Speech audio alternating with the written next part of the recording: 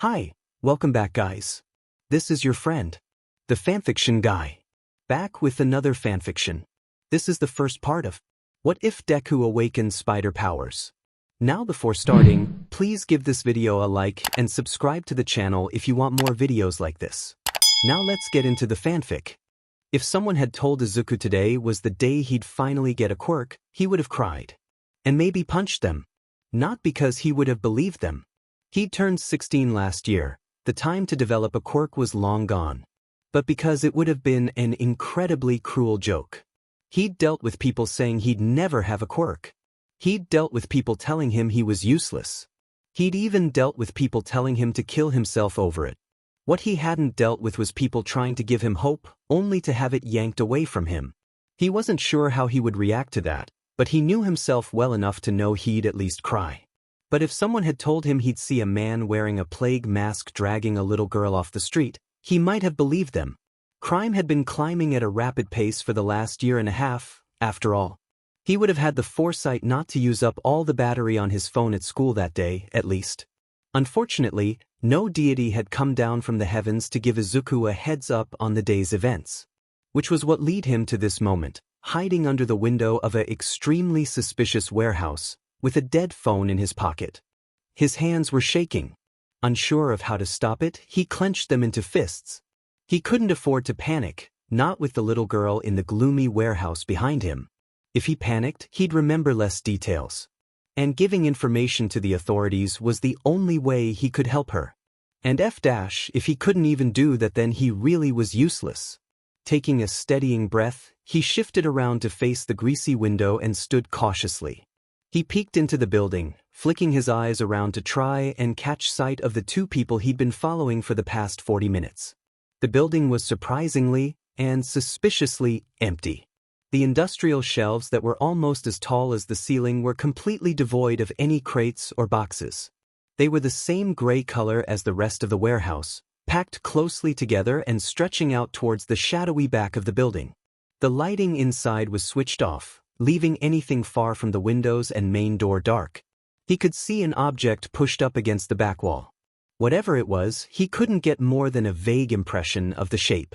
Something moved in the corner of his eye, and he snapped his attention to it. The tall figure of the man he'd been tailing came into view, his beak-like mask being the most recognizable thing about him. Everything else seemed almost average, but Izuku latched onto every bit of information he could get from appearance alone. He looked to be in his late 20s with dark, unremarkable hair. He was wearing disposable gloves, and Izuku frowned in thought as his eyes came back to the mask. Maybe he was sick. Either that or the people he spent time with were. Or perhaps the gloves could be used to hinder an emitter-type quirk, activated by the pads on his fingers. While that wasn't a common quirk type, it was prevalent enough to consider it a possibility. Gloves were often a protective countermeasure for those quirks. That was a detail he could use. It might lead to identification if the quirk was rare enough. But then why the mask? He was calm and confident as he moved further into the warehouse, and the girl was quick to follow. The villain's hand was still wrapped tightly around her arm, tugging her behind him. She was anything but average. Her stark white hair was a mess, sticking up in weird places like someone had grabbed her by it. Izuku swore he saw a horn on her head earlier, but she was facing away from him and blocking his view. Not that he would have looked for long. His eyes were firmly locked on the bandages wrapped around her arms and legs. God, what were they doing to her that warranted that? His breath hitched as they stopped, and for a wild moment Izuku was sure that they had spotted him. Heart pounding in his throat, he watched as the man turned to the girl and let go of her arm. He was staring at her with a carefully blank expression as he put a hand on her shoulder, but the girl refused to look back. She was wringing her hands nervously, face turned to the ground as tears built up in her red eyes. The sight stabbed into his heart, and Izuku felt his own eyes sting. She looked so scared, and Izuku couldn't do anything. The familiar feeling of self-disgust choked him as he tightened his grip on the windowsill, peeling paint cracking under his fingers. He barely stopped himself before he could climb through to get to her. There was a good chance he'd only make the situation worse. Maybe if he had run up to them when he was following the two, he could have snatched her out of his hands. He could have run. But he didn't know that man's quirk. If it was anything to do with motion acceleration, they'd be caught immediately. Hell, he could have had his intestines torn out of him with a simple telekinesis quirk. And at this point, he was the only one who'd seen her. He couldn't call for help, there had been no heroes to notify. If he died now, no one would even know about her. As much as he hated it, as much as it made bile burn in his throat, he couldn't step in. He could only watch. He jumped as the sound of wet paper tearing echoed through the building. His eyes widened as a dark shadow started to stain the air in front of the man and girl. As it grew in size, so did the noise, until a large black portal opened. Purple mist was liking the edges, giving the illusion of depth. If he thought he felt sick before, it was nothing compared to the feeling that rolled through him when he recognized that quirk. Yellow eyes folded out of the shadows, blinking lazily at the two people in front of it. Recognition punched into his gut and he felt his lungs freeze. The shaking in his hands turned to violent trembling. Kurogyri. Izuku could still vividly remember the media panic that threw his and Shigaraki's name around after Yue's attack last year. The death of one of the students was still being felt around the nation. He'd been Izuku's age. If he had applied to Yue, if he had somehow managed to pass the entrance exam, he would have been standing next to them. Maybe he could have done something. He shivered at the curling feeling of an emotion he couldn't place building in his stomach, but didn't dare move away from the window. This meant that the League of Villains were involved. Izuku felt suddenly and very frighteningly out of his depth. The sense of urgency only rose as they began to speak. Kurogyri, thank you for lending me your skills. Eri here decided it was a good idea to go sightseeing. The man said with a nasty smile, and Izuku could see his grip tighten on the girl's shoulder as she whimpered. Her name is Eri. Don't you dare forget her name, Izuku. The little girl you're abandoning is named Eri. You're lucky I wasn't busy. The shadow replied, eyes shifting down to look at Eri. Though you may not be as fortunate in the future. Learn to keep a leash on your pets. Oh, don't worry, she'll learn her lesson. The man said, placing his other hand on the top of her head. Izuku didn't miss the flinch, and he grit his teeth and dug his nails into his arms to stop himself from jumping out and snatching her away. That was the end of the conversation apparently, because another dark portal opened up next to them. With a yank on the girl's shoulder, the man walked her through. Eri's head was bent, shoulders slumped in defeat, and Izuku felt his heart shatter as she disappeared. Kurogyri flicked out of existence a moment later, and Izuku finally let the agonized wail tear from his throat. Breathing was hard. Very hard.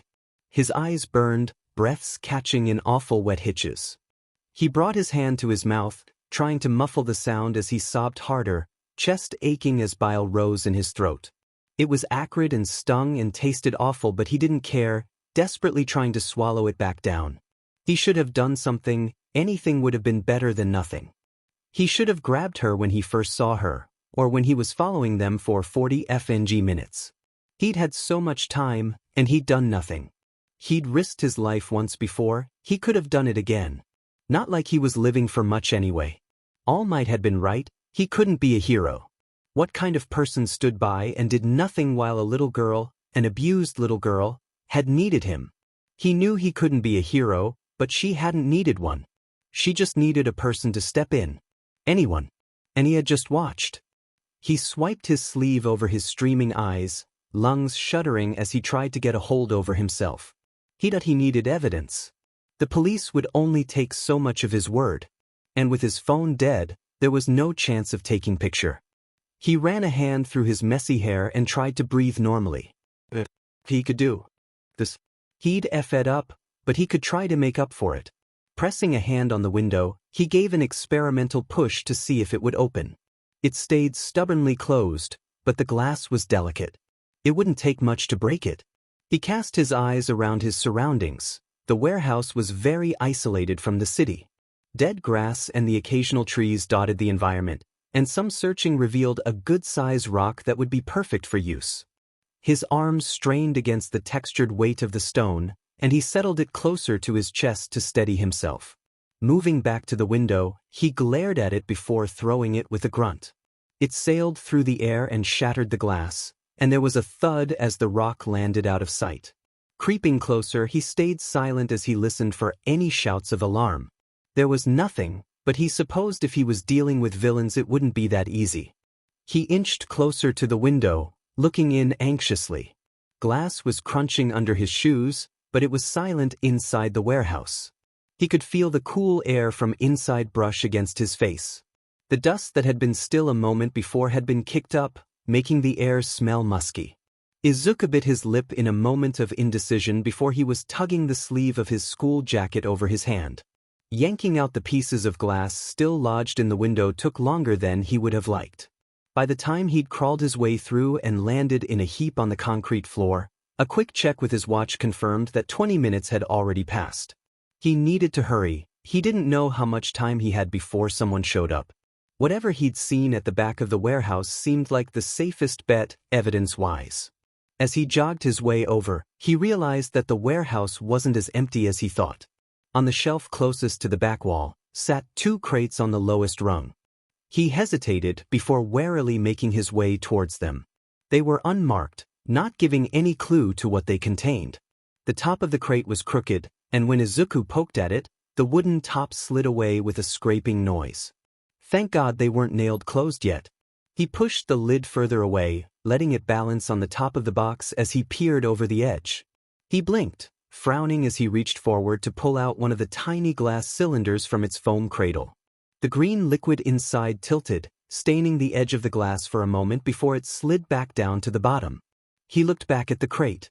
There were 5 indents in the foam, all containing glass holders of green liquid. There was no way this was all there was, not with how deep the crate was.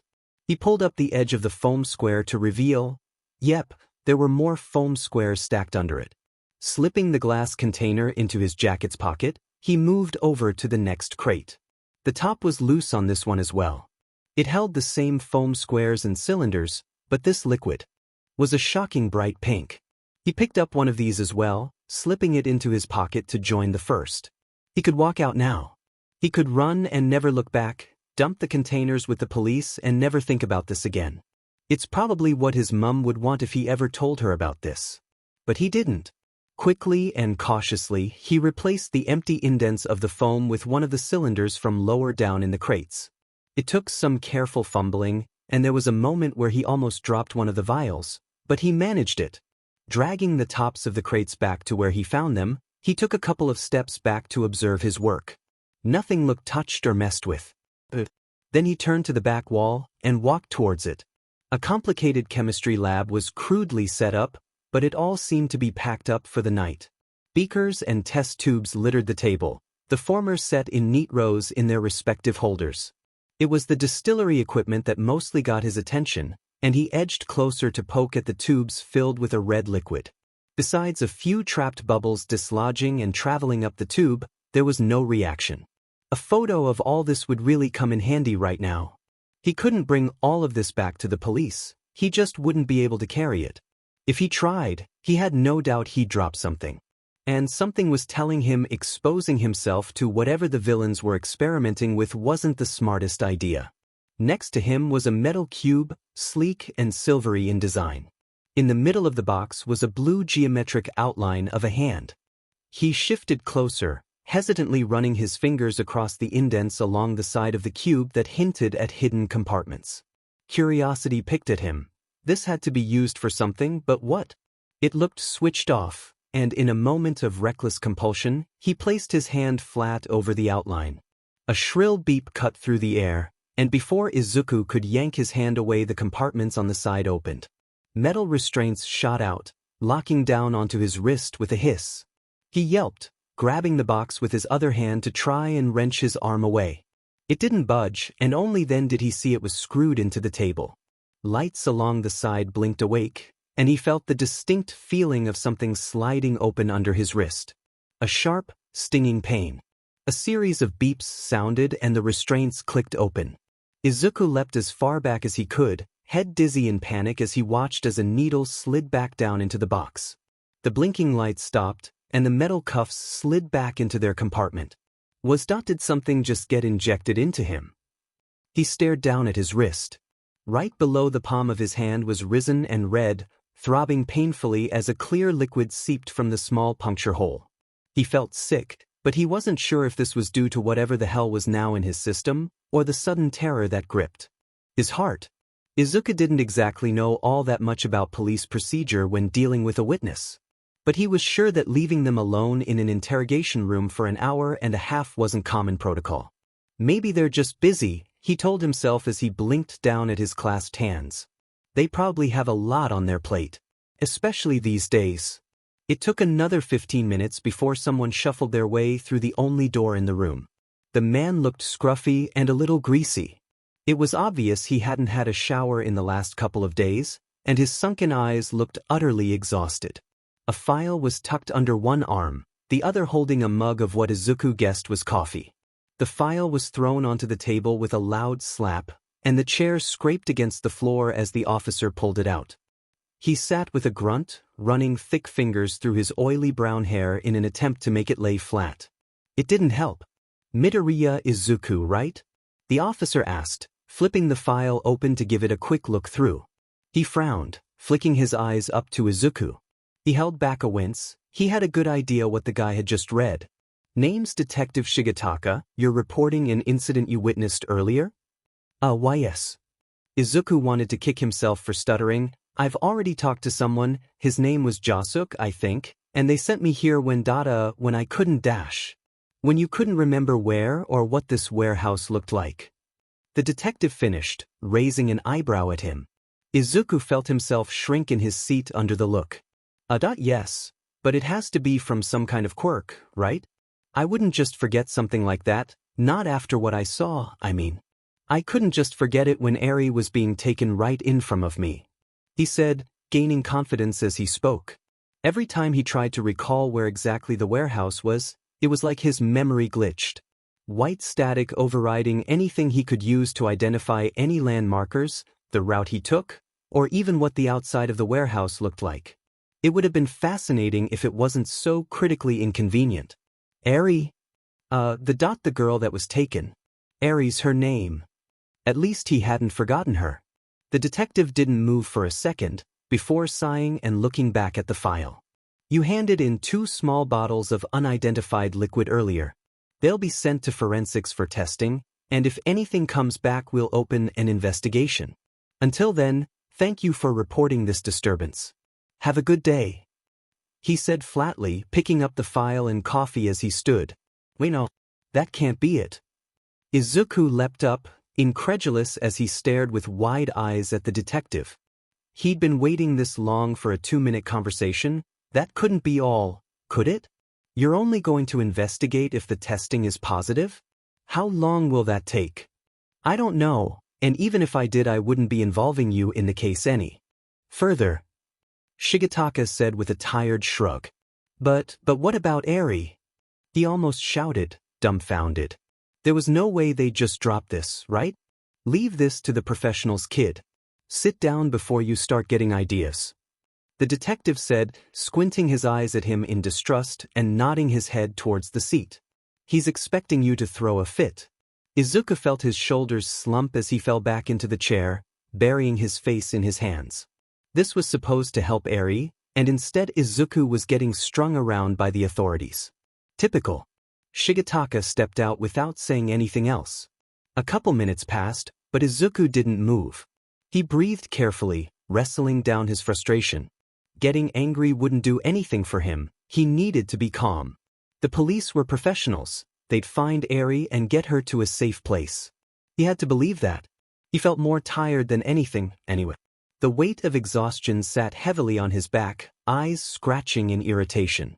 Bawling his eyes out earlier certainly hadn't helped with that. With a sigh, he pulled himself to his feet. He needed to get home before his mother beat him to it. He'd only just opened the door a crack when he heard voices speaking. That Midoriya kid, he's a piece of work, ain't he? He froze, breath hitching as he listened. You don't believe him? Come on, he comes in saying he followed a guy who kidnapped a kid, but can't remember where he followed them to? He really could have just forgotten, you know. Look, you're new. I don't expect you to be able to pick up on this. But the kid's quirkless, he's just looking for attention. It's classic behavior for people like him. He didn't know why he was surprised, really. What about the evidence he brought in? Are you kidding me? I'll bet you 5,000 yen that it's just colored water or some sheet. Ain't the first time some quirkless has come here lying, and he won't be the last. And the injection site on his arm? That looked pretty serious. Izuku glanced down at the bandages wrapped around his wrist. They'd given him the best first aid they could when he told them what it was, but Izuku felt uneasy. He desperately hoped that whatever it was had no effect. But he wasn't ever that lucky. Bee sting. Or he did it to himself. Either way, it's not our problem. Why do you think we didn't send him to a hospital? No doctor would take that seriously. The conversation cut off as he swung the door open and stepped through. He kept his head down as he hurried past the two officers. He could feel their eyes on the back on his neck, which was flushed red. No one stopped him, and soon he burst out of the police station into the cool night air. He kept walking, fighting the stinging in his eyes that didn't have anything to do with exhaustion. He swallowed the lump in his throat down painfully and bit his lip until he tasted iron. No, he'd already cried enough today. There's a special place in hell for the feeling of waking up sick. He blinked open his eyes with a groan, nausea tightening in his throat as he tried to curl himself tighter into a ball. His head had been stuffed with cotton, sinus swollen. His vision was also doing something weird. He couldn't put a finger exactly on what was wrong, but his room's ceiling looked just off enough to notice. Everything was too sharp but warped simultaneously, like he was looking through a camera lens. His bare arms brushed against his sheets as he moved, and his nerves instantly lit up in alarm. He kicked the blanket off of himself with a yelp, yanking his arms to hold them away as his skin stung and sizzled with energy. His breathing was getting faster as he struggled to sit up. What the hell was that? He brushed a finger over his forearm, pulling away with a hissed gasp as the hairs on his arms stood up and his skin tingled unpleasantly. His heart beat faster in his chest. Something was wrong. He stumbled to his feet and had to take a moment when he realized that no, his computer wasn't on, but there was still a strange, blue-tinted light to the room. My eyes must be really well adjusted, he told himself as he hurried out into the bathroom. He switched the light on, blinking rapidly as the sudden light blinded him for a second. God, he was feeling sick. Maybe if he splashed some water on his face he'd feel better. The bathroom was small. A shower was tucked away into the corner with the toilet sitting at the opposite side of the white-tiled room. The sink was what he needed, however, and he hobbled his way over to go and turn on the tap. As he reached out, he finally saw it. Red, swollen veins had splintered themselves up his arm, starting from under the bandage wrapped around his wrist. With dread mixing unpleasantly with the nausea, he grabbed onto the edge of the bandage. He fought his instinct to rip it straight off and carefully unwound it. He dropped the crumpled bandage to the floor when his wrist was free. The puncture wound was an unpleasant black color and was exactly where his inflamed blood vessels spidered out from. Hesitantly, he reached forward with his other hand to touch, dragging a thumb across the discoloration. It wasn't hurting, but from the sickness and distorted senses, he could safely say he was far from being out of the woods. He took a deep breath to steady himself. Okay, he needed to get to a hospital. Maybe the DMED police officers would believe him now. What type of sting would do this? He caught sight of himself for a second in the mirror on top of the sink, and almost did a double take. His pupils were blown wide, too wide to be normal. He could only just see the slightest ring of green around them. Not the strangest thing happening right now, but definitely enough for Izuku to take note. He leaned forward to grab the edge of the sink to support himself as he brought his face closer for a better look. Was this some type of drag?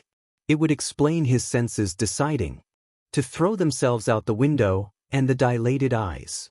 That was incredibly bad if it was the case. But even if he felt sick, he didn't feel like he was going to drop dead. That was a positive. Oh God, he'd have to explain to his mum that he followed a villain to one of their bases and got drugged. She wasn't going to let him out of her sight ever again. His stomach flipped for a very different reason than illness, and winced at his reflection. Having less freedom than he already had was a distinctly unpleasant thought. He could do this.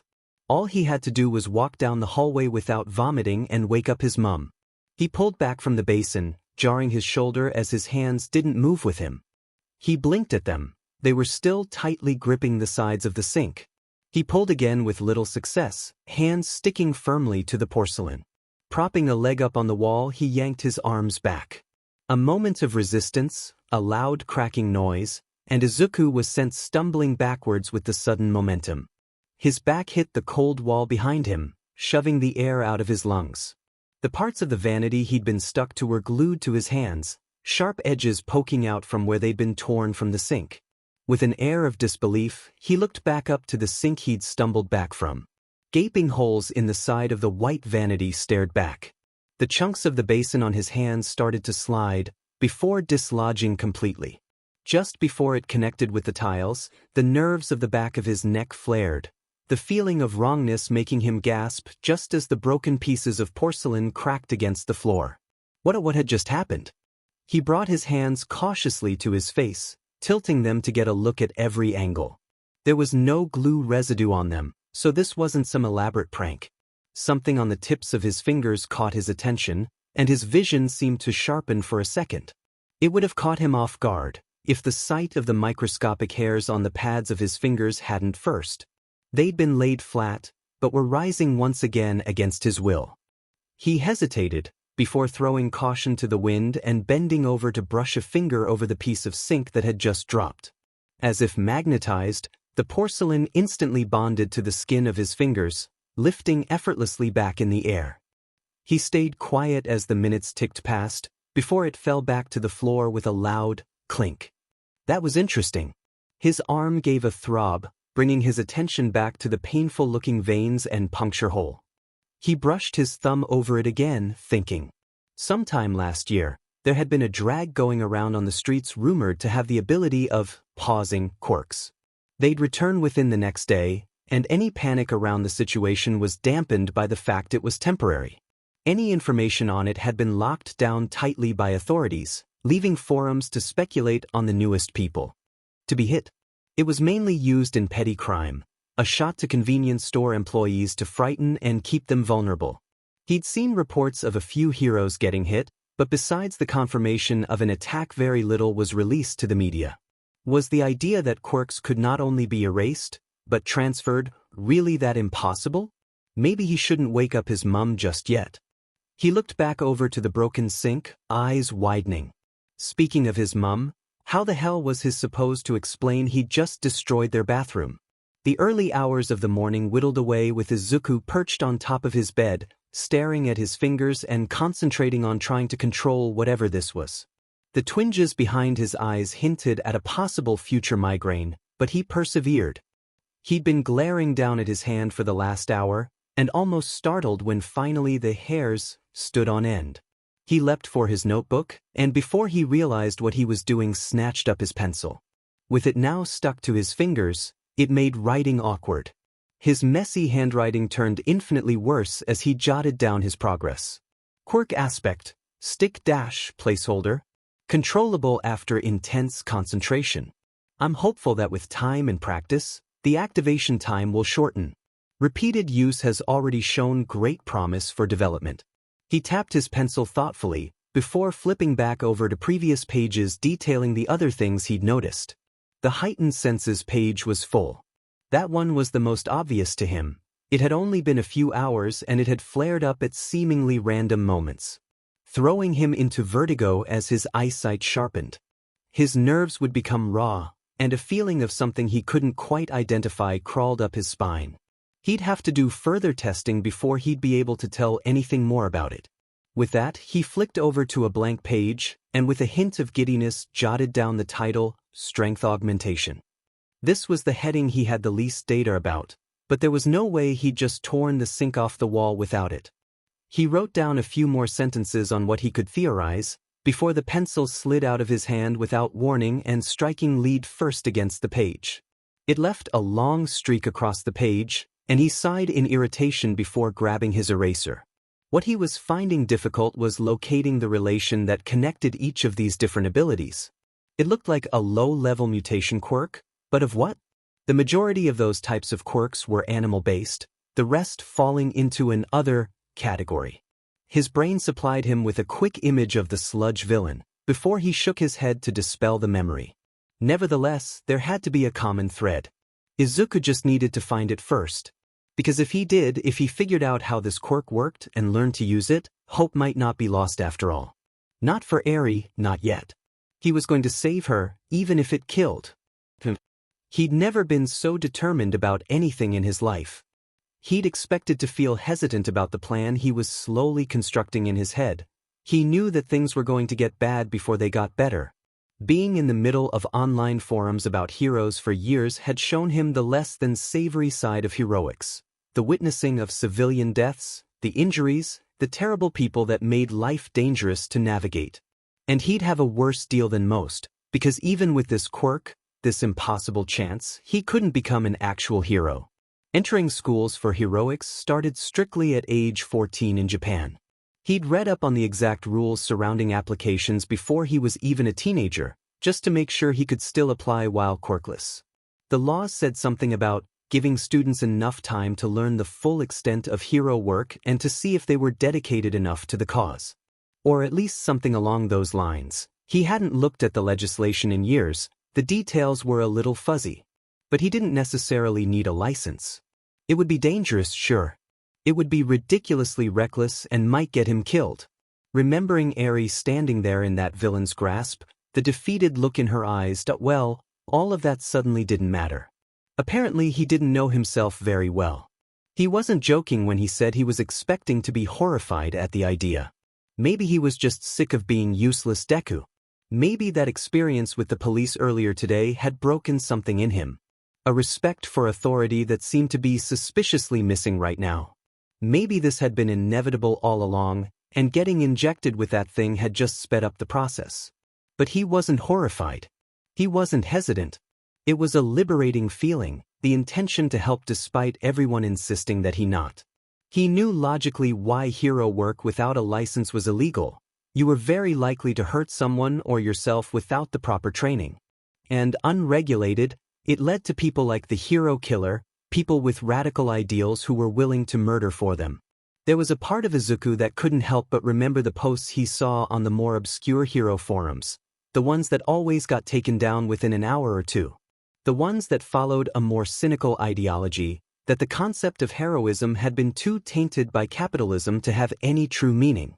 That the government profited from tragedy, that vigilantism was the only true form of justice. After all, heroes killed all the time.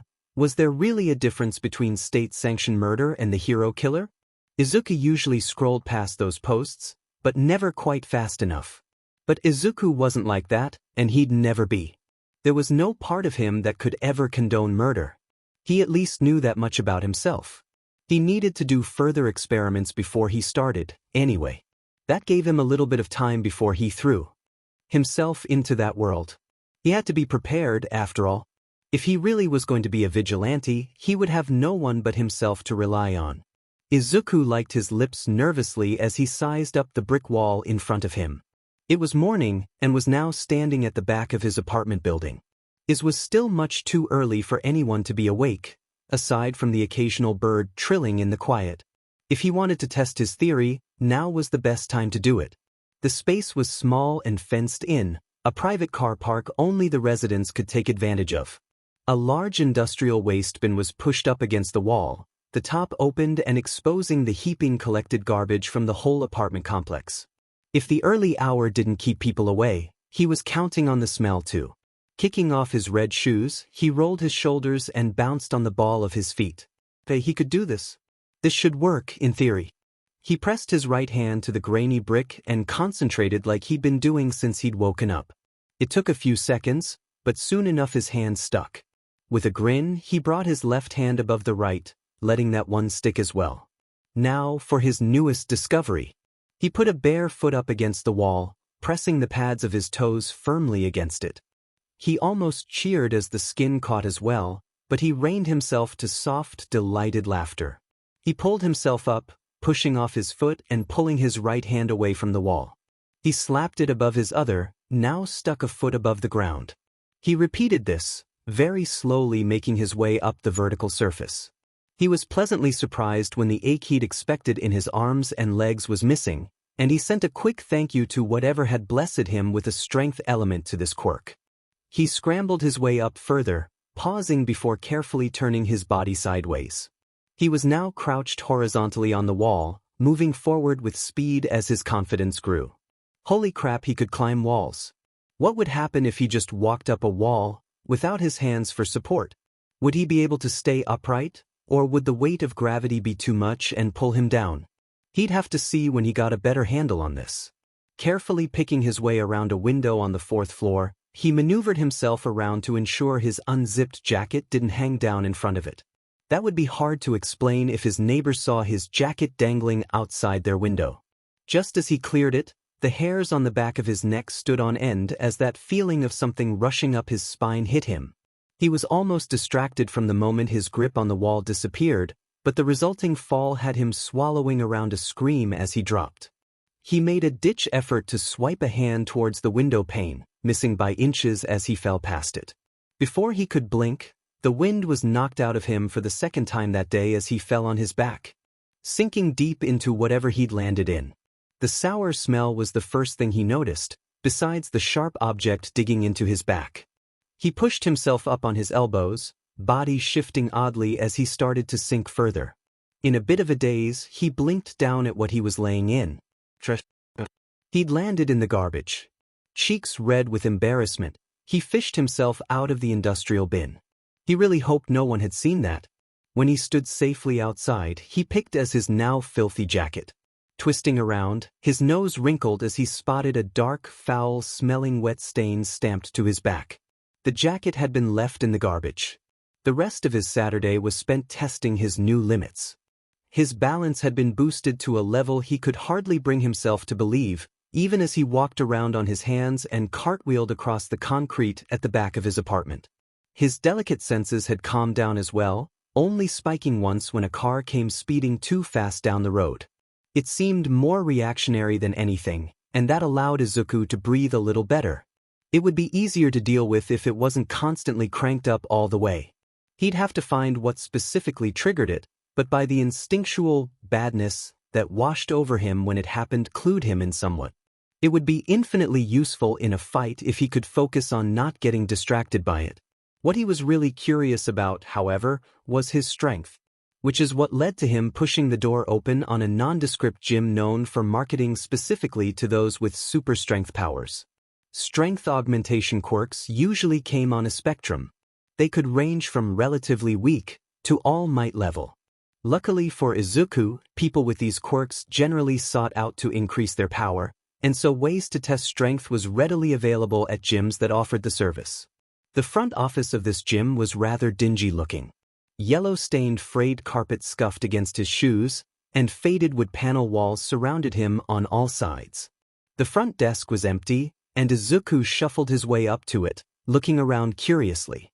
A fan whirled above him, clicking every time it completed a circuit. It was wobbling dangerously, and he side-eyed it suspiciously and stepped out from under it. The owner looked like they had tried, with little success, to cover the drab walls with posters of famous strength quirk heroes. All Might was a repeated face, of course. They beamed at him, and maybe if he'd come in a year ago he would have been more partial to the decoration style. As it was, Izuku couldn't bring himself to look directly at them. He wondered what All Might would tell him if he knew Izuku's plan. Technically, he wasn't doing anything the hero had specifically told him not to do.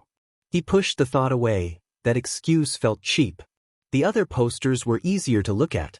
Gang Orca's quirk, though a transformation type, also gave him immense threat. His black and white form was stamped across a few posters, and Izuku lit up as he spotted a special edition kept safely behind a case. The rest boasted lesser-known heroes, though Izuku would have been able to spot them any day. Master Defiance had only debuted 3 years ago, but had quickly shot up to the 83rd spot. Their strength quirk was impressive. They turned their body heat into energy that fueled the power behind hits. He couldn't see the hero's face in the poster. It was covered up by the heavy snow gear they used to up their own temperature. Nuclear Owl was another hero Izuku recognized. The deep, dark circles under her eyes betrayed how tired she was in the picture. It directly contrasted her bright smile, holding a thumbs up at the camera. They were somewhere in the 200th range in ranking. She kept being bumped up and down every month. He hadn't checked where she currently sat, but Izuku had seen a video of one of her fights just 2 weeks ago. She was impressive to watch work. The more melatonin she produced, the stronger her quirk got.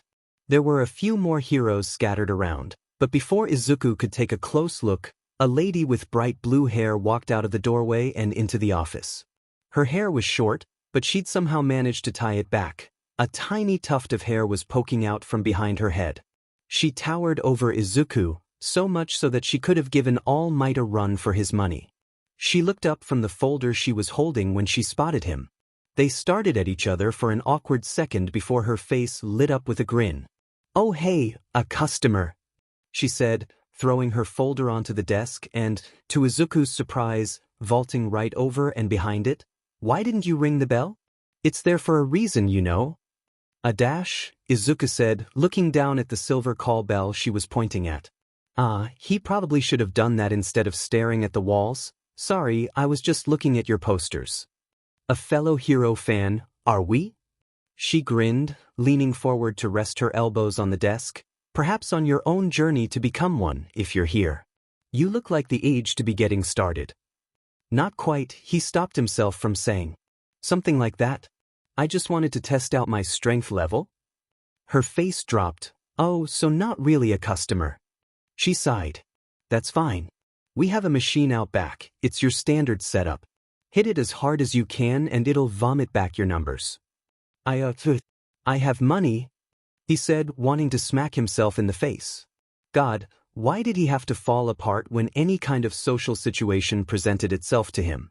She didn't look fussed at his incompetence with speech, brushing him off with a wave of her hand. Instead she gave him a smile, shaking her head. "Nah, just testing your quirk is free of charge.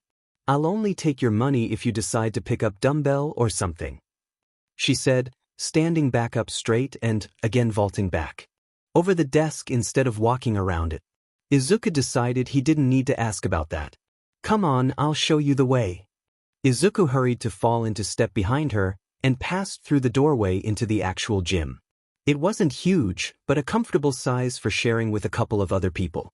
The temperature dropped noticeably, and for a moment Izuku mourned the loss of his jacket. An air conditioner whirred in the corner of the room, built into the wall. Like the carpet, it was also yellow with age. A punching bag hung in the opposite corner, and even from here Izuku could see the reinforced padding and steel that lined the bag. She had said something earlier about picking up dumbbells, but Izuku honestly didn't know if he could if he tried.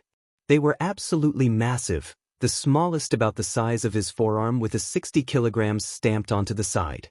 The rest of the equipment followed this trend. Set down next to the dumbbells was a kettlebell the size of a boulder. Racks and benches that Izuku could barely make sense of how to use by just looking at them were weighed down with blocks of weights taller than even he was. He didn't know what he was expecting with a gym built specifically for strength quirks, but this seemed to fit the bill. "Name's Izumi Mura, but just call me Mura," the woman said, her voice echoing slightly around the empty gym. "Midoriya Izuku," he replied after it became obvious she was expecting one. "Great to meet you, Midoriya." She turned briefly on her heel to face him, nodding with the same bright smile before spinning back around. They crossed the room quickly, to one of the only other open doors in the room. There's not a lot of people who go checking their strength level without training a bit first. "What, did your gym kick you out or something?" "No, this is my first time testing it," he said quietly as he took in the next room they entered. It was empty except for 2 machines pushed up against opposite walls. One was a water dispenser that looked so old it could have been an actual antique. The other machine was what he was looking for. In the center sat well-worn padded target, the brown leather cracked and peeling off. Above it was a dark, rectangular LED screen. The metal casing looked like someone had a fever dream while decorating it and repeatedly stamped All Might's face over a yellow background. One of the All Might's faces grinned widely at him, a cartoon hand giving a thumbs up. It was a popular hero pose, with a white speech bubble on top, proudly stating, "You can do it." "Here she is," Mura exclaimed, stepping up to give the machine a firm slap. She bent to duck behind it, fishing for something on the floor as she mumbled, "Just gotta plug it in and done." The machine lit up in a whirl of sudden light and noise, making Izuku jump. A tinny recording, scratched and hardly audible, burst from a hidden speaker. But as bad as the quality of the audio was, Izuku would recognize that laugh anywhere. You want to be a strong hero? Let's test your might. The screen's numbers flashed and reset, 3 blinking zeros appearing and ready to show back his score. So all I have to do is punch it? He asked stiffly, eyes locked onto the one of the grinning faces. Yeah. Punch it hard, don't be worried about breaking it. My girl's taken some good beatings. Mura stated proudly, but Izuku was only paying enough attention to distantly hear her. I can do that, he said as he walked up in front of it. It let out another boisterous laugh, tugging a frown from his face. He drew back his arm and took a deep breath to try and lock down the conflicting emotions that stirred inside his chest. But his eyes strayed back to that picture of All Might. The "you can do it" felt laughably insincere. It's certainly not what he'd said to Izuku when they'd met. You have to consider what's realistic, young man. His fist flew forward and felt his grip over himself stall. Betrayal and resentment burned in his throat as his fist connected, and he felt the leather under his knuckles split as his threw his weight forward. The machine groaned and tipped back slightly with the force, snapping Izuku back as he panicked and reached forward to grab at the machine. Mura beat him to it, catching the back of it. Gravity did the rest, and it fell back on the floor with a solid bang. The number 53 blinked back at him, and he only had a second to wonder if that was good when Mura spoke up. Hey, not bad. Certainly seen worse for a first-timer. She chirped, stepping back to pull the plug from the wall. The machine shut off instantly, cutting off another laugh midway. The padding looked like it was on its last legs. Sorry I almost punched it hard enough to send it tipping? Don't be. To be honest, it's not the best design. You'd think a strength machine would have a way to stop it from being hit through a wall, wouldn't you? She laughed, stepping away and gesturing him back through the door. It reads up to 200, so it can survive a good hit. But it's cheap, and with how this place is going, it'll probably stay that way for a bit. Izuku paused, turning her words over in his head as he looked around at the equipment in the next room. Everything looked well kept, and Izuku had a suspicion that the only things in this building that were relatively new was the exercise gear. And he should probably know how much he could lift before going out on the streets anyway. Mura noticed that he'd stopped, looking back at him curiously. Mura, you wouldn't mind if I took you up on that offer of those dumbbells? The smile he got was well worth the effort of stuttering through his words, and she swept over to practically drag him to them. Not at all. I'll even show you how to use them properly, no extra charge for the help. Izuku shivered, ducking further into the dark blue jumper he'd pulled out of the back of his wardrobe. The city around him was alive with noise, neon signs stuck to the edge of buildings giving Izuku light as he moved across rooftops. A car horn blared from a couple of streets over, and he paused before brushing it off. He wasn't too concerned about stopping people running red lights. The night air nipped at the skin on his hands, and he rubbed them together to try and generate some heat. His jeans were doing absolutely nothing against the chill, but he tried his best to ignore it as he ran to the edge of the building he'd just landed on. The concrete under his feet scraped against his shoes, and he pushed against it just as he approached the edge. He jumped, arms flailing as he soared over the gap of an alleyway. His feet hit the next roof hard, and he bent his knees to fall into a roll to absorb the impact, landing in a low crouch. The exercise he was getting was helping with the temperature, but it was mostly just a distraction. He panted, still mildly surprised that his breath wasn't coming out in puffs of steam. It felt cold enough to. At least his mask was warm, even if it had a habit of bunching up around his neck. He reached up to pull it back down. Not the best quality he could have gotten, purchased from the cheapest clothing store in his neighborhood. The itchiness boasted the low quality of the wool, and with an irritated sigh he shoved a hand under it to scratch his face. He'd have to find something better in the future, but for his first actual patrol it would have to do. May as well hang around here for a bit, he thought, looking around to check he was out of sight. This was one of the taller buildings in the area, he should be safe for a bit. After all, what was the point of patrolling if you didn't stick around enough in one area before moving on? Izuku would feel terrible if he found out tomorrow someone had gotten hurt because he was too hasty and left before he heard anything. Frustration bit at him. He'd been out here for hours and still hadn't seen anything that he could remember from that afternoon. Nothing was even remotely familiar to him. He'd been counting on a smell or a sound or literally anything to point him in the direction of the warehouse. Whatever this quirk was, memory-altering or not, it was a strong one. There was a good chance it was a perception quirk as well. His searching had turned up a whole lot of nothing. If that was just because it was naturally well hidden, he didn't know. If it was a perception quirk, that made things difficult. Would he even be able to see it if he did pass it? How was he supposed to find something that was deleted from his eyes? Still, he couldn't lose hope. No quirk was infallible, there had to be a limit to it. He was snapped out of his thoughts by a shout. His head shot up, staring with wide eyes towards the direction it had come from. It was faint enough that he could guess it was a couple of streets away.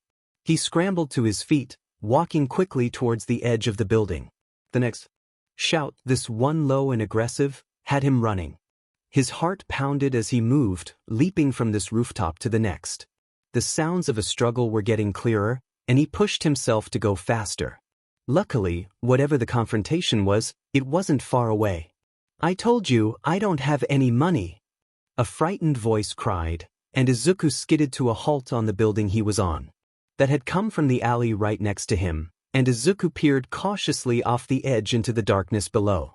There were two ink blots in the dark that vaguely hinted at human shapes. The first one had its back pressed to the brick wall, crowded in by the other. "You're effing liar," barked the figure. His breath hitched as the light caught and flashed on something metallic in their hands. Warning bells rang in his head as he stared at the knives. This was going to be really bad if their quirk had something to do with those. He scanned the area around them, spotting a point on the opposite wall where he could jump from and hopefully not also get stabbed. "No. No, please, I swear I'm not." The smaller figure sobbed, holding their hands out in front of them as they shrunk further into the wall. Izuku crept over the edge of the building, moving as silently as possible. Neither of the two people below him noticed, but that didn't help the tension up in his shoulders. He kept his eyes on the aggressor as he got into position, glaring furiously behind the mask. They took a sudden, threatening step forward, hand raised and ready to slash down. Izuku jumped, shooting forward like a bullet. He threw his arm out, knuckles cracking over the criminal's cheek as he landed. The man stumbled back with a gasp, clutching the side of his face as he was sent back. A shout of surprise from behind grounded him, and he straightened up to stand directly in front of the smaller man. He gritted his teeth as the villain recovered, pushing his chin up in what he hoped looked like confidence. His clenched fists were hiding their shaking. Whether that was from the fear or adrenaline he couldn't tell. The villain swung around to face Izuku, frothing from the mouth and eyes flashing in rage as he spat. "Who the F are you?" Izuku didn't trust himself to speak without stuttering. His eyes flicked to their hand, heart stalling. The criminal wasn't holding a knife, his fingers were knives. There was a whimper behind him, and his focus broke for just a second. Was the other guy all right? They might have been badly injured before he had gotten here, and the thought sent a bolt of panic through him. His senses screamed, jerking him back as 5 thin knives slashed over where his neck had just been a moment ago. The villain shot forward again, and Izuku barely had enough time to bring up his arms to protect his face. The skin on his arms split as pain lit up along them, sending him back with a strangled yelp. He hit something solid, the coarse brick letting him know it was a wall and not another person just in time. Another glint of light hitting metal was all the warning he needed, and he dropped as the knives sparked across the brick above his head. He flew forward, slamming his shoulder into the other's gut. Izuku had time to think a quick sheet as he underestimated the force he'd shot forward with. His elbow bashed against the concrete as they hit the ground, sending them both rolling. Slapping his hand on the ground, he activated his quirk. A strangled cry was wrenched from his throat as he was yanked to a halt, hands stuck firmly on the ground as pain splintered up his shoulder. "Get up!" His mind screamed at him, and he scrambled to get his feet back under him. Before he could even look around, the back of his neck was electrified as his senses blared. Flinching violently, he noticed the movement beside him too late. Fire sliced up his neck, making him gasp in pain as panic squeezed his heart. He swung a desperate fist around, knuckles beating against something solid. The villain stumbled back, clutching his bloodied temple. "This is my chance," Izuku's heart lurched, running forward. He kicked out at their knees, and they buckled under the man. He went down hard, and Izuku was on top of him. 1, 2, 3 punches at his head, and the villain finally went limp. Gasping air back into his lungs, Izuku hung cautiously over the top of them. He couldn't afford to gamble that they were actually unconscious, and not just faking it. But the minutes stretched on, and the only movement from the villain was their steady breathing. His shoulders started to relax a fraction, and Izuku staggered to his feet again. He didn't dare take his eyes off them. He only realized he was backing up at a rapid pace when his back smacked into the brick wall behind him, hands fumbling on the gritty surface to activate his quirk. His heart pounded against his ribs, breaths coming sharp and shallow when the quirk didn't respond, and Izuku couldn't take his eyes off of the villain's hands. There was a sound coming from his left, muffled as if his ears were stuffed with cotton. He frowned. It sounded like sobbing. He dragged his eyes away from the man who'd almost slit his throat, flicking them towards the source of the noise. The other man, the victim, his mind helpfully supplied, was staring at him with wide eyes. He was shaking even harder than Izuku was, tears running from his eyes. Izuku could see him better now he was closer. They was young, and if he had to guess he'd say they were in college. He couldn't think of a reason why the villain had thought he'd be a good target. He looked like he'd been wearing the same clothes for years. Maybe they thought he would have been easy. His lips were moving, and Izuku realized he was speaking. "I'm sorry. I didn't catch that. I'm not going to hurt you." They took a deep breath, wiping their face with their hand before hiccuping. "Thank you." It's fine. You're welcome," Izuku said shakily, looking back at the unconscious villain. Right, he still had a job to do here. He couldn't freak out in front of the person he'd just saved. How unheroic. Stepping forward, he pulled out zip ties from his back pocket. Crouching down, he cautiously grabbed the criminal's hands, tying them together behind their back. He slipped a finger under the restraints, checking that they weren't too tight as to cut off the blood flow. Nodding in satisfaction that the guy wouldn't be losing his hands anytime soon, he shot a quick look at the alley around them. There was a small window sitting near the ground of the alley, most likely leading into the basement of the next building. Security bars were secured over it, and Izuku made quick work of dragging the man over to it. With another zip tie, he secured the villain to the bars. Stepping back, he regarded them with a thoughtful frown. With a quirk like that, it wouldn't take him long to cut himself loose. "I've called the police," a shaken voice said from behind him. He startled, barely remembering to keep his movements slow as he turned to face them. They were still crying, but the sobbing had stopped. For a moment, his heart sped back up. Had they called the police on him? He almost slapped himself at his own stupidity. Of course they hadn't. They weren't even looking at him. Their eyes were firmly set on the beaten man as they edged ever so closer to Izuku. They were placing themselves so Izuku stood directly in between the two. He was still looking for protection, and the fact that they seemed to deem Izuku good enough for that sent a warm feeling blossoming through his chest. But he was still a vigilante, and if he stayed the police would definitely check if he had a license. "That's good. Listen, you should go somewhere safe. This guy won't be leaving anytime soon." The other man couldn't see his smile through his mask, but that didn't stop him from offering one. Still, the guy relaxed a fraction at his words. Before the man could say anything else, Izuku latched onto the brick wall. He thanked whatever deity existed that his quirk was working again, and climbed as fast as his trembling limbs allowed him to. "Wait!" they shouted, and Izuku paused. The man shifted nervously, shooting a look at the tied-up villain before turning back at Izuku. "I mean it, thank you. You saved my life." This is where you say something smart and inspiring, Izuku. As hard as he thought, he was coming back completely blank. It's okay," he said awkwardly, averting his eyes. "What's your hero name?" That was the last thing he expected them to say, and Izuku fumbled as he tried to find a way to say he didn't have one without outing the fact that he wasn't a hero. Apparently, his silence spoke volumes. A hesitant understanding appeared on their face, and Izuku got ready to run. Your quirk's cool, you almost look like an insect climbing walls like that. Maybe it could be something like that. Shrugged. Kudu was blinked down at them. They weren't going to report him, then? He went to say something, but his voice was failing him. Instead, he nodded before moving up the wall as fast as possible. Slipping over the edge of the building, he crouched low to watch as the man below him gathered himself, before hurrying away. He stayed long enough to see the flashing lights of the approaching police car, before he left.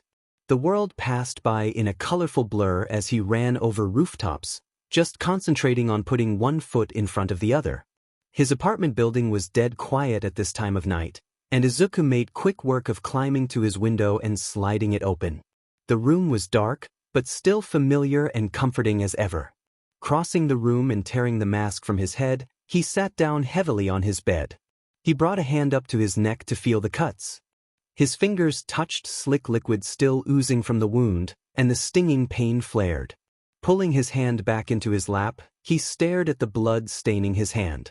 He knew this was dangerous going in, although maybe he hadn't fully realized how dangerous until now. His quirk, the one he was relying on to give him warning, had made him flinch instead of react. It could have cost him his life tonight if that villain was just a little better trained. The thought of quitting here and now crossed his mind for a split second before he pushed it away, feeling disgusted with himself. No, he couldn't. He thought of the man in the alley, sobbing in relief as he realized he'd just been saved. Asking for his hero name, because as course he assumed. Who else was putting their life on the line to help people? If Izuku had been on the path to be a true hero, license and everything, he could safely say he wouldn't have been there tonight. That man would have been murdered. Would have died alone in a said-stained alley because some criminal didn't believe he was broke. Izuku made his decision, and it felt like a nail being driven into his coffin. He couldn't help but smile, and he took a steadying breath as he stood back up. He needed to grab the first aid kit from the bathroom.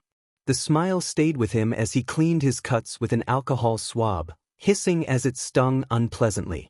They weren't too deep, and if he had to guess he'd say they'd be healed within the next couple of weeks. He could deal with that. He made quick work of cleaning the blood off himself. As he was scrubbing his hands, his eyes wandered back to his arm where the marks still remained.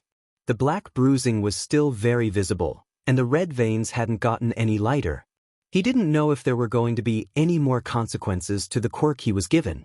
Everything was unsure, nothing was set in stone, and there were endless possibilities. But he had this power now. The quirk he'd gotten was a strong one, a quirk he could use to help people. To find Eri. His reflection was tired and pale.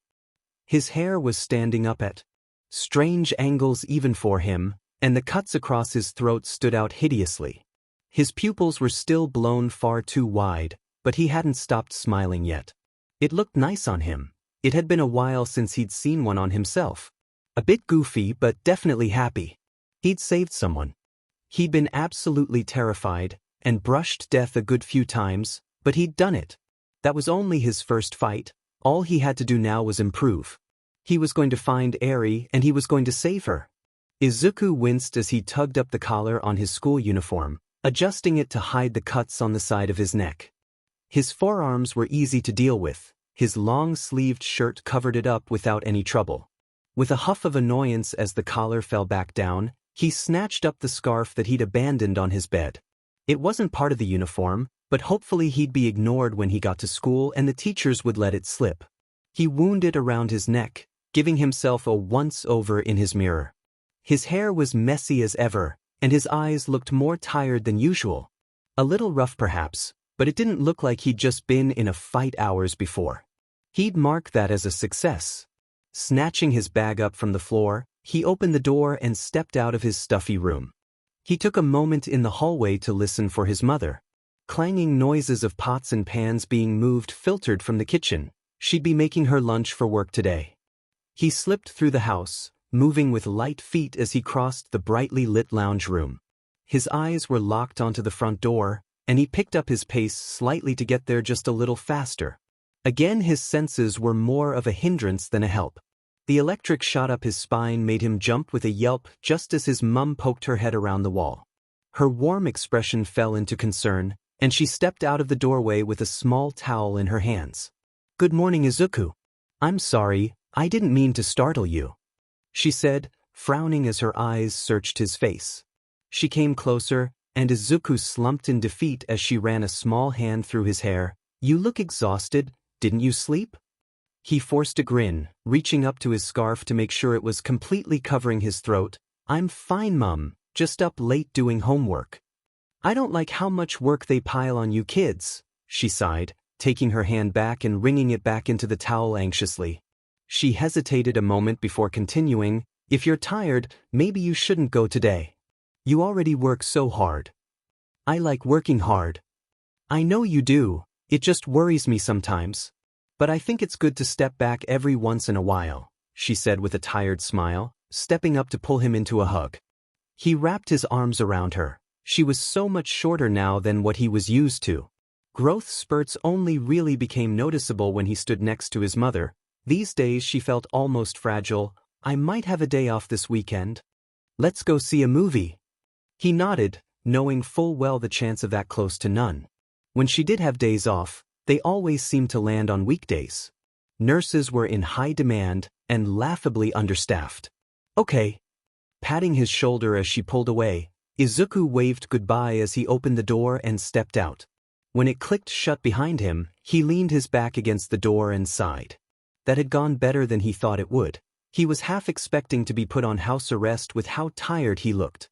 He'd have to be better about dodging her in the mornings. He knew it was going to get worse from here on out.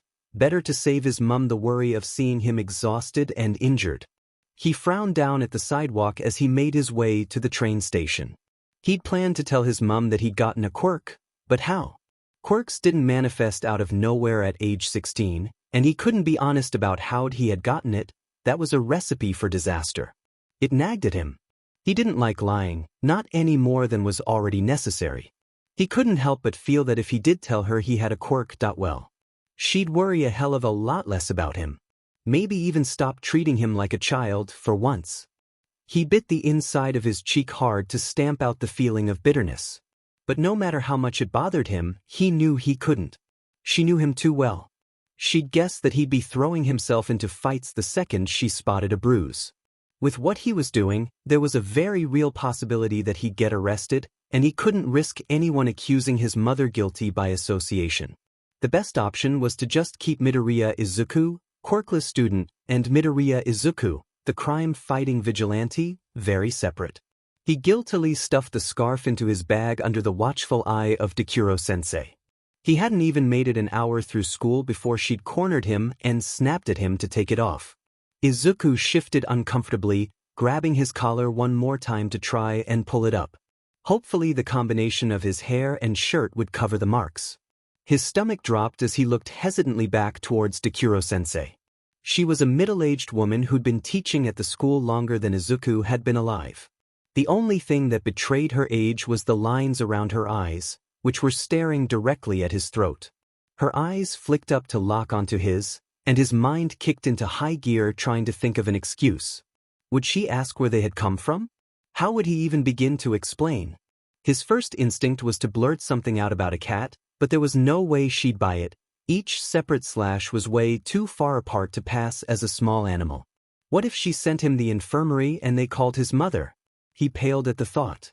Keep in mind this school has a uniform policy. If you wish to keep studying here, I'd suggest you stick to it. And with that, Dekuro-sensei turned on her black heels, clacking her. Way down the hall and out of his sight. Izuku blinked at where she'd just been a moment ago. That was good? He couldn't tell if she had actually noticed. Maybe she was just staring to make sure he didn't have a secret, extra scarf hidden under his shirt to trick her with. He snorted at the thought, giving his collar an extra uneasy tug as he moved to his next class. It became abundantly clear throughout the rest of the day, however, that she did in fact notice. As did everyone else in school. He lost count of the number of teachers who gawked at his neck, before turning away without a word. Izuku was slowly getting more concerned. He was used to being ignored, but this was a whole new level of neglect. It would be bad for him to get called out, but he couldn't help but be discomforted by the obvious bias. Razu Academy was supposed to be a good school, known for its support equipment courses. More importantly, recognized for its reputation of caring for their students and helping flourish their future careers. That was exactly why he chose it in the first place. He wasn't quirkless anymore, but they didn't know that. And here he was, an obviously injured student with gashes along his neck, and they acted like it was completely normal. Like he wasn't worth the effort. Luckily, as far as he knew, he was the only person enrolled as quirkless at the school, but there could be others in the future. If they came to the school beaten and bloodied, would they just be ignored too? This was junior high all over again. At least this time none of the other kids bothered talking to him, let alone try to explode him to death. He aggressively attacked his newest support item assignment to try and distract himself. His last PRD was about to end, the day mercifully coming to a close. The lazy afternoon sun was casting itself through the tall windows of the classroom, illuminating his workbench as he huddled over it. The surface was covered with the tiny pieces and cogs of a pulled-apart watch. He dragged his laptop closer to himself, frowning at the screen. This was a lot more complicated than he'd initially thought it would be. The schematics were confusing. He may have drawn it up himself, but applying theory to practice was always a bit of a struggle. And he may have been a bit unrealistic when designing it. Picking up one of the smaller pieces, he worked it into the body of the watch he was holding. He poked at it until it properly sat in place, and Izuku felt a flash of triumph. His particular project was much smaller in terms of scale to the other students. The sound of hammers and drills rung through the air, and Izuku took a moment to think about looking for one of the pairs of sound-canceling earphones kept in the classroom before dismissing it. They'd all be gone by now, may as well save himself the trip to the front of the room. He'd been inspired for this project when he'd first tested the zip ties he bought a week ago. He could break out of them. With enough struggling, but he might not have time for that in the future. His quirk wasn't entirely trustworthy either, something that was becoming abundantly clear to him. He'd eventually be going up against the League of Villains. He need more than a defective quirk. Maybe the thought that they would try to capture him before outright killing him was naive, but the watch was still a cool idea anyway. It helped if he got a decent mark on his assignment for it as well. He was still puzzling over his laptop when the shrill bell cut across the classroom, startling the kids out of their individual focus. Surprised, he looked towards the clock on the wall near the entrance. This 1 hour felt like it had gone faster than the whole day, but the clock confirmed the PRD was over. He spent a while cleaning up the mess he'd left behind, carefully packing away all the tiny bits of his creation. They all had their own lockers in the class, and Izuku secured his door tightly. You could never be too careful, not with such a big target strapped to his back. Honestly, he'd be more surprised if a classmate talked to him than if he found his assignment broken or stolen. He had a vague sense that he should be sad about that, but he was just too used to it to care. The highest priority thing for him to do before he could go patrolling again was to get used to his senses. He clutched his head and flinched as a car sped past him, the wind buffeting against his clothes as it went. The highway closest to his school hadn't been that long of a walk. It took him half an hour to find one of the busiest roads in the area, and he sat himself down next to it. Another car tore past him, and his back bowed against the sound and wind that knocked into him. His head, not quite recovered from the last few cars, lit up again with warning as the shock went up his spine. He grit his teeth against a sob at the next vehicle, forcing himself to stay sitting and not crawl away to find a dark hole to hide in. He was roughly 3 meters away from the road, but his quirk was reacting like he was laying face down on top of it. Thinking was getting harder, all his attention focused on his body screaming at him to move and run. If he'd gotten this quirk naturally, he would have matured with it.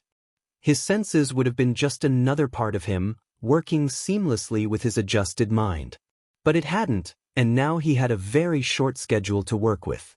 He stayed there on the side of the road far past dusk. The moon was hanging in the sky when he finally staggered to his feet. His knees had turned to noodles, and he wobbled as he stood. They buckled suddenly, and when he dazedly blinked his eyes back open, his face was buried in dirt. Rocks dug into his cheek painfully, and he lifted his head to spit the grit from his teeth. He counted down from 10 before shoving a hand under his chest, heaving his body up. His knees followed, and then his feet. He stood again, legs shaking threateningly. Okay, so maybe he overdid it. Just a little. Exhaustion pulled at him, and he surprised himself when he felt wet tears clinging to his face. He wiped his eyes with the back of his hand, snorting softly at himself. He really was a crybaby, wasn't he? There wasn't even anything to be upset about. Dragging himself home felt like an Atlantean feat. The night air was cool, playing with his hair as it whispered past. It even smelled fresh, and Izuku took a deep breath in appreciation. He took the front door into his apartment this time, pulling his set of keys from his bag. He unlocked the door with a click, making sure to lock it behind him. The apartment was silent, and he flicked the light switch onto the lounge room as he passed it. Grabbing a plate from the kitchen, he opened the fridge to poke inside. The light from it illuminated the dim kitchen, and Izuku looked critically at his options. He could cook something, but the idea of making something seemed like too much effort. Instead, he just grabbed some ham and put that on his plate. About to close the door, he paused before grabbing an apple as well. He fell down onto the couch with his prize, reaching over to the abandoned remote on the coffee table and switching on the TV. The last station, some sort of game show, blared through the speakers. Wincing at the noise, he quickly switched it over to the news. We once again turn to the topic of UA's sports festival. We have even more reason to be excited than usual. The mysterious second-year students will finally be making their debut in just a mere month. After their disastrous first year and the tragic events of USJ, it seems the school has finally healed and are ready to show the prodigies of tomorrow. Izuku blinked, before springing to his feet and pulling his phone out of his pocket. Checking the date confirmed it. UA's sports festival was only 4 weeks away. How could he have forgotten? Holding his breath, he typed in the URL for UA's website. The front page was stamped with bright advertisement for the sports festival, and he quickly tapped on the ticket link. His shoulders slumped when he saw the sold-out tab pop up, throwing his phone back onto the couch before following its lead. Guess it was another year of just watching it on the TV. Not the complete loss, he reassured himself. He'd finally be able to see the second-year students in action. Kaken would be in this one. Izuku would be lying to himself if he said he wasn't even a little curious. Of course, seeing all the other students' quirks and tactics would be incredibly exciting and interesting. But he had insight where Kaken was involved. He'd be able to see how much he'd progressed. There has been speculation on whether holding the sports festival is completely fair to the second-year students. UA gave a statement earlier today, confirming that the students will be held to the second-year standards, despite not participating in last year's games. There's been outcry surrounding this. The students are at a distinct disadvantage. Can they truly cope with UA's high expectations without the experience of the previous year? We have Sato Nariakira here, president of the Hero Education Association. For a second he wondered if Kaken was watching the same broadcast as he was. Seeing as he couldn't hear any explosions from across the street, he probably wasn't. If he was still the same boy he knew, he'd have seen that as an insult. Izuku frowned, reaching over and turning the TV off. He hadn't thought of his childhood friend in a while now. It was probably for the best if he continued that trend. That resolution was going to get more difficult as the sports festival got closer, he was sure. The school day had ended an hour ago, the classroom and hallways empty of life as the sun inched down towards the horizon. The smell of coffee stained the air, the source being a mug sitting on Aizawa's desk. The cup had long since stopped steaming, forgotten in favor of the 18-page PDF Shoyuta was slowly scrolling through. The teacher's lounge only had one other occupant besides himself. Hizashi had flopped down on one of the couches, arms flung over his eyes. Muffled sounds of some pop song came from his headphones, but years of practice made it easy for Shoyuta to tune out. He was focused on spotting any errors in the document. Frowning at one line, students will need to sign in at the start of the festival and sign out upon the time the festival ends. He made a note next to it. Security would be much tighter if the students signed in and out of each event, not just the festival itself. He sat back in his seat, rubbing his itchy eyes as he sighed. Overall, the security measures Nezu had drawn up were good. He would have had words for the principal if he hadn't.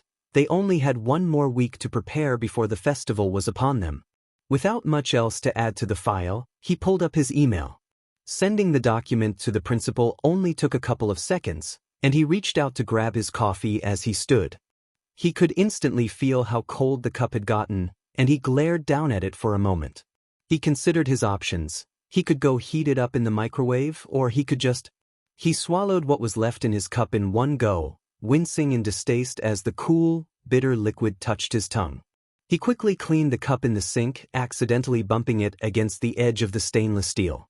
The clang was loud enough to get through Hizashi's headphones, and in a blink he leapt up to his feet. Grinning, the pro hero yanked the headphones off, bounding up to Shoyuta. "You're done?" he asked, and without waiting for Shoyuta to answer he continued, "Great. Fantastic. Now I can finally cordially invite you to get sheet-faced with me and Namuri." "Can't," Shoyuta said, stepping around Hizashi. He kept his eyes firmly locked on the staff room door. "The only escape. I'm patrolling tonight." "Then skip it," Mike said, with a little too much cheer to be completely genuine. Shoyuta narrowed his eyes in irritation as the hero stepped into his path, blocking him. "I've already talked to your agency. They practically begged me to make you take some time off. If you're really that friendly with my agency, then you can tell them not to bother," he said flatly, moving to step around Mike again. A hand on his chest halted his progress, and Shoyuta frowned down at it before glaring at the hero it belonged to. All pretense had been dropped, apparently. Hizashi's mouth was set in a grim line, and he was looking at him with a stubborn determination he'd witnessed only a few times before. Shoyuta set his jaw. So it was going to be one of these conversations, was it? He'd have straightened up if he wasn't so exhausted. Instead, he braced himself, pulling down the curtain of indifference and apathy over his face. The flash of frustration over Mick's face assured him he'd been successful, and he felt spiteful satisfaction at the reaction. "Come on, Sho. You've been obsessing over the sports festival for months now. You need to relax. Or even just eat an actual meal," Hizashi said, jabbing him with that last comment. He was an adult. He didn't need other people telling him what to eat. Jelly packs suited him just fine. He was still alive, wasn't he? Which was more than one of his previous students could say. "Fine, we won't go for drinks. But let me cook you dinner at least." "No. Why not?" Hizashi shouted, and it took all of his effort not to wince as the voice boomed through the room. "Why not, Shoyuta? It's been months since you took a break. And if you say you need to patrol, I'm going to scream. Because I don't want to." "I don't care if you don't want to, we're doing it anyway," Mike said, taking his hand from Shuta's chest to cross them over his own. "I'm not over-exaggerating when I said your agency begged me to talk to you. And they're right. I was trying to give you space, but I think I F'd up." Mike dash. "No. Nah, you're going to stand there, look pretty, and listen to me. I F'd up by not talking about this to you sooner. And I'm sorry. I'm so sorry, Shoyuta, because I wasn't there when you needed me dash. Hizashi dash. You've been getting worse. I don't think I've even seen you eat something in the last 5 months dash. Stop it dash. Everyone's worried, you're acting like you can't rely on us dash. I swear Hizashi, if you don't shut up. But you can, it wasn't your fault. It wasn't your fault that Mineta dash." Shoyuta wasn't one for reacting with emotion. But a bolt of rage, fear, and self-loathing shot through him with such intensity, he didn't realize what had happened until it was over. His capture weapon shot forward like a snake, snapping over Mick's mouth and wrapping around his body. Hizashi grunted through the scarf with shock, staring at Aizawa with wide eyes. Shuta's hand was shaking, but he didn't let go of his weapon. It had been a year and he still felt like a throbbing raw nerve, his chest churning painfully around a pool of something he didn't want to identify. God, he was pathetic. "You don't know sheet," he said. It wasn't hard to keep the emotion from his voice. At least he had control over that. "I don't need your help, I'm fine. I don't want to get drinks. I don't want you cooking me dinner. I want you to leave me alone."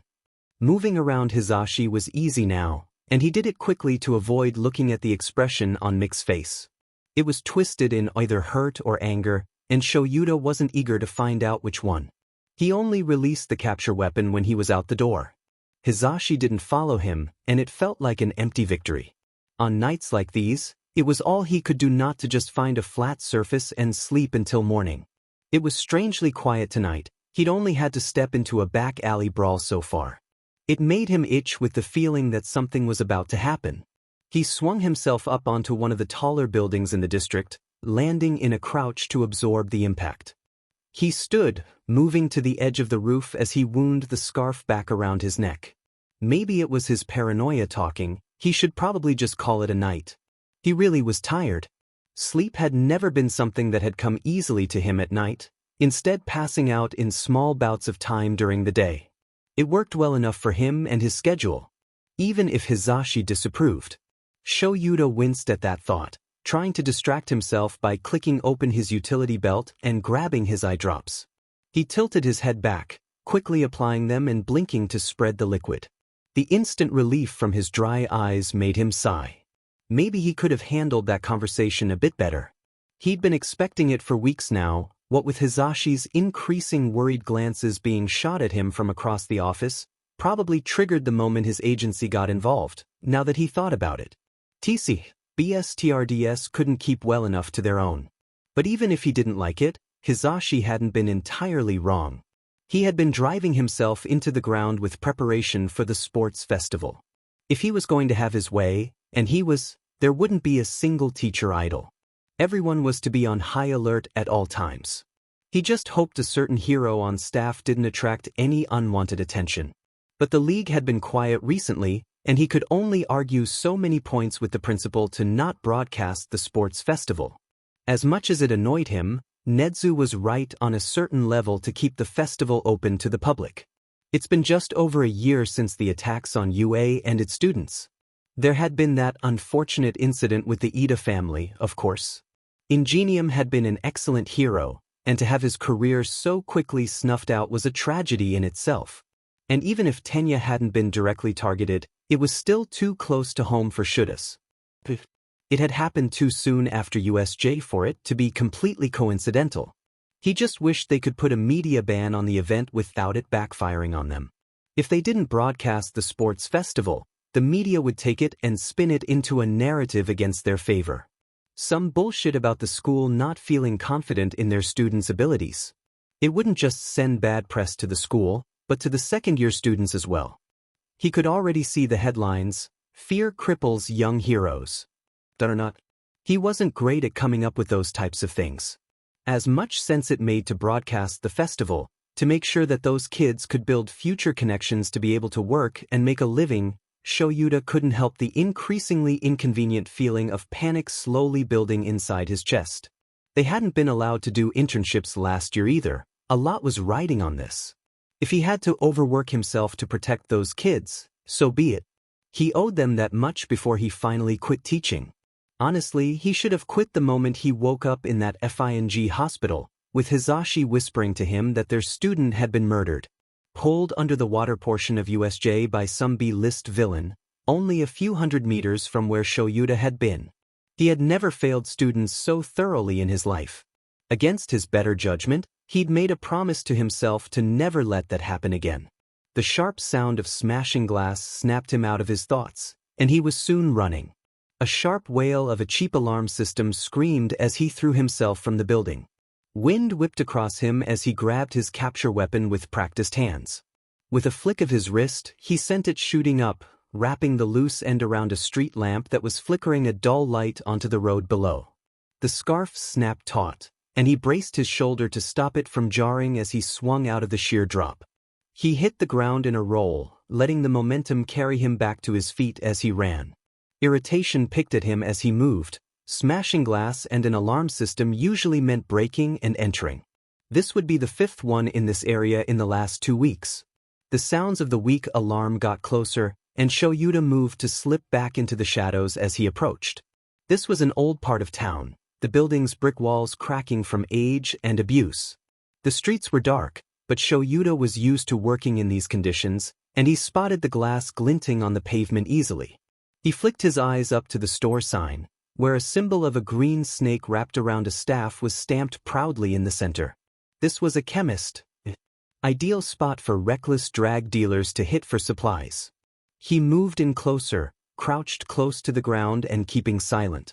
It gave him a better view into the store. There were two figures moving quickly around. One of them, the biggest, was behind the register. The other was moving in between the aisles. They stopped in front of a glass case, taking a moment to carefully look over the contents before shattering it with the base of a hunting knife. They reached inside, careful to dodge around the jagged edges of the broken glass, and swiping whatever was inside. Staying low, he creeped inside, making sure to keep the exit at his back. The smaller man was closest to him, and he spared a look at his friend to make sure he was still distracted. The villain behind the register seemed to be finished with it, and they disappeared through the back door into the room labeled office. Good, having two people in the same room would just complicate things. He kept his eyes on the knife as he slunk silently up behind the smaller criminal. He was close enough to smell the man's aftershave when he sprung to his feet, hooking an arm around their throat. A strangled grunt was all they could manage before Shoyuda was cutting off their airway and activating his quirk. He held tight as they twisted and struggled, stubbornly ignoring the pain that flared in his side as their elbows slammed into his ribs. His eyes were starting to strain, and he resisted the urge to quickly check where the other villain was. Instead, he kept his eyes wide, staring down at the man whose struggles were weakening in his grasp. The villain went limp, and Shoyuda held it for a couple more seconds to make sure the guy wasn't bluffing. When he didn't even twitch, Shoyuda let up. He gently laid the man down, pressing two of his fingers to the villain's neck. He easily found the pulse, the heartbeat thudding against his fingers. "Hey Aki, I got it. We got a dash." A voice behind him cut itself off, and Shoyuda was already turning and running by the time the burly man was shouting, "Hey!" His boots slammed into their head as Shoyuda jumped the counter, sending the villain stumbling back and smacking into shelves of medicine. Pills scattered to the floor, getting crushed into powder as he landed. He only needed a second to see the villain turn, teeth elongating into jagged stakes before he activated erasure again. The man was left sputtering around an empty mouth, stunned as Shoyuda stepped close to throw a jab into his throat. A stabbing pain behind his eyes warned him he was coming close to his limit. He needed to wrap this up quickly. He shot a hand to his capture weapon, grabbing it just as the villain recovered. He jumped back out of the way of a punch, breaking his eye contact for only a second.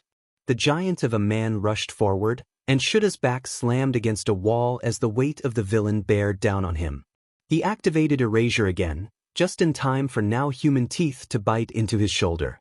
The thick material of his costume was enough to stop most of the pain, and instead Shoyuda felt a vice-like pressure. With a grunt, he slammed his knee into the villain's gut with as much force as he could manage. The criminal staggered back, gasping for air as he clutched his stomach. Taking his chance, Shoyuda flung his scarf towards the man, restraining his hands to his sides as the weapon wrapped itself around them. With a yank, the villain was sent tumbling to the floor. The thud as the large man hit the ground rang around the store, the small alarm still screeching in the background. Shoyuda took a deep breath, trying to calm his racing heart as adrenaline pumped through his system. His shoulder was now throbbing in time with his ribs, but he wasn't allowed to think about that right now. The man he just put down wasn't moving. Shoyuda crouched next to them, shifting to check them over. Their hair was cut close to the skull, prickling Shuda's hand as he moved it to the back of their head. His fingers brushed over a small lump. The idiot must have hit it on the way down. His chest was rising and falling with steady breaths, at least. Shoyuda quickly walked over to the other man, giving him a poke. The villain didn't even twitch. Shoyuda frowned down at him. He'd still have to be restrained. He'd run out of his normal capture ties earlier in the night. He always ended up using them faster than he could replace them.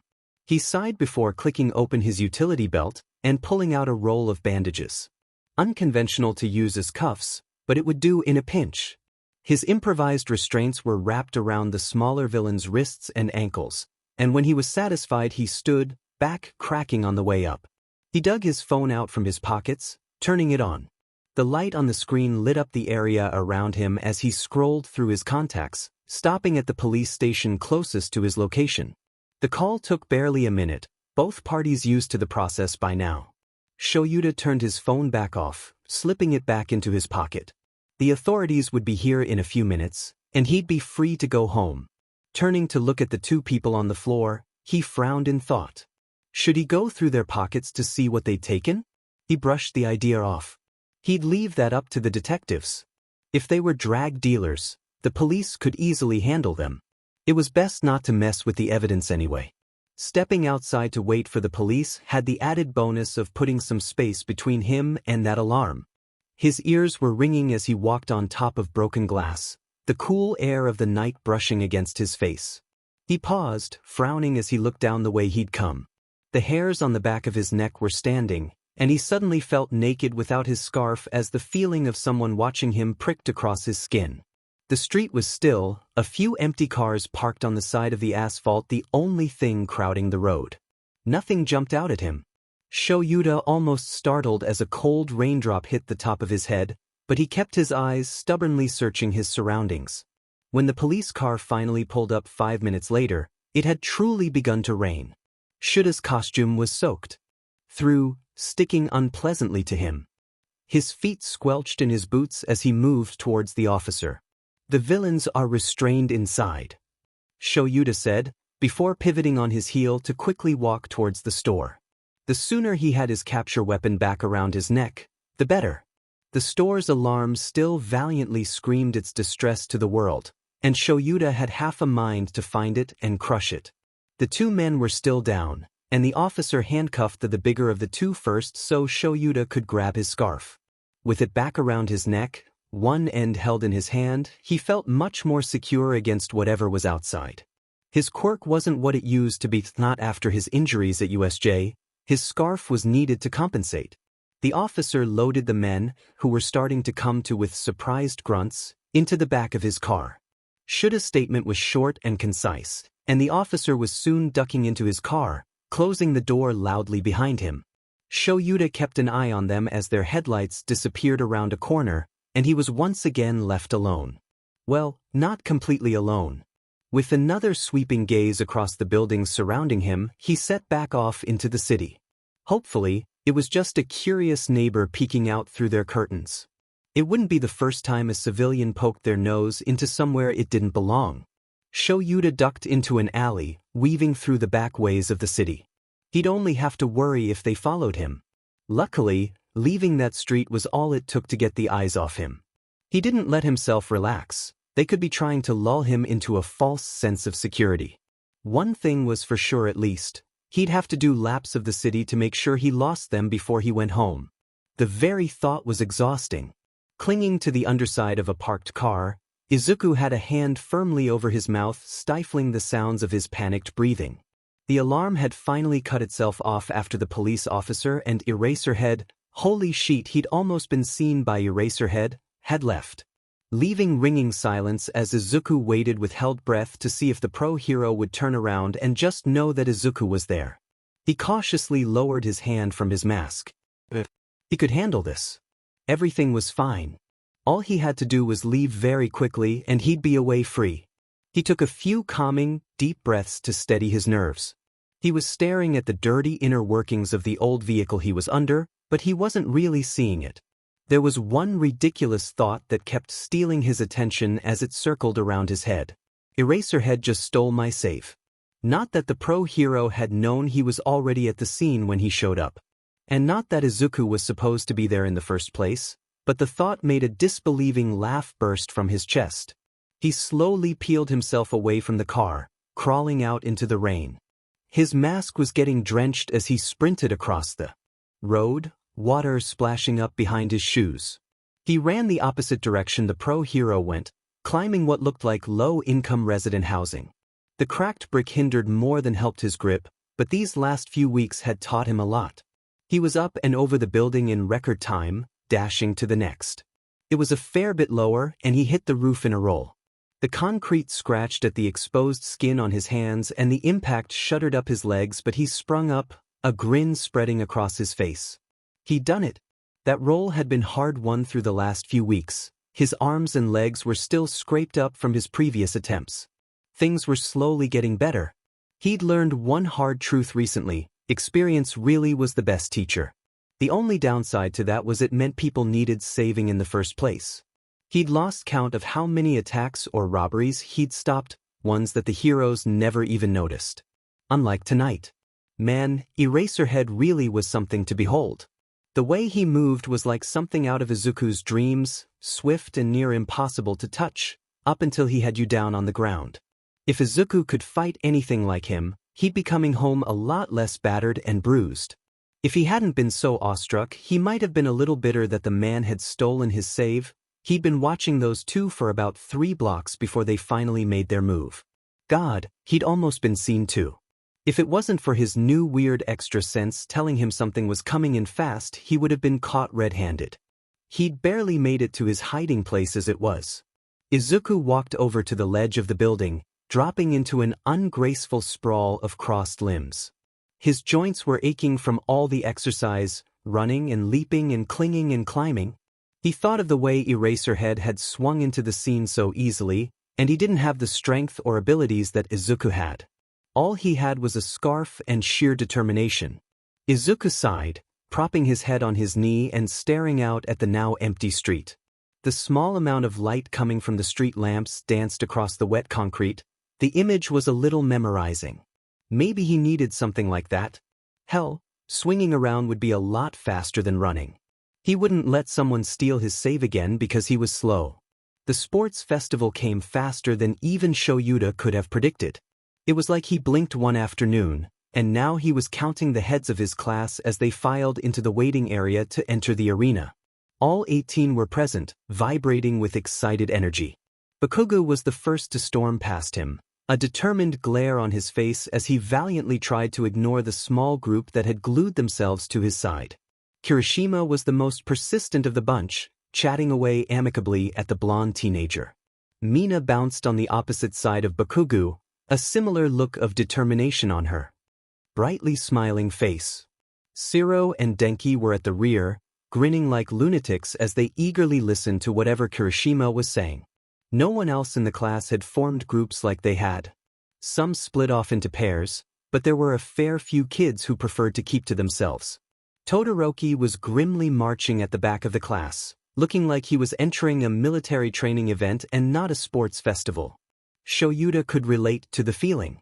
The deafening noise of the crowd was muffled, but still clear enough through the closed doors to the field to make his hackles raise. Media representatives would be up near the front of the seats, the vultures ready with their cameras to immortalize everything that was about to happen.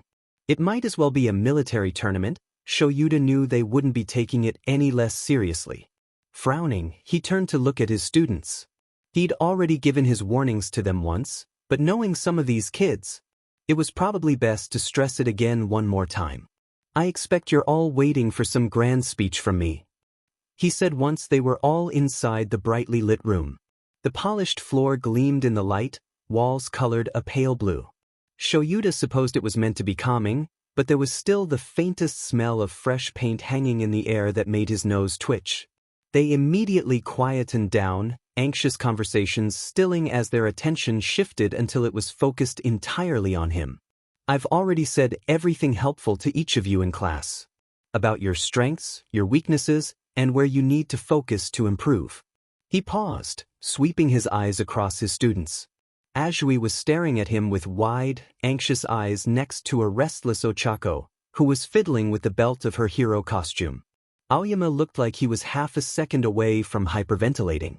Shuta's eyes narrowed, studying the whole class for a moment. You're all nervous. That's good, you should be nervous. He begun again, and Bakugo let out a small teeth in disbelief. Shoyuta glared at him, before turning his attention back to the group. The media is going to pick apart every single one of the decisions you make today. Every success, every mistake will be analyzed by people who don't have anything better to do with their time. Unfortunately, that's a lot of people. With the interest the public has specifically in you, be prepared to be targeted more than the other classes. The braver of the class were starting to show their uncertainty by now. Mina's energy had been dampened, and as hard as Fumikage was to read, the way his feathers were starting to stand on end told Shoyuta his composure was starting to crack. So I'm only going to tell you all one more thing. I would not have let anyone put you in this position if I didn't have full confidence in your abilities. You've all trained hard. It shows. The building crescendo of the crowd outside the doors to the arena increased tenfold, as Hizashi's voice boomed through with the opening greetings, hyping up the crowd for the main event. A few of the students turned to stare at the noise, before looking back at him. The tension in the room was high, but Shoyuta needed to stress that they were all going to be judged harshly. It would be cruel to not warn them again.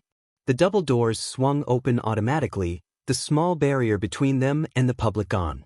The roar of the crowd burst into the room, allowing Shoyuta to see out into the stadium. The other second-year classes were walking onto the field. His class was not to be outdone, however. With only the slightest of hesitations, they filed out the doors in small groups. He watched as they left. It looked like it was finally starting to sink in that the public would be out for blood. Not Bakugo, of course. He was practically running to get to the stage where Vlad King was waiting to start the first challenge. At least Shoyuta would have one constant in his life, even if that was Bakugo's obsessive need to be the best.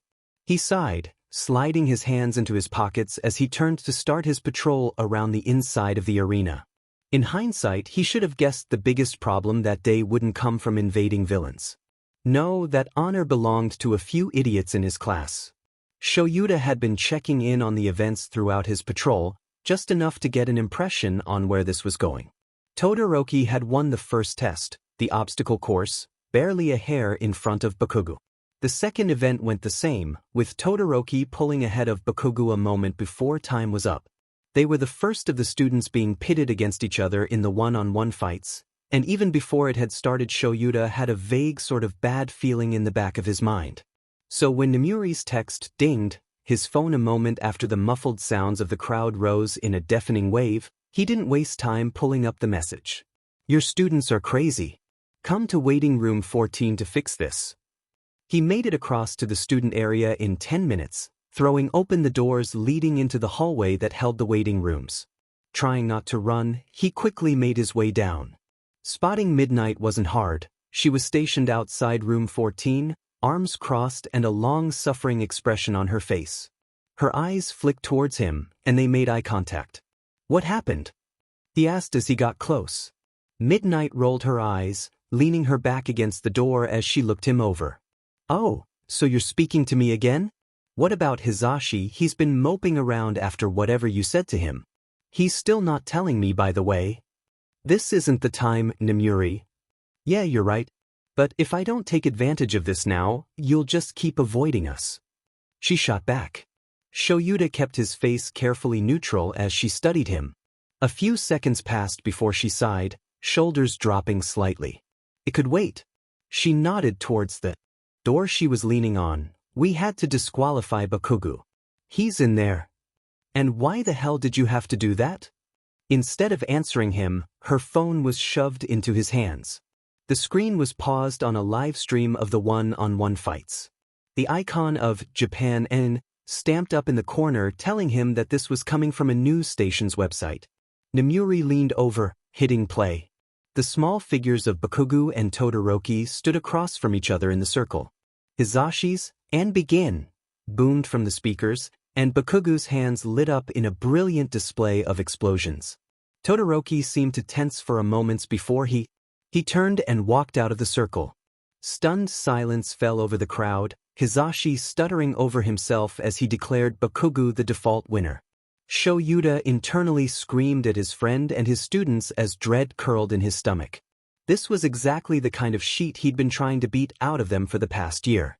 If Shoyuta knew Bakugo, he wouldn't take this lying down, not with his pride on the line. Shoyuta stared at the Bakugo on screen, watching as he tensed, hands sporadically clenching and unclenching. The year he'd spent with the kid gave Shoyuta a unique insight into the exact moment where Bakugo tended to explode. He couldn't help counting down in his head as he watched. 3. The boy's foot slid back. 2. No one stepped in. How could they not know what was about to happen? 1. Bakugo howled a furious scream. A flash of explosions, and Bakugu had left the frame. Almost at the same moment, the crowd roared back to life with indignant shouts. Sometimes Shoyuta hated being right. The video paused before it was replaying again. Shoyuta blinked down at the screen, not entirely sure how to process what he'd just seen. Todoroki had forfeited against Bakugu after repeatedly and publicly beating him. What Namuri had said about Bakugu being disqualified was starting to make more sense now. Still, he had to hope that off-screen someone had put a stop to it.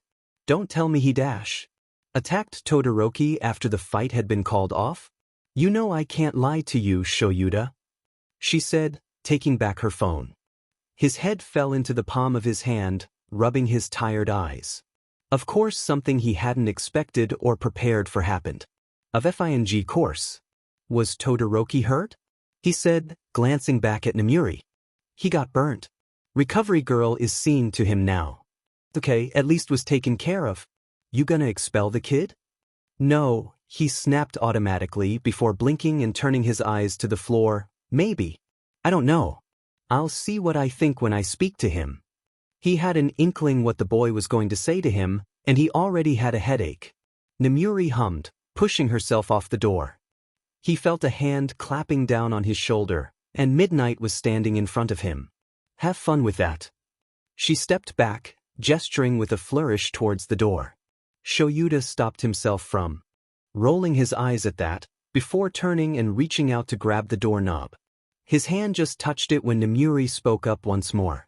How about after you're finished, you actually consider apologizing to Hisashi?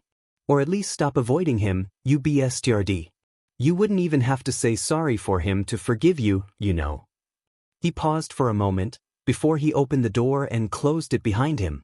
Spring had passed in whirl of bruises, slowly healing cuts and strained muscles. His night patrols warmed as summer was ushered into Japan, and Izuku was quietly grateful. At night it wasn't too hot to pass up his jumper, sleeves kept rolled up to his elbows to free his hands. The thick material of the hoodie helped absorb some of the hits he could afford to take. His ribs still ached unpleasantly from the night a few weeks ago he'd gone without it, and it had served as a lesson for Izuku. Either avoid everything thrown at you, or wear an extra layer. He hadn't been able to get his hands on anything that was considered armor yet, and he honestly doubted he ever would.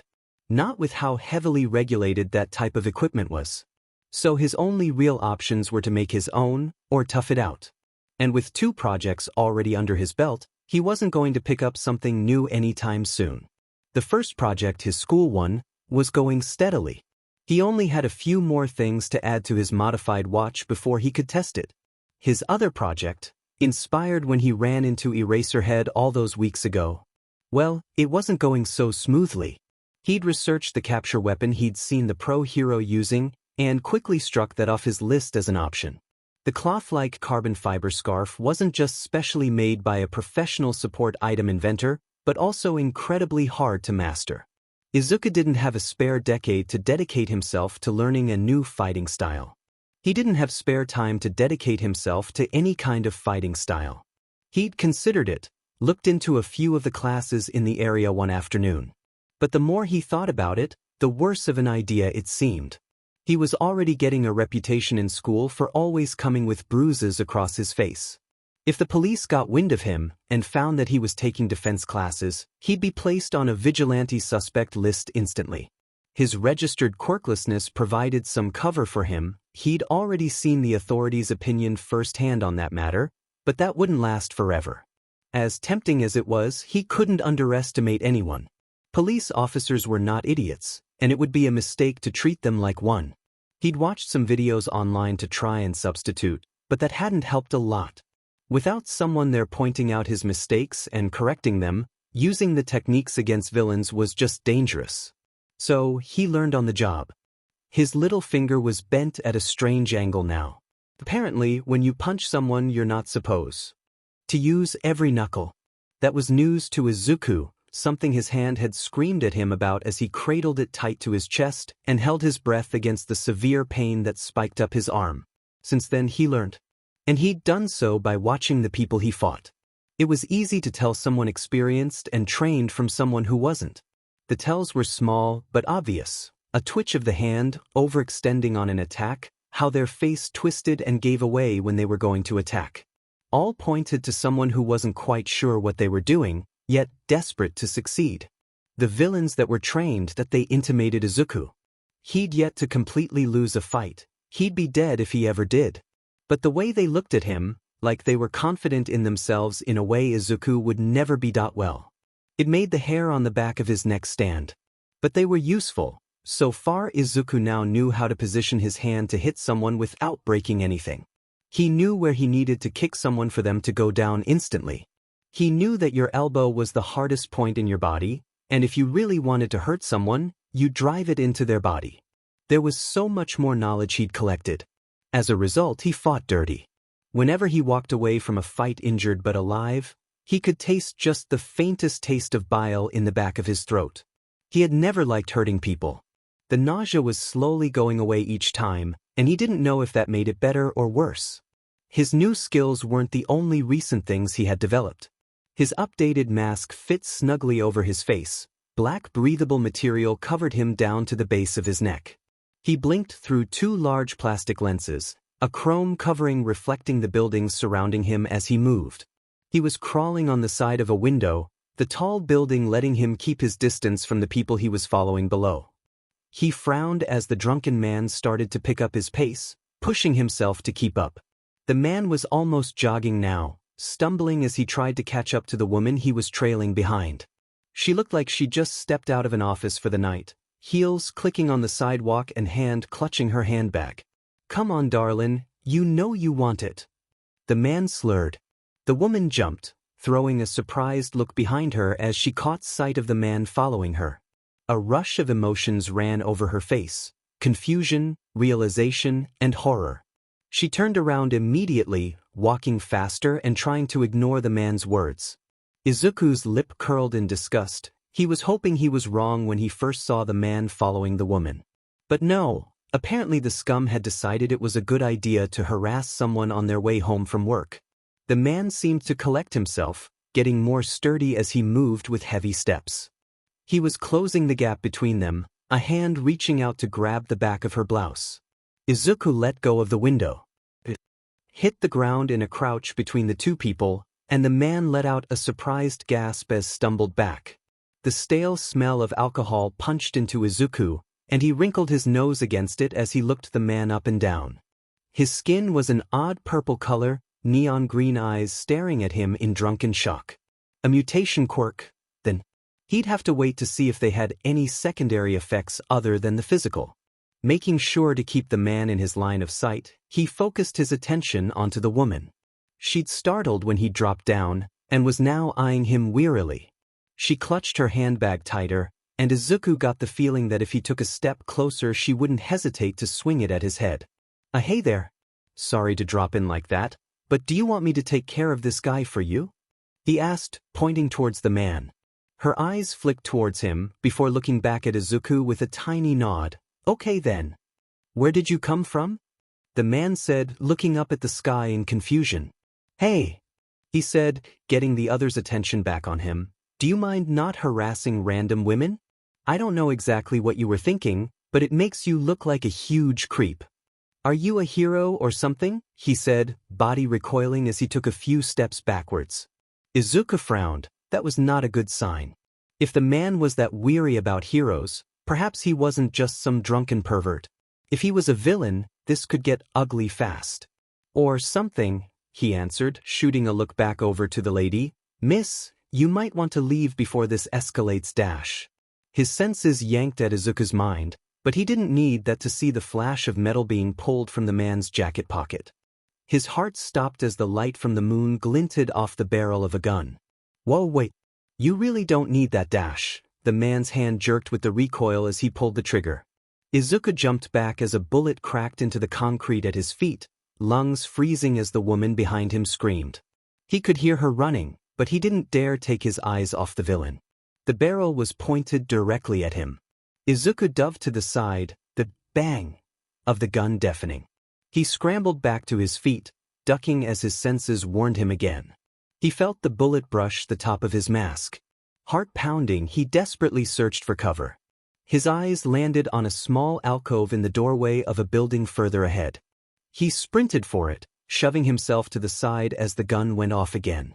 "Let's see how high and mighty you are without your quirk," the man shouted, and Izuku had a moment to think what the hell does that mean before snapping himself out of it. A gunfight was not the time to be analyzing words. He hit the alcove, diving into it as another bullet exploded into the corner, sending brick dust into the air. Izuku fumbled up to his feet, staying crouched as he backed up against the door. His heart pounded against his ribs as he looked wildly around for anything he could use. He couldn't step out of the cover without risking being actually shot, the thought alone making him dizzy. This wasn't supposed to happen. He wasn't prepared for this. The situation had spiraled so wildly out of control so quickly, and he couldn't keep up with it. He was trapped here. The guy could just walk around the corner and shoot him point blank. He had to think of something. He was so effed. His eyes locked onto the handle above him, and his panicking paused. With a quick mental apology to the owner of the building, he reached up and grabbed the handle. He yanked, the handle ripping from the wooden door with a splintering crack. Taking a quick breath, he crawled to the edge of his cover, listening carefully. Muttered cursing and quick footsteps warned him before his quirk could. He stood carefully, raising the handle in his hands. Ignoring his senses as they spiked so he didn't flinch, he concentrated on the moment he saw a sliver of the man's silhouette. He was so lucky the guy was drunk. The gun was pointing at the ground when Izuku jumped out. Not having time to aim carefully, he threw the door knob at their head. The gun clattered to the concrete as the man stumbled back, hands clutching his forehead. Izuku watched, breathing heavily as blood spilled out between the man's fingers, dripping to the ground as he whimpered. Not wasting any time, he moved forward, sweeping their feet from under them. The guy went down hard, and Izuku jumped forward to pin him, digging his knee into their chest. He made quick work finding his zip ties, pulling them out of his pocket and securing them to the man's wrists. That had been Jesus, that had been insane. Breathing was still a bit hard as he tried to get himself to calm down. The man was secured below him, whimpering and muttering something. Not a threat, not anymore. He'd taken care of it. It was just another tally on his success record of not dying while patrolling. Hooray for him, no reason at all to panic. It was fine. He was fine. It took him a minute to realize that the guy's muttering were directed at him. "I'm sorry, what? Please don't arrest me," the man said, and all Izuku could do for a second was blink down at him in shock. "That you pulled a gun on me," Izuku said, purposely leaving out the fact he had no authority to arrest anyone. "Only after you came at me. I wasn't even doing anything before that." "I dashed out what? I'm pretty sure I heard you threatening to do things to that woman," he said, sitting back to get some distance between them as disgust welled inside him again. "I was just talking to her." "What, is it illegal to talk to people now?" "I dashed at you." Izuku trailed off before shaking his head. He knew a lost cause when he saw one.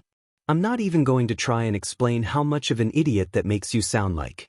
And even if what you were doing wasn't disgusting, you still pulled a gun on me and that lady. Please don't arrest me, please. I can't go back to jail. Not again. For a guy swearing by his innocence, you sound pretty sure you'd get convicted." Izuku muttered, looking at the guy thoughtfully. "You know what? I won't arrest you if you answer a couple of questions." "Yes, sure, yes please," the man said, latching onto the deal as fast as he could. "What did you mean when you said I wouldn't be high and mighty without a quirk?" The man visibly hesitated, eyes glancing wildly around them to look for an exit. "That wouldn't do. Come on, I thought you said you didn't want me to arrest you." "I don't," he yelped, but that's sensitive info, man. Would you rather the police got the answer out of you?" No, it's fine. I'll tell you." The man licked his lip nervously, wincing as his tongue brushed over the blood trickling down from his head. Izuku tried not to let the sight of it get to him. Head wounds always bled a lot. You heard of leech, right?" Izuku frowned. "Is that some kind of drag?" "It's the drag. You know that the one that's been going around." The villain gave him a look, eyes wide. Izuku just glared back, trying to puzzle together what that meant. It was so annoying when villains were cryptic with what they were trying to say. Would it kill them to just be blunt, once in a while? What type of drag deserved that kind of title? There was more than one going around the city, knowledge that Izuku was now intimately familiar with. Won't be so high and mighty without your quirk. All at once, it hit him. His eyes widened as he reeled back in shock, turning to stare at the gun left abandoned on the road. It lay there innocently, and something unpleasant churned in his stomach. He was talking about the quirk nullifying drag, the one that took people's power away. Apparently, they'd named it since it was last in the news, and Izuku had a moment to roll the name Leech in his mind, committing it to memory. He swallowed thickly. He'd been so close to getting hit. Where'd you get it? He asked almost in a daze. I don't know, man. Izuku dug his knee deeper into the villain's chest, pulling a pained M from them. Okay, just lay off the ribs. Tokyo Ueno. I meet up with a guy in the park there. What's he look like? I don't know. They wear like a weird mask or something. Cover up real well, you know? Izuku's heart stuttered as he stared down at the villain. Everything seemed to screech to a halt around Izuku, and suddenly his whole world constricted to the villain's next words. The mask, did it look like a beak? He asked hesitantly, almost afraid to hear the answer. I mean kinda? Why, what's it to you? Izuku ignored him as he brought a hand to his chin, thinking furiously. This was a lead. His first one after months of searching. He'd expected to find it from someone less of a mess than this man was. That didn't matter, because he could finally start to find Eri. He felt giddy. This guy that the villain traded with had some sort of connection to that man in the... These people you get leech off, they're an organized group, right? The man looked at him like he'd said something stupid, blinking up at him with deep confusion. Yeah? How do you not know who's dealing leech? Give me a name, just being thorough. He said casually as possible. Why would it be assumed he'd know the name of the organization? His question was immediately answered. Just ask your police friends, everyone knows the Shai Hasaikai are back. The villain said. Izuku nodded, like he wasn't trying to think of why that name sounded so familiar. So, low-life criminals on the street and the authorities knew about this. They were big enough of a group to be on people's radars. The fact that Izuku hadn't heard anything about it meant this had been kept away from the media. The thought made him uncomfortable. Nothing good ever came from cover-ups. Okay, one more question. What's your quirk? The villain hesitated again, and Izuku was a second away from digging his knee back into their ribs when they spoke up again. It's not really anything. I can turn neon lights on and off. Izuku nodded, taking that information with a hint of skepticism. It wouldn't be the first time someone lied about their quirk to him while doing this. A lot of villains tried sneak attacks when his back was turned. Let me go, yeah? That was the deal. You have to let me go. The man said, shifting uncomfortably. Well, no, that wasn't the deal, Izuku said, and the man below him went quiet. The deal was I wouldn't arrest you. Exactly. You have to let me go. The villain said, starting to struggle against his restraints as panic crept into his voice. Izuku quickly tied the man's legs together before hoisting him up onto his shoulder. The man cursed, but Izuku ignored him as he jogged down the road and into an alleyway to get out of the street, scooping the gun up on his way past. If they were lying about their quirk, Izuku's own inbuilt alarm would tell him to drop them before they could do anything. His senses stayed quiet as he made his way through the city, having to stop to hiss at the guy to shut his whining when it started getting loud. He was drunk enough to listen to him, though Izuku had a suspicion the guy was just keeping his mouth shut in an effort to not vomit as he was bounced on Izuku's shoulder. He dumped the villain in front of the nearest police station, leaving him tied up and resting on the steps. As soon as he saw where they were heading, the cursing started up again. He screamed in indignation, and Izuku made a hasty escape. Soon enough, police were drawn out by the shouts, and Izuku was satisfied that it was no longer his problem. He disappeared into the shadows, heading back to his apartment and his computer. He had some research to do. Izuku shouldered his way into his empty apartment, mask shoved into the front pocket of his jumper. His hair was standing wildly up in all directions, and he ran a hand through it to try and make it less of a disaster. He trotted into the kitchen, opening the cupboard and grabbed a loaf of bread. Sliding a few pieces into the metal toaster, Izuku hummed to himself as he turned to clean up the ruin the kitchen was in. With his mum working the majority of the time, it was falling to him to do the cleanup. He packed the dishwasher, closing it with his hip as he moved to grab a rag to wipe down the counter. The toaster popped up the now toasted bread, and Izuku snagged them and shoved both pieces into his mouth as he moved to start heading upstairs. Before he made it out of the kitchen, his eyes caught on a folded piece of paper sitting on the dining table. Curious, he walked towards it. The note had his name written on top with his mother's handwriting, and he unfolded it with one hand to read what was inside. "Hi Izuku. I have next Saturday morning off work. Let's go see a movie together.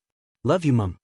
Izuku grinned around the toast, grabbing a pen that had been sitting next to the note to scrawl a messy, "okay" smiley face on the note.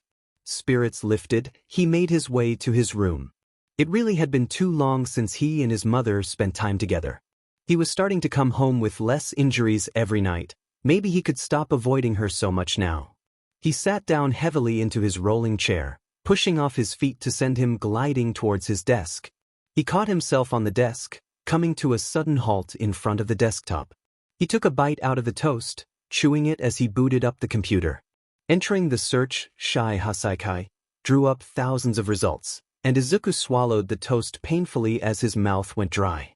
He clicked on the first result, bringing up a hero history page. The Shai Hasaikai was one of the most prolific Yakuza groups in the criminal underworld of Japan. Their public moral code proved to be attractive to hundreds of people across the country, resulting in the Shai Hasaikai having the highest estimated number of members of any Yakuza organization in Japan. This highly organized group created and distributed the popular drag amongst criminals known as trigger, which boosted the effects of a person's quirk. Fortunately, the Shai Hasaikai was brought to a stop in 2136 by All Might, after he made his debut in Japan after a successful career in America. Some speculate that the group was never destroyed, instead pushed into hiding. No matter what actually happened to the group, the author finds it safe to say they will not be returning to the public eye anytime soon. The article continued on down the page, but Izuku ignored it as he sat back in his chair. So that's where he'd heard of it before. If it had anything to do with All Might, his younger self would have known about it. He'd largely stopped his hero worship of All Might after he'd met him in person last year. He frowned at the wall, shuddering at the ghostly feeling of the slime criminal's quirk on his skin. All Might had saved him that day and out. Desperation, he had clung to the leg of the hero as they rocketed up into the air. He could almost still see it as the steam wafted off his hero's body, before a loud bang blinded him momentarily. A stick of a man stood where All Might had a moment ago, looking annoyed and cautious. And when Izuku had asked if he could be a hero even without a quirk, he said no. Izuku had seen him one more time that day, swooping in to take over Izuku's botched rescue attempt of Bakugo. Izuku chewed his lip nervously. If the villain from earlier could be believed, the Shai Hasaikai were back. Could All Might defeat them again, even without the power he had decades before? Did the Shai Hasaikai know about All Might's new weakness? That could explain why they were confident enough to start distributing drags again, let alone adding kidnapping to their list of offenses. Izuku didn't see how they'd be able to. But if they did know and were working with the League of Villains, did that mean they knew too? It was unlikely All Might would let that information slip. But if Izuku was aware of the number one hero's injury, was it really that unbelievable to think that others had found out? His thought process landed on something that made the air freeze in his lungs. Would All Might assume Izuku had talked? He caught himself before he could start panicking, clutching the sides of his chair tightly and taking a deep breath. He was probably just overthinking it. Coincidences happened, and Izuku shouldn't spend his time obsessing over them. The thoughts scratched at the back of his mind, but he needed to focus on his next steps. If the meet-up location for the drag dealers was in Ueno, he'd have to change his patrol location to Tokyo. He kicked himself for not grabbing the times the meetups happened, but either way he couldn't fully trust the guy not to lie even if he had. It was looking like he was going to have to stake out the park for a while, and the thought made him give a tired sigh. One thing was sure, he needed to be better prepared than he already was. Who knew what type of people he'd end up running into? This felt a little more serious than his average work. He sat up, closing the window on his computer. He pulled at the drawers on the underside of his desk, retrieving the papers he kept there. His schematics for the swinging weapon were drawn haphazardly across the page, and he set himself down to develop the idea further. This had just been bumped up to the highest of his priorities before he could go to Ueno. Izuku wheezed, his breath coming out in short gasps as his arms started to shake under the weight of the barbell. Mura was chatting to herself behind him as he struggled to push the weight straight. Well, he was pretty sure she was talking to him, but she may as well be talking to herself for all Izuku was listening to her. He felt a flash of panic as the weight started to tilt to the side, slipping out of his grip. Mura was there before anything could happen, chirping a, "Whoa, watch it." Her hands steadied his, bringing the weight straight above him again. "And that's why we have spotters. How about you give me one push and we'll call it a day?" Mura said, peering over at his flushed face. He gave her his best desperate look, before folding and lowering the weight back to his chest. Mura's hand stayed on the barbell, and with one more heave he placed the weight back onto the hook of the bench press. He let himself roll off it and onto the floor, arms jelly as he took a moment just to pant into the ground. Mura's calloused hand appeared in front of his face, and Izuku raised an arm to grab it. She hauled him to his feet, swaying as she shuffled him into a waiting chair. "You're getting stronger. You'll be lifting 600 kilograms in no time," she said, making him want to pass out at the mere idea. Instead he settled for bending over to put his head into his knees, regretting every decision he made in his life that led him to this. He heard Mura walk off, returning shortly. She nudged his side, and he looked up to see her holding a plastic cup of water. He took it gratefully, taking big gulps as his body slowly started to wind down. "I bet you weren't listening to what I saying, huh?" She grinned, taking the empty cup off him. She scrunched it in her fist, pulling back an arm to chuck it at a bin sitting in the opposite corner of the room. The cup bounced off the corner of the bin, clattering to the floor and leaving Mura pouting at it. "Sorry." "Nah, don't worry about it. I was just going on about that UA festival. You seemed pretty pumped about it when you were here last." Izuku perked up, sitting straighter as his full attention focused on Mura. "Did you watch it?" "Yeah, those kids were crazy. What the hell happened in the last round?" "Yeah," Izuku said, and the image of Bakugo flying into a familiar rage flashed in his mind. He hoped the Todoroki kid was alright. He knew what it was like to be on the receiving end of Bakugo's blasts. And Izuku could only imagine how much more powerful Bakugo had gotten after a full year of hero training. He shook the thoughts from his head. They weren't fun to dwell on. "But I wasn't expecting that general education student to win. That brainwashing quirk was amazing. Bit creepy if you ask me," Mura said with a shrug, scary to watch as the kids just turned around and walked out of the ring. "Do you think he can just look at someone, then, boom, you're brainwashed?" "No, it's verbal commands that trigger his quirk. If you look closely enough when the cameras were focused on him, every time the fight begins he starts speaking. If I had to guess, I'd say he was goading them. He's lucky he was flying under the radar the last 2 rounds, otherwise the students would have noticed.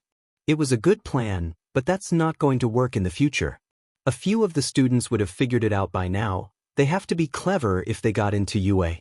I wonder how he can keep the element of surprise now. Maybe something to change the sound of his voice and trick people into thinking he's someone else. He's going to have to rely pretty heavily on stealth and hero work. A cloaking device would be good for that dash." "Whoa, slow down," Mura said, interrupting his mutterings. Izuku felt his face flush. He really needed to work on keeping his thoughts to himself. Why would he need to work on all that? He's just in general education, isn't he? Izuku blinked at her, a little confused she didn't already know. To be fair, Izuku once had a special interest in all of UA's loopholes into the hero course. Any students outside the hero course can be admitted in if they win the sports festival. Really? Yeah. Since the festival is more for the hero course students to show off to potential employers, the winner usually gets the most requests. Can't do hero work if they don't have a license. "Huh, I guess that sounds about right," she said before smiling. "Well, Congratulations to the kid then. I'm sure he'll make a good, slightly terrifying hero. Izuku hummed in agreement as he stood, shoulders and arms twinging against the movement. He winced. Maybe he shouldn't let Mura push him so hard. Hey Midoriya, can I ask you a question? Mura said, and Izuku shot her a curious look before nodding. I meant to ask sooner, but what even is your quirk? Obviously it's strength augmentation of some kind, but what type? Izuku tried not to wince at the question. He knew why she was asking. Most strength augmentation quirks came with some kind of side effect or trigger. He still wasn't sure what this quirk was, but he knew it would sound strange if he admitted that. If he was born with this quirk, he would have been put into quirk therapy. Any and all aspects of his quirk would have been tested and found. May as well tell her his best guess, even if he wasn't completely sure. Well, he started slowly, it's not actually a full strength augmentation quirk. It's a mutation quirk. Oh cool. Mura's face lit up. What's the mutation? A spider, he said, and Muragud, in impressed excitement. That insect comment the first person he'd ever saved had stayed with him for weeks, and he'd done his research. The microscopic hairs on his fingers was his biggest clue into finding the closest thing the quirk represented. I have these things called setchels on my fingers and feet, they let me stick to stuff. That's so weird, I love it. Izuku gave her his hand for her to have a look, and he activated the quirk to make the setchels visible. Oh wow, there they are. She poked at his fingers, delighted as her own stuck to his before he let her go. If you don't mind me asking, what's your quirk? Izuku asked, weeks of curiosity finally being voiced. Basic strength augmentation, it's pretty boring, she shrugged, starting to walk out of the gym and towards the front desk. Izuku followed behind, rolling the ache out of his shoulders. I don't really like using it too often. Whenever I do, I get a migraine. I wonder why that is. Izuku said under his breath, going over the possibilities in his head. He didn't know much about migraines, but it was interesting that her quirk backlash involved her head given that it was a strength modification. He'd have to do some more research before he could come up with any conclusive theories, but maybe it had something to do with hormones or mental limiters. I can hear that brain of yours working from here, Midoriya. You know you don't have to find an answer for everything, right? Sometimes things are just mysterious. Izuku nodded, but not fully agreeing with the sentiment. They talked for a bit longer at the front of the gym, before Izuku finally took his leave. As busy as he was getting lately, it was still nice to drop in on the small place he'd stumbled on all those months ago.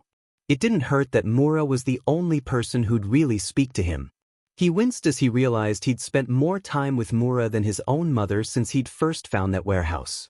The note he'd read earlier swam in the forefront of his mind as he walked down the street. He'd make it up to her on her day off, he reassured himself. It was peacefully silent in the city of Mestufa when Izuku slid open his bedroom window. Barely making a sound, he contorted himself to fit inside before dropping onto the carpet. He stilled, ears perked as he waited for movement in the other rooms. A moment later he sighed, shoulders slumping in relief. His mother hadn't heard him enter. Dragging the mask up and off his face, Izuku stretched out as he stood. He let the fabric drop on his bed before following behind it, landing with a thump into the comfort of his blankets. His limbs were heavy, moving sluggishly as he shifted to unpin them from his chest. He took his phone from his jumper pocket, peeking an eye out from his pillows to take a glance at the time. The phone lit up, making him flinch at the blinding sudden light. His eyes adjusted, allowing him to read the 5:03 a.m. that blinked from the screen. A groan tore itself from his throat, muffled as he shoved his face back into his pillows. He brought his arms up to clutch at the cushions, burying himself deeper. He had to start getting ready for school in an hour. He was starting to drift off, when he noticed the hard pressure on his wrists. Right. He was still wearing the prototypes. Surely it would be fine if he ignored them for now, and took them off when he woke up. He didn't think he could move even if he wanted to. He felt like a hostage in his own exhausted body. Against his will, the image of waking up to broken gadgets swam into the forefront of his mind. He sighed into the mattress. The thought of all the sleepless nights he'd spent putting them together being in vain spurred him into action. Moving as little as possible, he fumbled with the small latches. A few failed attempts. Later, one clicked off his right wrist. The left one was quicker to deal with, and he pushed himself up on his elbows to grab his new capture weapons, and put them down carefully on the desk next to him. With that done, he fell back onto the bed, eyes drifting shut as darkness swarmed his vision. The stakeout was unsuccessful tonight, but that was okay. He hadn't expected to get a hit on the first night in Ueno. The prickling behind his eyes was starting to get annoying, itching and reminding him that he had hardly slept these last few days. Crawling through his window had been a lot less graceful after the third night of his stakeout. It was all he could do not to bang his knees and elbows on the window as he fell into his dark room. He felt like weeping in relief on the carpet as he lay there. He was safe, with a bed waiting for him. Nothing could touch him here, the apartment walls surrounding him comforting his paranoia. He checked his phone. 5:40 a.m. laughed up at him from the home screen, kindly reminding him that the passage of time still existed. Unless his quirk included the ability to stop it, he had school that day. Once again, he fell back onto his bed. His hair tugged on his scalp as it caught under his shoulder, and he grumbled as he shifted to free it. It was getting too long for his taste now. It would be a smart idea to cut it as soon as possible. The thought of actually finding the time to book an appointment was laughable, not with a schedule like his. But that was fine, he could deal with it for a little longer. On the fifth night, something was different. Izuku couldn't put his finger on it, the feeling obscure and hard to grasp. He could feel the exhaustion in each movement, every step, every swing of his arm, even every blink. But somehow, it was easier to ignore now than the last week. A strange buzzing in the back of his head kept him alert, enough so that he wasn't worried about collapsing before he got home.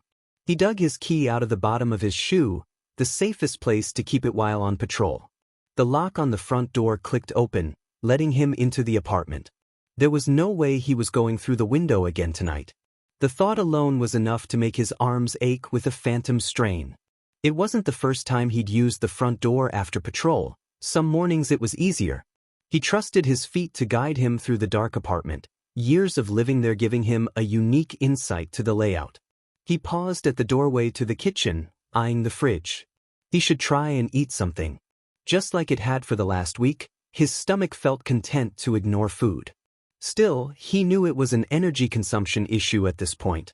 If he didn't eat at all, patrolling would become even harder to do. He stayed like that for a second, on the edge of indecision before sighing and walking away. No, he'd eat the school's lunch later today. Right now he just wanted to brush his teeth, have a shower and get as much sleep as possible before he had to get up for class. He flipped on the light as he walked into the bathroom, the tiles cold against the soles of his feet as he kicked off his worn shoes. He rubbed his fist into his tired eyes, grabbing his toothbrush. He reached out for the toothpaste sitting on the sink, glancing up at his face in the mirror. He did a double take, blinking owlishly at his reflection.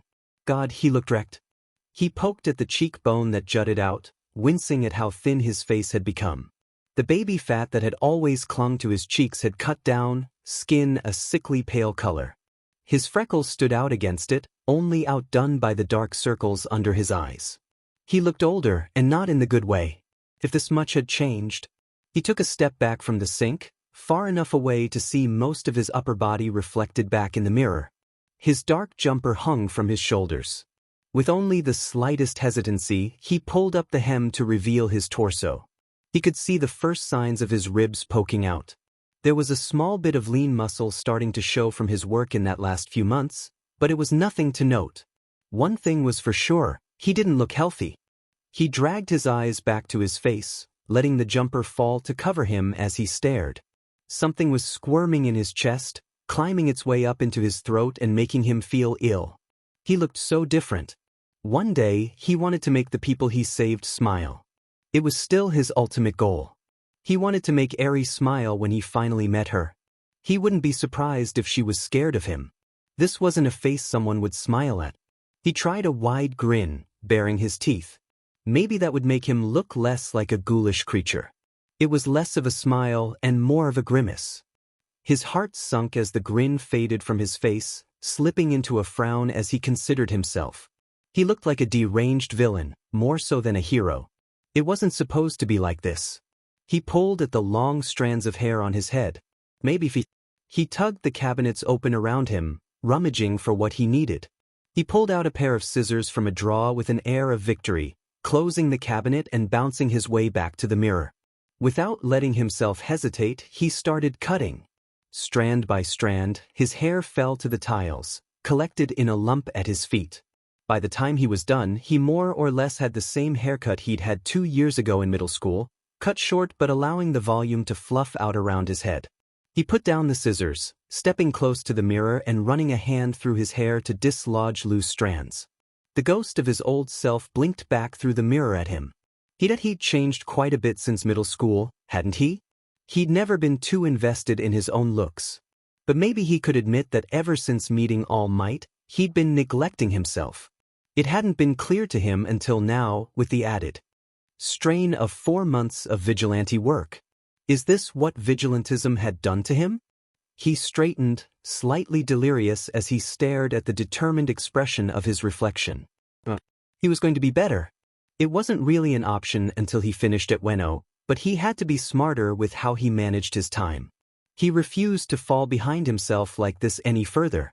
He wouldn't be able to help anyone if he could get knocked over by the slightest breeze. He'd work smarter. He made up his mind and ducked into the kitchen for a quick snack. Friday night, 2 weeks since he got the tip-off, was when he finally spotted them.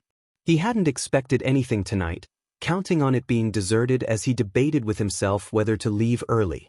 Ueno Park had been held to patrol these last 7 days. As soon as you stepped off the path, dense trees packed together. It tricked the mind. More than once Izuku swore he saw a shadow sulking in the woods. Every time he checked, he came back with the same load of nothing. Izuku felt his eyes straying to stare into the woods, hackles raised as paranoia ate away at him. He was sure if villains were to come, they'd use the cover of the trees to hide. Which is why when he saw 3 silhouettes loitering around the path, Izuku froze in shock. His brain caught up with itself, and with a muffled curse he threw himself behind cover. He retreated off the path and into the surrounding trees. 2 of the dark figures stood together, watching the third as they sulked up to join them. 2 dealers, 1 buyer. Bizarrely, the small group converged around the children's playground area of the park. It was full of the basic equipment, a bright yellow, plastic slide attached to a jungle gym. A seesaw sat crookedly, looking like it was approaching the last few days of its life. A swing set drifted back and forth in the cool breeze, creaking as it swayed. At 2 in the morning, the whole picture made an eerie sight. The trio of villains were talking among each other next to the seesaw, and Izuku took a moment to think of the best way to approach this. He could walk in, introduce himself, and ask for information. How would they react if Izuku was transparent about being a vigilante? He was sure it would be better than if he jumped in, fists swinging. But if he did decide to attack later, he'd lose the element of surprise. And he didn't particularly like the idea of being on the Shy Hasaikai's radar. If this group was like anything he imagined, they'd be reporting everything that happened tonight to their boss. He could launch a surprise attack, knock out one and fight the other 2. That plan all came down to the question of whether they'd talk after Izuku beat them. And that would only work if Izuku managed to win the fight in the first place. Alternatively, he could let the third guy go and wait until he left. Then he could attack the 2 dealers. He could use the sneak attack on the bigger threats and just have the one left to fight. Izuku frowned. That would also mean 1 more villain would be on the streets with Leech. That wasn't an ideal outcome in any universe. The buyer would without a doubt would be the first to run. Izuku needed to restrain him quickly. He was short and thin, the skin along his arms bloodied and inflamed as if he'd picked at it. Unless he had a strong quirk, he'd go down easy. His newly developed support items would take care of him. Izuku fiddled with the cold metal around his wrists as he considered the other 2. The one that grabbed his attention was the smaller blonde man. A very familiar, frail plague mask was strapped to his jaw, covering his nose and mouth. It was unlike the one he'd seen in the warehouse months ago, bent at an odd angle and about an inch thick. The other villain covered his face with something completely different, a white medical mask. The one in the medical mask was huge, towering over the others. Izuku marked him off as the muscle of the group. If they needed him here, it meant the blonde's quirk wasn't great for combat. Izuku scrolled through his mental list of the types of powerful physical quirks that existed in the world. He winced. There were too many possibilities of what it could be. Either way, it all spelled bad news for Izuku. The big guy had to be the next person Izuku needed to incapacitate. He doubted he'd been getting much info out of the muscle, and their customer would know next to nothing. Izuku wanted to groan in frustration, holding back out of sheer will. The blonde would be his best bet for information, and he had no way of knowing the guy's quirk. Well, he was sure he could figure it out when the guy used it on him. But first, the buyer had to go down. Izuku shifted on his perch in the trees, careful not to rustle the leaves surrounding him. Taking a breath, he jumped. Tapping the pressure pad on the palm of his hand, he shot out a string of web as he fell. It spat out, sticking the buyer's feet to the ground as shouts of alarm started to sound. Before anyone could activate their quirks, Izuku was twisting his body to change his trajectory. Kicking out, the heel of his shoe was crunching into the medical mask villain's jaw. Using the villain's face as a springboard, Izuku jumped away as they stumbled back with the force. His feet hit the ground next to the buyer, and he was twisting around to crack his fist across their chin. They fell like a brick, crumpling unconscious on the grass. Izuku felt his breath hitch as his senses pinged, ducking down on instinct. There was a whoosh of air as he dodged the group of purple rocks flying over his head. He felt his body react before his mind could catch up with himself. Snapping his arms up, he caught what he could now see were crystals. His hands stuck, and he tensed the muscles in his arms to yank whatever the hell it was over his head. Heaving forward, it inched towards him in a jerking, resisting movement. Izuku's eyes widened in realization, turning his head behind to see the whole crystal. The growling form of the medical mask villain stood above him, crystal arm held in Izuku's grasp. Izuku was flying backwards off his feet as the villain swung his arm back. Choking on his own panicked breath, he felt his hands unstick mid-swing. He was weightless for a second, stomach flipping before he hit the ground hard. His breath punched out of him, making him wheeze. Squinting his eyes against the feeling of his lungs squeezing, he let his senses guide him as they pinged again. He rolled to the side blindly, the ground shaking where his head was a moment ago. His eyes snapped open, staring at a crystal fist buried into the ground. The medical masked villain glowered down at him, but Izuku didn't let himself stare for too long. He kicked out, his shoe bashing into the side of their head. He stumbled to his feet as they cried out, backing up as the villain face flushed in rage. Izuku chanced to look over at the blonde, narrowing his eyes. The man was hanging back, watching Izuku as he moved. Staying out of the fight, then. Maybe he'd been right when he guessed they didn't have a quirk suited for fighting. The bigger villain didn't let his attention wander for too long. He charged, and Izuku dropped into a roll to get out of the way. The dirt scratched against his jumper as he scrambled back to his feet. Something nudged the back of his thigh, and Izuku's heart leapt into his throat. He whirled around, muscles tensing and ready to spring out of the way of an attack. Izuku blinked down at the swing as the wind caught it, sending it rocking forward and back into his leg. The seat shook with the footsteps of the villain behind him, and before he could think about it too hard he swiped out a hand and snatched up the chains. Izuku pivoted, holding the chain taut between his hands to block the villain's strike. The fist slammed down onto the chain, inches from his head. Sparks erupted from the force of the hit, the surprise of it almost making Izuku's grip slip. He stepped in close, looping the chain around the crystal arm, clinking loudly as they pulled across the crystal. A flash in the side of his vision, and Izuku was ducking out of the way of the other fist. He yanked on the chains as he went, pulling the villain off balance. Pouncing forward, he caught the other arm in his makeshift capture weapon. He could hear the villain's teeth grinding together with how tightly he was clenching his jaw as Izuku frantically bound his arms together. The villain thrashed violently, and Izuku scrambled back to put some space between them. The swing groaned as the support bar the chains were connected to bent with his weight. That isn't going to hold him for long. Shooting a wave of webs at their bound arms, Izuku prayed it would be enough to hold them. He need to get this information now. Okay, now I think we can speak. Izuku panted, voice wavering as he turned to the blonde. For good measure. He shot another wave of webs at their feet. The blonde didn't even try to dodge, looking disinterestedly down at them as his feet glued to the ground. I'm looking for a little girl named Eri. Who? The blonde asked, flicking his eyes back up at Izuku. Please, Izuku scoffed. You think I've never dealt with villains trying the "I have no idea what you're talking about" thing? Then you've been dealing with some pretty deceitful people. I'm nothing but honest.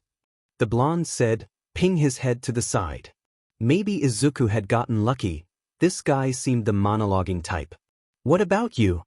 Izuku said, turning to the villain tangled in chains. They were still fighting furiously with the swing, but he paused for a second to glare up at Izuku. It won't matter what I know, hero. 'Cause I'm going to kill you. They all say that too. Izuku sighed grimly, turning back to the blonde. His eyebrow was quirked at Izuku, looking him up and down as if trying to pick him apart. He held back a grimace. He hated it when they did that. Some small part of him wanted to throw it back in the blonde's face. So ignoring the way his heart skipped, he forced a smile onto his mouth, trusting the villain could hear the grin in his words. All bark, no bite. No need to dissolve into petty insults. The blonde said, and for a moment his eyes flicked over towards his partner. Izuku frowned, glancing back as well. Something about that look didn't seem right to him, but the bound villain stayed restrained. He was wrestling with the chains, and Izuku felt a flash of alarm as they shifted. The chains looped around the base of his hands, almost touching his palms. He had a bit of time before the guy managed to get them all the way off. His quirk would let him know if they came too close to escaping. Let's bring this back to the little girl you kidnapped. Where are you keeping her? Look, kid, you seem new to the whole hero business. If you just graduated, then perhaps I can forgive your stupidity. We're the Shy Hasaikai, we pedal drags, not people. Except you do. Or at least, you made an exception for Eri. Izuku said, glaring through his mask. I saw your boss with her. I know you're doing experiments with quirks. Actually, now that I've brung it up, I'd like an explanation for that too, please. We've already killed her. The side of the blonde's eyes crinkled up into a grin. Izuku's lip curled in disgust. How could someone say they murdered a child and smile about it? His hands clenched into fists and he tried for a deep breath. Calm down, and keep speaking. Talking to villains was always like this. It was a pitiful attempt at a lie. He'd seen the bandages on her arms. They were using her for something. They needed her. They wouldn't kill her. They couldn't have killed her. Liar. Izuku spat. Why would I lie? Because you're a sick person who likes to mess with people's heads. Well, the villain said, and Izuku didn't know how, but he knew they were. Smirking at him behind their own mask. Can't argue with that, I suppose. Where is she? Listen, it's like you said, kid.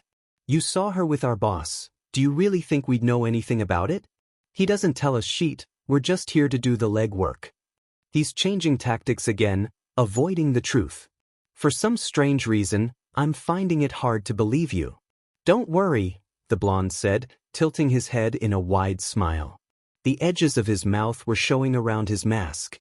A chill crept down his back, and he took a cautious step back as an uneasy feeling rose in his chest. You won't have to try for long. For a split second, he saw chains and webs appear in the blonde's hands. Before he could begin to think where they'd come from, something large and hard slammed into his side. The air in Izuku's lungs knocked out of him as he went flying. He hit the ground hard, shoulder banging against rocks as he rolled. He slapped a hand to the ground, activating his quirk to try and halt his momentum. Grass tore from the ground as he continued to roll, hands not touching anything solid enough to stop him. He cursed and threw his arms and legs out. They banged painfully against the ground, slowing him down enough to scramble on his knees as he skidded to a halt. The world was spinning again, and his stomach lurched as nausea swam in his throat. A crystal fist came into his vision, and before he could right himself it grabbed the front of his jumper. He was yanked forward and off his feet. The villain scowled up at him, and Izuku blanched when he realized they didn't have eyes. Dark, sunken shadows replaced them, bald head covered in purple and blue crystals jutting out of his skull. The mask was covering his nose and mouth, a white sheet completing the inhuman look. Izuku didn't think he'd ever seen more of an obvious weak spot in his life. As hard as he could, he smashed his fist into where their nose should be. It crunched under his knuckles, and the villain howled as he dropped Izuku. As soon as his feet touched the ground, he was running, ducking under their arm. Okay, so the blonde was a bit more trouble than he'd first anticipated. That had to be some sort of teleportation quirk. The blonde had dumped the chains, and was pulling the webs off his hands with little success. He looked up, a flash of fright in their eyes as Izuku rushed him. "Hojo!" The blonde called as Izuku jumped, driving his knee into their stomach. They let out a strangled grunt as they fell onto their back, Izuku webbing their shoulder to the ground before he spun around. The crystal villain, Hojo, Izuku would wager, was coming again. Blood dripped from his mask, staining it a bright red. Izuku jumped back away from the hand swinging at him, punching his own fist at the side of the extended arm. Pain ricocheted up his wrist and through his bones, but the satisfaction was worth it as the crystal under his knuckles splintered. The villain grunted, swinging out to grab. Izuku sidestepped, putting some space between them and raising his arm to shoot another web. If he could get him trapped again, Izuku could consistently land good hits. His fingers pressed into his palm instead of the pressure pad that was supposed to be there.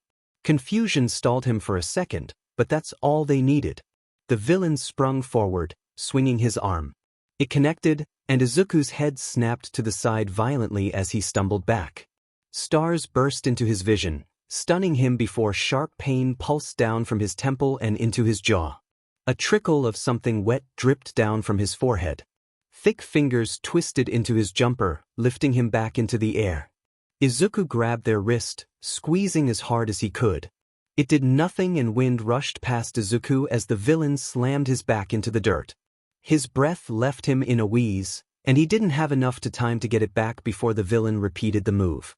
Dust flew up as he hit the ground again, the pain racketing up his spine, the impact making his head spin. He breathed in air, and it turned into a weak cough in his throat. Blood from the villain's face hovering above him dripped onto his cheek, making him wince. He could already feel his eyes start to swell. His own blood was sliding down his face and into it, forcing him to blink rapidly. "Looking for these?" The voice of the blonde villain sounded to their right. Izuku glanced over, squinting through blurry vision. The man smirked, twirling Izuku's shooters around his fingers. How had he gotten out of the webs so quickly? Took me a while to figure out that whatever this is, isn't part of your quirk. I'd call it clever, if you didn't have your sleeves rolled up. I'd never have guessed it if I hadn't seen them up close. Damn it. It was a teleportation quirk. One based off sight? I can see that you're confused. I call my quirk larceny. I can take whatever someone has in their hands. He said, poking at the pressure pads that stuck up from the wristband. I half expected it not to work, lucky me. Izuku looked back at the crystal villain, ignoring the steady drip of blood on his mask. He could feel it mixing with his own as it seeped through the fabric. Keep them talking. So you weren't trying to escape the chains. You were trying to get them into your hands. He coughed. We work well together. He growled, and Izuku's face knit up in confusion. These two were odd. Izuku chanced a half-blind glance around him, counting on the mirrored lenses to hide which direction he was looking in. He was pinned next to the tall, plastic slide in the playground. He eyed the gap. It was about half his arm's length away. A support pole was in reaching distance, and he focused onto it when inspiration hit him. You two are pretty unusual. I haven't seen any villains work effectively together before. Izuku said, inching his hand closer to the slide. That's what makes us dangerous. So why are you telling me your quirk, huh? It's an identifier, seems like a silly move to give it away. Izuku, of course, already knew the answer to that. He reached up and grabbed the crystal arm at his chest to distract from the one that had wrapped around the support pole. It was keeping the slide standing, all he needed was one good pull. His shoulder blades twinged at the movement, still pressed into the dirt. It's gonna be hard to identify us to your cop buddies when you're dead. The blonde smiled, nodding to Hojo. He felt the hulk of a man shift above him, drawing a threatening fist over his head, poised to bring it down onto his skull. Izuku yanked to metal pole. With a screeching of metal and plastic, the whole slide detached from the playground. He heard the blonde shout in warning, but the slide was already slamming into Hojo's back. Izuku could hear the crystals along his spine shattering, and the fist in his jumper loosened in shock. With two fists, Izuku slammed his arms into the crystal hand. A loud crack almost drowned out the shout of pain as the hand snapped away from the arm, falling to the side with a thud. The stump of an arm hovered above him, and Izuku didn't waste any time wriggling out from under them. His head and chest injuries beat painfully in time with his heart, but he ignored it as he got unsteadily to his feet. His senses flared, turning in time to raise his arms and block a punch from the blonde. Izuku grabbed his thin arm, twisting his hips as he yanked them over his head. The blonde was sent crashing to the ground, and all Izuku had to do was apply to slightest pressure before the bone was snapping beneath his fingers. The blonde screamed, and Izuku let go of the wrist as impulse took over. He zeroed in on the frail mask, reaching forward to tear it from their face. Izuku grabbed it, yelping as something sliced into the palm of his hand. Springing back with the mask clutched in his bleeding fist, he stared in disbelief at what he was seeing. The blonde was grinning up at him through the pain in his eyes. A dagger strapped to his face, standing straight up into where the beak of the mask had been a second ago. Blood oozed over the blade, running down the blonde's cheeks and mixing with their hair. The villain's eye fluttered, before his head smacked down onto the ground, unconscious. Blood dripped between his fingers, falling to the ground as Izuku continued to back up. This was becoming too much for him. Who the F hid knives in the beak of their freaky plague masks? Izuku curled his bleeding fist tighter around the mask, looking at it with wide eyes. It was evidence, the only thing he had to prove he'd had a run-in with the Shy Hasaikai. He couldn't let them get it back. The large villain was already pushing himself up from the mangled playground equipment, head turned down. As quickly as he could, he bent and shoved the mask into his shoe. The blood-covered leather was stiff around the beak, but it folded easily. Enough when Izuku forced it to. Pushing it as deep as it could go, he winced as it stabbed through his sock. He couldn't think of anywhere better to hide it, and it was out of sight by the time the villain looked up at him. Izuku almost groaned as the crystals around the stump started growing back, forming another jagged hand. He was glad he hadn't actually amputated the guy, but he could feel his injuries throb in disagreement with his morals. The villain stood, rolling his shoulders as he eyed Izuku. Izuku snarled, dropping into a crouch and waiting for the villain to make the first move. His right eye was swollen shut now, and Izuku tried not to think of how much of a disadvantage that put him at. He didn't even have his shooters. A bleary glance at the blonde villain confirmed he was out of the fight for now. The shooters were still clenched in their hands, and for a second Izuku thought about rushing over to grab them. But even though the blonde was unconscious, that didn't mean he wouldn't wake up soon and snatch the things back from Izuku. His senses couldn't warn him until it had actually happened, and that proved to be a distraction he didn't need. He eyed down the villain in front of him, standing tall and ready. It was obvious this was going to be a hand-to-hand fight. The villain started walking to him, head ped to the side as he approached. "You're not too bad for being new to the scene," he said. "You make a good opponent. Out of respect, I'll make sure there's something left of you to send to your family." From there, Izuku fell into the blur of the fight. The villain came at him hard and fast, and all he could focus on was not getting hit. He ducked, dodged, jumped out of the way of their arms, adrenaline drowning out everything as he waited for his opening. He was so focused on his arms, he didn't notice what their legs were doing. A booted foot slammed into his gut, sending him stumbling back. A flash of crystal in his vision had him jerking his arms up to block a hit to his face, but it was too late when Izuku realized he aiming somewhere else. Sharp pain seized into his shoulder as the fist hit him, and he choked as the crystal slid into the flesh of his shoulder. The villain twisted his arm violently, making Izuku gasp in pain as he clutched at the hand. It yanked out with a sickening wet sound, and before Izuku could grasp that he'd been stabbed, pain exploded in his skull as he was backhanded. His back hit the ground, head snapping back and connecting hard with the dirt. His vision blurred, and he screwed his eyes shut against the pain. Something hard connected to the side of his ribs, and he cried out as he felt the bone give. Decided to take a page out of your book and kick ya. How do you like it? Another kick had Izuku curling on his side, trying to shield his damaged ribs with his arms. A shove to his shoulder had him flat on his back again, and he was suddenly aware of the villain crouching next to him. Izuku snapped his knee up, aiming for anywhere. It was caught in the massive fist, sending pain throbbing into his knee at impact. You just don't learn, do you? And elbow pinned his stomach into the ground, and Izuku grunted in pain as it put pressure on his ribs. The villain still had hold of his leg, and he had a full second to wonder why when he felt the sharp edge of a crystal at his thigh. His eyes widened, managing to gasp out a panicked, "Don't!" before the villain cut into his thigh.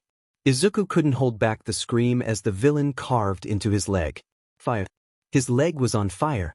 He couldn't tell at what point the villain pulled his hand out, but by the time he was done Izuku's vision was fading out. The pain was radiating from every part of him, dragging him closer and closer to unconsciousness. "That's for kicking me, you little sheet," he said.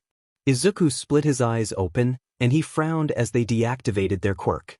The crystals melted back into his skin, leaving the pale man free of them. He moved to hover over Izuku's face. "And this one is just for me." A fist, flesh but still hard, crunched into Izuku's nose. He struggled to breathe for a second as the villain pulled back, blood staining the front of his mask. His mouth dropped open to SCK in air, some instinctual part of him remembering that was an option. He slipped in and out of awareness as he laid there, listening to the villain's footsteps. A muttered conversation, "The blonde must be awake again." Great, just what he needed. A finger poked at his bruised cheek, and he cracked an eye open to glare at the person. He was right, it was the blonde bastard. Really did a number on him. Check his pockets for his license. I want to know the name of this hero. Hands, none too gentle, patted him down. He could only lay there as they went through his pockets. He mourned the loss of his phone as it was pulled out of his jeans, the only valuable thing he brought on patrol. No license, huh? The blonde's face appeared over him again. Interesting. Izuku would have spat in his face if his mask wasn't covering his mouth. Maybe not the hero we assumed you to be. The blonde pulled back out of his vision, and Izuku couldn't stop his eyes from drifting closed.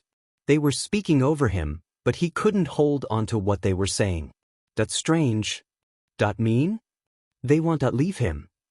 Izuku's grasp on the world slipped, and everything stopped. Consciousness came to Izuku sluggishly. A mess of jumbled thoughts and feelings seeped into his brain, a confusing cocktail of sensory input. He frowned at the strange orange tint the world had taken. His eyes were closed, he must be somewhere with bright light. He shifted his legs, freezing as something important came to his attention. Everything hurt. The pain pulsed from every point in his body, radiated down to the tips of his fingers. A cool breeze blew over the exposed skin of his hands. There was something covering his face, constricting the shallow. Breaths puffing out from his mouth. He reached up with the arm that hurt the least, fumbling with his fingers to grab the material at the base of his neck. It stretched as he yanked it off, gasping in a cool lungful of air the moment he was free. Cautiously, he squinted an eye open. Blinding light had him squeezing them together again, a groan slipping past his lips. Why was it so effing bright? Where the hell was he? The question had him trying to open his eyes again. He winced as he was again assaulted by the light, squinting his eyes and blinking to try and clear the unpleasant sting. Green and blue blurs above him sharpened into leaves from overhanging trees. Beyond that, a cloudy blue sky. He threw a glance around him. Trees stood tall around Izuku, creating a wall that surrounded the small area he lay in. He was in a clearing island at Ina Park? Ueno Park. He gasped, sitting up. Agony twisted in his side at the movement, forcing him on his back. Sheet, he was still in Ueno Park. The stakeout, the shy Hasaikai, it all came rushing back to him. And it was FNG morning, where he could be very easily found. He scanned his surroundings again. At some point he'd been dragged away from playground. Thank God for small mercies. If someone had found him, he'd already be on his way to jail. He'd unpack the why later. Right now he needed to move. He needed some level of privacy before he could patch himself up, and hopefully some running water to wash the worst of the dried blood from his skin. He took a deep breath, before propping himself up on his left elbow, and looked down at his leg. His breath hitched. The jean leg of his left thigh was completely shredded, the black denim glinting in the sun. It was soaked with his blood, clotted up and dark as it collected around the wound. Long tears in his skin pulsed an angry red, dried blood staining the skin. The wound was near his knee, on the outside of the leg. His breath would have rushed out of him, but the twisting ache in his side stopped it before it could start. The cut had missed the major artery in his thigh, by how much he couldn't be sure. If it hadn't, there was no way he would have woken up. He'd be in a bigger pool of his own blood, left to rot as he bled out and died. He shivered, suddenly cold as he reached out bruised fingertips to graze over the shredded fabric of his pants. Either way, it was going to need stitches. His shoulder was in a similar state. His ribs felt bruised and he poked them with a wince. Very likely one was broken. He'd have to be careful not to move too much. Giving himself a punctured lung wasn't too high on his wish list. He eyed his cut palm. It looked nasty, but he wouldn't be able to stretch the meager stitches he had out that far with his other 2 wounds. Shakily, he got to his feet, swaying as he took stock of himself. He could deal with this. He patted the side of his jumper, letting out a breath of relief when he felt the lump there. The emergency, small first aid kit he'd stitched into the inside hadn't broken off in the fight. If he could get somewhere with a door, he could start fixing himself. One last glance around him, and he started limping. He brought up his mental map of the park. He immediately wrote off the buildings surrounding Ueno. There was no chance he'd be able to sneak in with his injuries. They'd call an ambulance as soon as they saw him. A hospital might be beneficial, but he could confidently say paramedics knew it when they saw a vigilante. They must get dozens of cases like him, idiots that bit off more than they could chew. And funnily enough, he hadn't warmed up to the idea of jail time in the last 5 minutes. That didn't leave him with many options. One in particular stood out to him, making him wince at the thought. There were a few scattered public bathrooms in the park. At least he'd have a locked door between himself and any curious passers-by. He staggered towards the voices nearest to him, pausing when he was close enough to peek through the trees and see the footpath. His eyes widened when he spotted the entrance of the park. The tall metal fencing opened up to the public. Small bushes blooming with delicate flowers decorated the path, and Izuku backed up out of sight as a giggling kid ran out onto the walkway in front of him. The villains had put him all the way back here? He frowned, confused.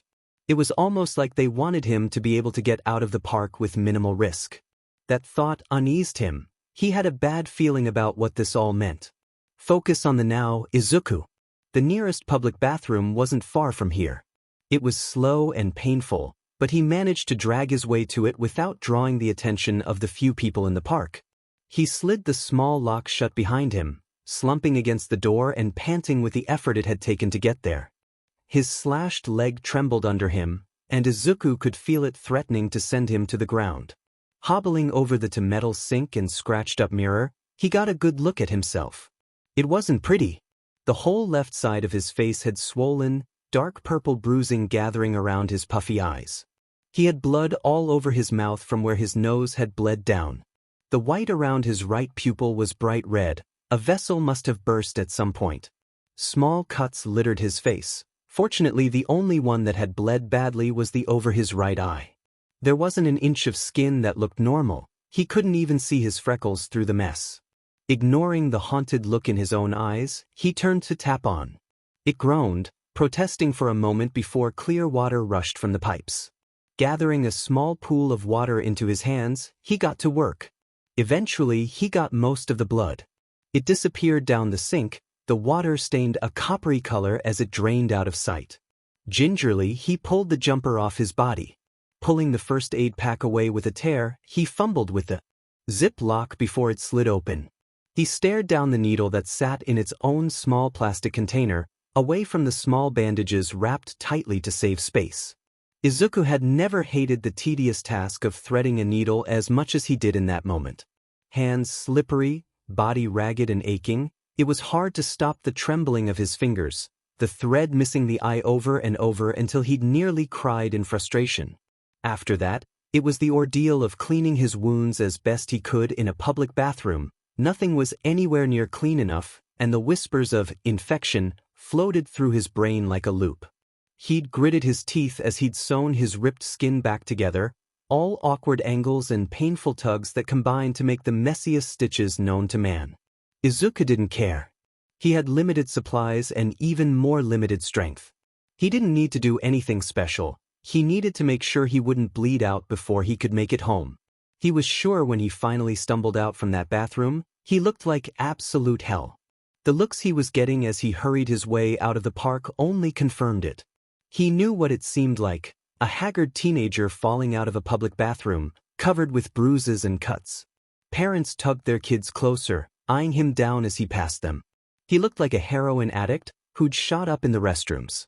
Keeping the lump in his throat locked down, he made his way quickly as possible to the train station. The stairs followed him as he climbed aboard. Luckily, 1 in the afternoon wasn't peak hour for traffic. He got a seat, lowering himself slowly to be mindful of his ribs. He'd had nowhere near enough bandages to wrap his torso. He'd have to wait until he got back to the apartment. He kept his head down, averting his face from other passengers looking curiously over at him. The back of his neck was crawling with the feeling of people's stares. He swayed back and forth with the train, and he took the time to look over the rushed stitches in his pants. With little to no other options, he'd used some of the little string he had for his stab wounds to patch up his clothes. It was obvious he'd done it himself, the cloth pulled together messily over his thigh and shoulder. It was better than walking around with his wounds on display. At least the material was dark enough to hide the blood. He let his eyes slide closed, taking a moment to try and block out the sharp pain that beat along with his heart. Stitching himself up had been horrible. He was in desperate need of more supplies. Izuku had his stash at home, along with the disinfectant hidden under his bed. He was running against the clock until infection settled into his wounds. Even if laying on the dirt, blacked out for hours didn't count, any bacteria that may have been on the villain could cause it. Even the chemical makeup of the crystal could be an issue. There was such a wide variety of quirks he didn't think. He'd even bat an eye if it turned out poison crystals were a thing. Disinfectant first, then he'd wrap his chest with a compression bandage. Maybe then he'd let himself sleep. The train shuddered to a stop, and a glance up at the platform told Izuku it was his station. He stepped out with a small crowd of people, all of them giving him a wide berth. That was fine. It was good even. He really needed space right now.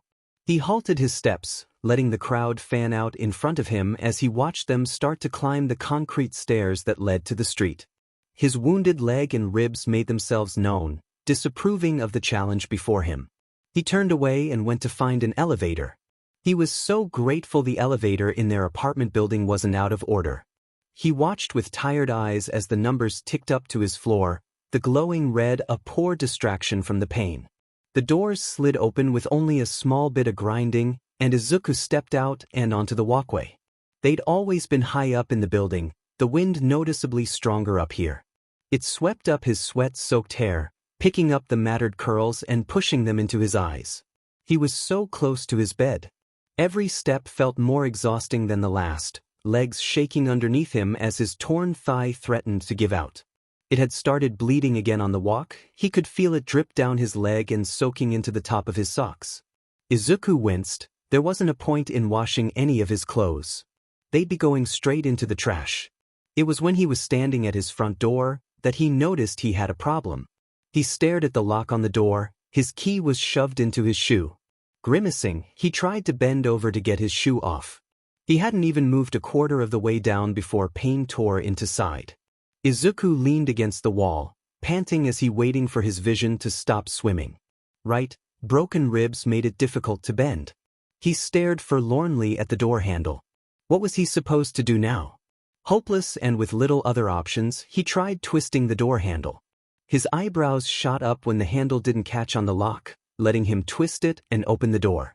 A little shocked that had actually worked, he stepped warily into the apartment. "Izuku!" His mother's voice cried, and he jumped in alarm. He regretted it immediately, biting his lip as a fresh wave of pain washed over him. With watering eyes, Izuku stared at the woman who burst out from around the corner. She looked frantic as she took in the state of him. Dread dropped like a rock into his stomach. She wasn't supposed to be here, he was sure it was Saturday. His mother was supposed to be working. A series of emotions washed over his mother's face in the matter of seconds: concern, fear, and a bit unexpectedly, anger. She rushed over to him, hands hovering over his face as he stared down at her. His mind scattered, scrambling for an excuse that didn't sound completely fake. Listen, What happened?" she cried, lurching forward to get him in the circle of her arms. His eyes widened, taking a hasty step backwards before she could touch him. His clothes were still damp in places where the blood hadn't fully dried. He couldn't be sure she wouldn't investigate for more injuries if she noticed. His mother froze, baffled at his reaction, with arms still outstretched to touch him. She frowned, taking another step towards him as her arms dropped. "Izuku, what's wrong?" "Nothing, He swallowed, wincing at his next words. "I just don't want to be touched right now." That seemed to disarm her, withdrawing her hands to bring them close to her chest. "We need to get you to a hospital, No, Mum, I'm seriously fine. In times of distress, Izuku fell back onto past experiences to help him. That might explain why his brain spat out his poorly thought through excuse: "I ran into some bullies from school." "Kids did this to you?" She reared back, aghast. "Izuku, you look like a building dropped on you. We're going to the hospital, now." Izuku's time spent on the streets had rewarded him with enough reflexes that he easily dodged out of the way of his mother's hands. She reached forward for his arm, but he snatched it out of her range, backing up further. His head hurt, and he could feel his panicked heartbeat pulsing along with his headache. He couldn't go to the hospital, not with how deep in shit he was now. The new vigilante had been on the streets for a while now. The police would be on the lookout for any people like himself seeking medical attention. It was fine. He could deal with this on his own. If only he could convince his mother of the same thing. Her mouth set into a determined line, and the anger he'd seen earlier was growing on her face. "Izuku, you're going to tell me what actually happened to you," she said, cutting off his next words before he could start. "And don't give me that excuse. You're scaring me. Why are you lying?" "I'm not," he said, trying to keep the shaking from his voice. His mother sniffed as the first tear fell down her face. Her brow was furrowed, arms held stiffly at her sides. Her hands were shaking, but were balled into tight little fists. He recognized the tears for what they were: an outward and overpowering feeling of frustration. "You are. This has something to do with all the sneaking around you've been doing, isn't it?" Izuku's breath caught in his chest as he stared at her.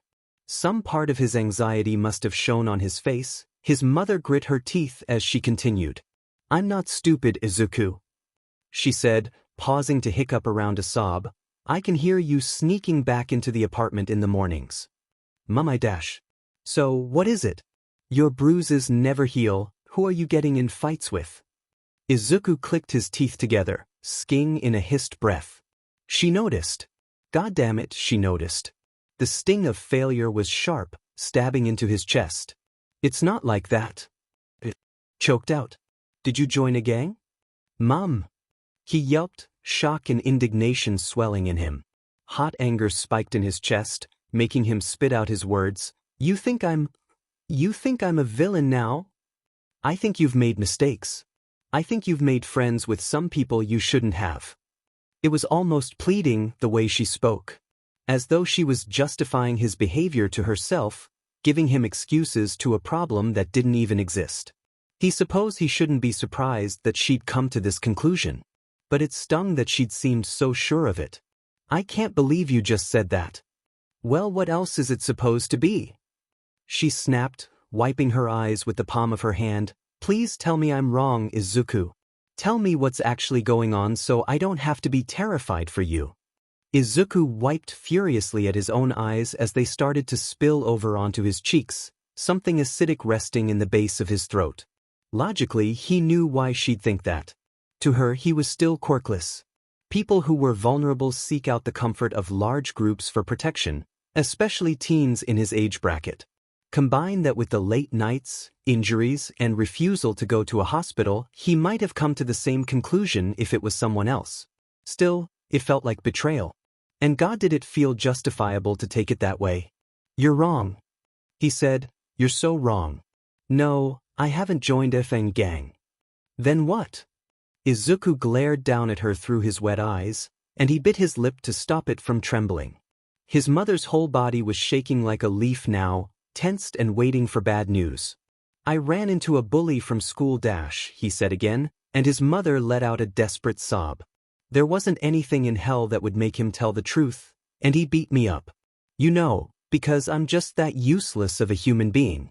The end was unnecessarily cutting, but satisfying. Not that his mother could object to that reasoning anyway, her whole argument was based off it. "And where were you this morning? Why weren't you here?" His mother asked shakily. "I thought if I took the weekend off and spent some time together, then maybe I'd be able to I don't know. Find out what was going on. But you weren't. You didn't come home. Where were you? Took the weekend off? What did that—" The note that was left of the bench 2 weeks ago flashed into his mind, and he felt his blood go cold. The note. The one that she'd left behind for him to find. He'd agreed to see a movie with her. That was today. Guilt crashed into him, stewing in the bottom of his stomach. His mum hadn't waited around to catch him out on a lie. She'd been staying back to spend time with him. For the first time he took in his surroundings, and he wanted to kick himself for ignoring the 2 cups of cold coffee that sat on the lounge room table next to a waiting handbag. His mother had dressed up in one of her nicer blouses. Her sleeves were crumpled as if she'd spent hours anxiously twisting the fabric. That was why she wasn't at work. Why hadn't he remembered? His shoulders slumped forward, and he ignored how the motion pulled at his stitches. He'd gotten a lead yesterday with the Shy Hasaikai, even if he'd lost the fight with little else for him to follow up on. He felt bad he'd made his mum upset, but he couldn't be sorry for it. For the first time, he felt the need to come completely clean to her. To tell her the whole truth. She hadn't been right about joining a gang, he was trying to save someone from one. But his mouth stayed closed. His mum's question stretched between them, left hanging in the air for an answer that wasn't ever going to come.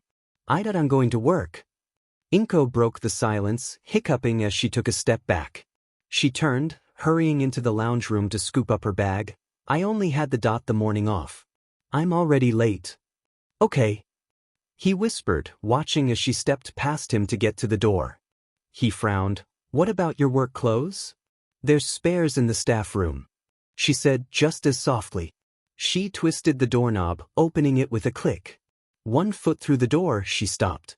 Her hand tightened on the door handle, and with her face turned away from him said, "Whatever it is, you can tell me, Izuku. I'm so angry with you, but I love you. I'll help you. I know you're almost 17, and feel like you have to start keeping things to yourself.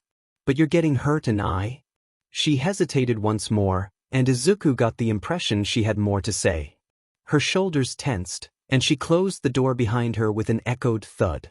He in a shuddering breath, and fought against falling apart right there. Aizawa Shoyuda wasn't a man known for owning extravagant things, and his apartment reflected that. The basics were set up, like the single square table he owned sitting in the middle of the lounge room, or the overworked microwave that stood vigil on the countertop of his small kitchen with only the kettle to keep it company. The most expensive thing in the entire flat was the TV, one that he had purchased over 8 years ago. It had a crack in the screen from when a drunk Hizashi stumbled into it a year ago. His couch was lumpy, soft, and exactly how he liked it. Coffee stains darkened the cushions, a feature that Aizawa couldn't care enough to fix. He spent most of his time home sleeping. No point changing anything when he only saw the rest of his flat when he was leaving for work. His bed, a mattress on the floor, was piled high with sheets, dunas and pillows. Messed up from when he rolled out of it moments before. Aizawa cursed, tripping on a discarded shirt as he stood and catching himself on the wall. He shook his foot, and the shirt was flung to the other side of the bedroom, landing with the rest of his dirty laundry. He ran a hand through his sleep-mused hair as he stepped into his living room, scanning for his capture weapon. It was on the couch, laying on the cushion. He snatched it up, and with practiced hands wound it quickly into a loop. He hung it across his neck, reaching back to pull his hair out to lay on top of it. He turned to the rest of the apartment, eyes squinted. Was there anything else he was missing? He patted down the pockets of his costume, pausing when his fingers brushed over the phone tucked away in his suit. He pulled out his phone and switched it on, eyes already on the battery percentage on the top of the screen.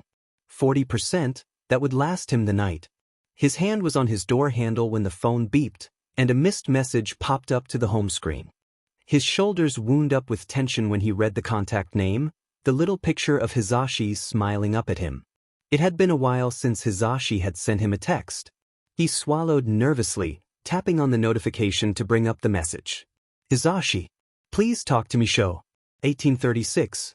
Something viscous and ugly was stewing in his stomach, climbing up higher into his chest the longer he looked at the message. Hizashi must have sent it when he'd been sleeping. Unlocking his phone, he navigated his way to the message app. Tapping on Hizashi's number brought up a list of their text history. The screen was filled with similar messages, going back through the months Shoyuta had been avoiding the other man. Shoyuta furrowed his brow, scrolling back down to the recent message. His thumb hovered over the reply button, just for a moment. Shoyuta sighed in frustration. Why was this so hard? His eyes flicked up to the time showing at the top of his phone, wincing. He had to get going now if he wanted to get to his meeting before patrol. He hesitated before closing his phone again, slipping it back into his pocket before stepping out the door and locking it behind him. It had already been months since Shoyuta had stopped speaking to him. It wouldn't hurt Hizashi to wait until he got off patrol. He shoved the message into the back of his mind, trying to forget about it as he made his way down the water-stained steps of his apartment building. He relaxed as he got out the front door of the apartment, pausing as drops of rain landed into the tangled mess of his hair. Glancing up, he could see the dark gray clouds even against the night sky. It was only sprinkling, but it wasn't difficult to guess it would be raining hard in a few hours. Scowling, he pulled his scarf higher around his face as he turned and set off down the street. "You're early," Tsukachi said as Shoyuta slumped down into the chair. He glared up at the detective, reaching for the little pot of coffee the man already ordered. 2 cups, ready and waiting. He supposed they'd developed a routine by now. Wasn't there some big staff meeting at UA tonight? Left before it was done, they didn't need me there. Shoyuta said, taking a sip of coffee and sighing. He'd been right earlier when he thought the rain would start getting harder. Even now in the shelter of the cafe he felt the Tsukachi nodded, grabbing the other cup for himself. "How'd it go?" "I hear they're cracking down on exam format." Shoyuta rolled his eyes. "If by cracking down, you mean the absolute coddling of the new classes to avoid any kind of complaint. The only reason I'm staying out of it is that Nedzu's still letting me teach my class however I want, exams included.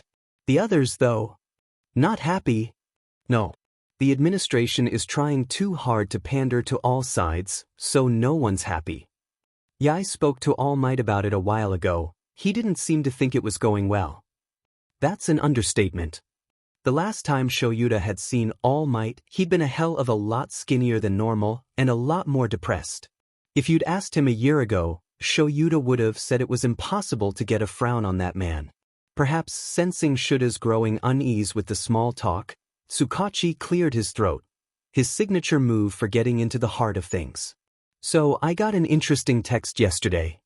Shoyuta raised an eyebrow, taking another long sip of coffee. The man continued. "Officer Takamaru got a hit off the database. One of your missing persons was reported by a morgue out in the Basho prefecture." The coffee hit the back of his throat as his breath hitched, and it was a struggle to keep it from spraying out across the table. "WN." Shoyuta wheezed. The detective was unfazed, simply handing Shoyuta a napkin to wipe his mouth where some had dribbled out. "About a month ago. But they're an older morgue, they hadn't linked up with the new system yet. They died of natural causes apparently, although extreme organ failure at 19 seems to be a new one to me." He passed a file over, the plain beige cardboard hiding what was sure to be an overtly technical report. You can cross this one off the list. Shoyuta flipped the file open, skipping neatly over the jargon and legal papers stapled to the front. He turned the pages until he landed on the general information. He didn't even need to glance at the name when his eyes landed on the picture. He'd know that thin face and pointed red hair anywhere. He'd spent the better half of 5 months looking for the man. Abe Haru, age 19 and registered villain. Shoyuta moved his eyes down the page, skimming the information he already knew before finding the cause of death. A frown tugged at his face. The detective hadn't been wrong. Extreme organ failure was listed, without much else to explain why that would have happened. How in hell did they write that up to natural causes? Tsukachi shrugged lightly. Could be a number of factors, but they had his file too. If nothing else, they might have read he was a villain and wanted it processed as soon as possible. And in turn, delaying a long-term missing persons case. I'm sure they didn't mean any harm by it, he said, but I don't think anyone would object if I swung by there to check. If anything, they're just going to get a slap on the wrist. Shoyuta grunted, throwing the file onto the table in mild disgust. Because he's a villain, right? He was still just 19, a kid. And some people won't see it that way. Especially anyone wanting to squash down that this is going on at all. This whole case stinks of a vigilante. No, it doesn't. Shoyuta rolled his eyes, falling into the familiar argument that seemed to happen every time they met up. This isn't Stain's MO anyway. There's more vigilantes in the world than Stain. Each of the missing villains that have turned up dead have been killed in different ways. Shoyuta said, leaning forward and jabbing a finger onto the case file, this is the only guy we didn't need dental history to identify. They only turn up weeks after they're killed, with no trail left to find what happened to them. This is organized. No vigilante would be able to pull off the cover-up. And let me guess, there was no evidence found on Abe. Do you even have to ask at this point? Tsukachi smiled grimly, moving forward to fill Shuta's emptying cup. No signs of a struggle, no DNA evidence. I see your point, but when villains start turning up dead, 99% of the time the culprit is a vigilante. And the people higher up on the chain are seeing it that way as well. Shoyuta sighed, praying for patience as he picked up his cup and took a deep drink from it. If the Criminal Justice Board were starting to blame a vigilante, it was going to put pressure on himself to turn his investigation away from other villains. His lip curled at the thought of the months of time that would waste. He placed the cup back onto the table with a soft clink, frowning down at it as he traced the rim with his thumb. Tsukachi must be thinking along the same line. He could feel the man's stare on him.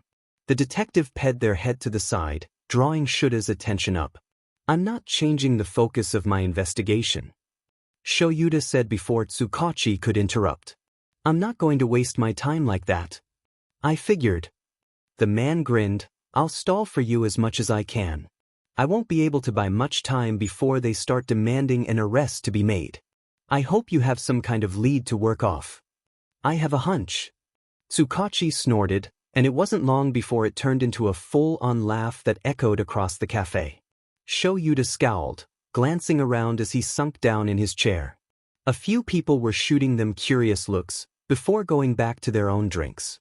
Aizawa Shoyuta, are you telling me that you of all people are going off a hunch? I hope you know you can't make fun of me for my own hunches from now on. Weren't they supposed to be illogical and influenced by the investigator's bias? I swear I've heard you tell me that, oh, maybe a dozen times. They are illogical and influenced by bias. He scowled, picking up his cup. If it hit his face from any onlookers as well, he certainly wasn't complaining about it. My hunch is based off a 5-month investigation, not a notion that I can point and guess blindly. What? Tsukachi squeaked. And you think that's what my hunches are based off? You wound me, Aizawa. Do you want to know what I think, or should I just leave? No. Please tell me. Shoyuta rolled his eyes as he sat back, crossing his arms across his chest. As I said, this is too organized to be just one person. 20 people are still missing. If they were dead, we would have found them by now like we have the other half of the villains. So what, a gang? Or something like that? Yes. Tsukachi looked like he was biting his tongue to stop himself from saying something. Shoyuta scowled. There was only one thing that Tsukachi would hesitate to say to him concerning their case. The League of Villains had been quiet on the streets for months now. The attack on USJ had springboarded their reputation on the streets with the death of a UA student. Aizawa knew this left the villain group with some breathing room, which was extremely bad for the heroes. Without needing to bolster their little pathetic gang in the eyes of other villains, they could turn their attention to other things. Other things that perhaps involved kidnapping other villains. The only problem was, Shoyuta couldn't figure out the angle why they would do it. He'd first chalked it up to some recruitment scheme, with a few failed initiations. New members were tested, before being killed when they were unsuccessful. A sick thing to do, but not something Shoyuta would put past those BS notice. But as more and more bodies started to show up, that theory started to deteriorate. That rate of failure spoke poorly of whoever was recruiting for them, so much that Aizawa was sure it wasn't recruitment at all. But if the League of Villains were indiscriminately killing other criminals, the question was why. There was no motive, from what Aizawa could see. Still, neither one of them spoke. Shoyuta averted his eyes almost the same time Tsukachi did. If Tsukachi wasn't going to explicitly bring them up, Shoyuta wasn't going to either. Not until he was sure it was them, at least. Throwing accusation around wildly about the League of Villains would more likely land him with a long leave from hero work and a few good months in a therapist's office. His agency had already threatened him with it. A small spike of pain built behind his eyes, and with a sigh he pinched the bridge of his nose hard. The pressure relieved some of the pain, pushing it back for a moment. Great, a tension headache. Just what he needed before patrol. Is that all, or do you have more information for me? Shoyuta said, not looking up just yet. He focused on the feeling of his fingers, rubbing them closer to his eyes. That's about it. Great. Shoyuta said, standing. Rummaging around in his pockets, he brought out a few crumpled notes and threw them on the table. My treat tonight, you get the next one. Sure, sounds good. Tsukachi smiled, I might stick around. For a bit, you'd be surprised how little breaks I get. Going to take advantage of this while I have it. Shoyuta nodded goodbye, turning and shoving his hands deep into his pockets as he walked away from the cafe and into the rain. The fact that the detective didn't offer for him to stay spoke of the man's tact. He knew Shoyuta would decline without having to be told. It was one of the things Shoyuta liked about him. Trying to stay undercover was a useless endeavor, and before long Aizawa was soaked through. Water dripped from his hair and onto his face, shivering as a harsh wind blew across his wet costume. He should probably just call in sick tonight. If he didn't, he might actually become sick later by standing around in the rain like an idiot. However, his feet continued to walk him to his well-known patrol area. It wouldn't take him long to get there. His area during the night was large, spanning across double of the normal space a hero would usually patrol. But underground heroes were in short supply. He'd be one of the few on shift tonight, maybe less if other heroes made the smart choice to stay indoors. At least it might be a quiet night. Villains disliked the rain just as much as the heroes did. Going home might be the smart choice, but it certainly wasn't the right one. Not for him, at least. His phone buzzed in his pocket, and with a quick glance around him showed no one around. He tucked himself into a small corner in the alleyway he was in to check the message. There was only one reason he'd be getting a text right now. Underground hero Eraserhead required at Yukiyu Casino. Anonymous tip claiming villain Aboru citizen ID. Yuba Nosto has been cited. Delete this message. To Shuta's dismay, Yukiyu Casino was fancy. Shoyuta was a lot more recognizable as Eraserhead after last year's incident. His face had been on the news so often those few months after USJ. He'd gone from not worrying about reporters to hearing the click of a camera almost everywhere he went. Thankfully for his hero career, that behavior had calmed down in the last year. It allowed him some anonymity if he changed up his look somewhat. He tucked his goggles into his pocket and ran his fingers through his hair to try and tame it. Luckily he'd brought a hair tie with him tonight, and he looped his messy hair into a tight bun. There was nothing he could do about the identifying scar that was stamped deeply under his eye. Walking into the front door blinded him for a moment, a stark contrast from the darkness outside. Ridiculously high ceilings had complex art hanging delicately, glittering as they slowly spun in the air. The lights were a bright yellow, bathing everything in a golden, luxurious color. It even smelled fancy. A mix of expensive perfumes and cologne from the patrons staining the air. It was making Shuda's nose itch. The carpet under his boots was soft and springy, threatening to trip him up if he wasn't careful. Luckily, the receptionist, whose smile was too wide to be genuine, agreed to hold his scarf and combat belt behind the desk for him to collect on the way out. His capture weapon was too well known for an undercover job. She didn't question his support items at all as she tagged them and put them in the room behind her for safekeeping. Shoyuta watched her, unsurprised. It was common for places like this to have a no-questions-asked rule, which made them fantastic places for drag dealers like Yuba to hide at. This left him in his baggy black shirt and pants. Not great for blending in with high rollers, but a lot better than his full costume. His disguise was as good as it was going to get, and he thanked the receptionist before going through the gold-trimmed doors leading into the club. If he thought it was bright at reception, it had nothing on the main gambling area. Multicolored lights screamed from the slot machines, casting blue, yellow, green lights across the walls. It was a massive room, making the sounds from the slot machines echo. Shoyuta passed a machine, and they must have sensors in them because suddenly a cartoon cowboy on the screen shouted, "Yippee-ki-yay," at him, followed by the clinking sound of coins falling. He hated casinos. Making sure to mentally mark where he was to stop himself from getting lost in this labyrinth, he continued through the sinner's den. The place was packed full of people who probably didn't make enough to be throwing it away like this. Bar staff darted around him, holding trays of drinks and stopping next to the patrons to serve them. They all looked much too stressed for people in their 20s. No one else but him seemed to notice though, eyes glued to their screens as they tapped away. Headache already well on its way back, Shoyuta managed to get a decent idea of every area of the club. There was a large escalator leading upstairs, which held an auditorium with a live band playing to a crowd. He pushed his way through, bumping into people as he went.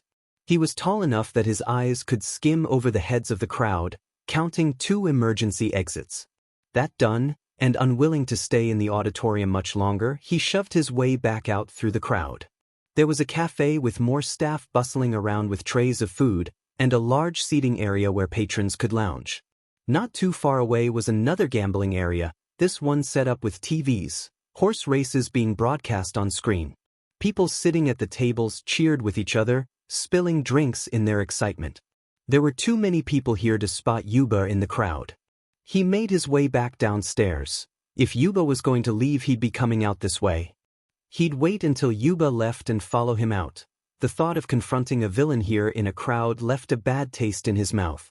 He only knew vague information about the man's quirk, but understood it was a type of telekinesis. Much too versatile in this environment, especially with his own quirk not being what it used to be. With his capture weapon at reception, he didn't exactly have much of a choice. He sat himself down at one of the slot machines closest to the exit.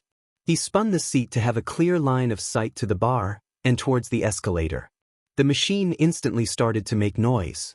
Apparently this machine was witch-themed, as the Dmed thing started cackling at him. The animated witch on the screen winked. Shoyuta tried not to look offended. He peeled the plastic case off his phone, pulling out a 2,000 yen bill stored behind it. The machine pulled it from his fingers, and he set the bidding at its lowest setting. He was going to be waiting a while. Without paying much attention to it, his money was gone within 5 minutes. He clicked his tongue in annoyance, sitting back in his chair and glaring at the machine. The witch cackled again, mocking. He stood, leaving the vile thing behind to walk to the courtesy tap that supplied free water at the bar. He picked up one of the cups stacked to the side, filling it and turning his back to the bar. With a purposely bored expression, he scanned the crowd. There were a few interesting characters around. It was impossible for there not to be with the existence of quirks. An elderly lady not too far from him was using a trunk that stuck out where her nose should be to tap the machine. A few rows down from her, a man with an unusually long neck sipped his drink through a long straw. Some quirks required some type of covering, which a few people had, masking their faces. A couple of people had a simple cloth covering their lower jaws and mouths, while others walked around with goggles. There was one young man who'd walked into Shura's line of view with their whole face covered in a tight, black mask. The large chrome eyes allowed them to see, and Shoyuta spared a thought to what type of quirk required that level of protection. There was always politics surrounding quirk support items that covered the identity of people, especially in places like these, which have a large risk for robberies. Shoyuta didn't have the energy to have an opinion about it. He'd leave the arguing to police officers and politicians. As far as Shoyuta knew, you just had to produce an ID to gain entrance. No one was paying attention to him, so the urge to move from his spot was absent. He filled his cup at the tap again. It was equally tense and underwhelming when Shura's eyes caught on Yuba. The man was around middle age, dressed in a suit, and from what Shoyuta could see was fairly fit. Shoyuta had seen images of the man before. He was one of the main dealers of leech in the city. Yuba stepped off the escalator, making his way leisurely over to one of the poker tables on the other side of the room. Shoyuta averted his eyes, looking at the man in his peripheral vision. He abandoned the bar, finding a vacant machine with a decent view of Yuba. The criminal sat down, smiling wide at the staff who began dealing. Reluctantly, put another bill into the machine and tapped the bet button. The machine lit up, spinning to life in front of him. He pretended to be invested, waiting out the clock until Yuba decided to move again. But he found the people around him to be much more interesting than the machine in front of him. Between the crowd, one particular person was drawing most of his attention, one that was also watching Yuba. It was the young man in the tight black mask. Shura's attention locked onto them. Whoever it was, he was thin and gangling. A large jumper stopped Shoyuta from getting a full read on his body, but the way he looked ready for a fight gave him away. They were standing near the entrance to the casino. Anyone who bothered to look was likely to think they were just scrolling through their phone. Shoyuta, however, knew better. A bodyguard for Yuba? Unlikely. Yuba didn't play well with others. He also would have been able to afford someone with better stealth skills. No reports Shoyuta had seen said anything about a bodyguard. If not protection for Yuba, it could very well be an assassin sent by another gang. Yuba was one of his top suspects regarding involvement in the recent villain killings. It wasn't out of the realm of possibility that this man was sent as a revenge killer. He'd seen it before, after all. The stranger glanced up and around himself, shifting awkwardly before going back to his phone. His foot was tapping on the ground, a nervous tick. His attention was grabbed as Yuba stood and stretched. Yuba turned on his heel, starting to walk towards the exit.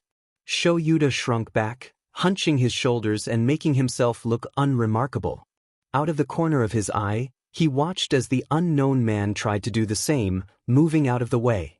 The movement seemed to do the opposite, and Yuba's eyes drifted over to the man.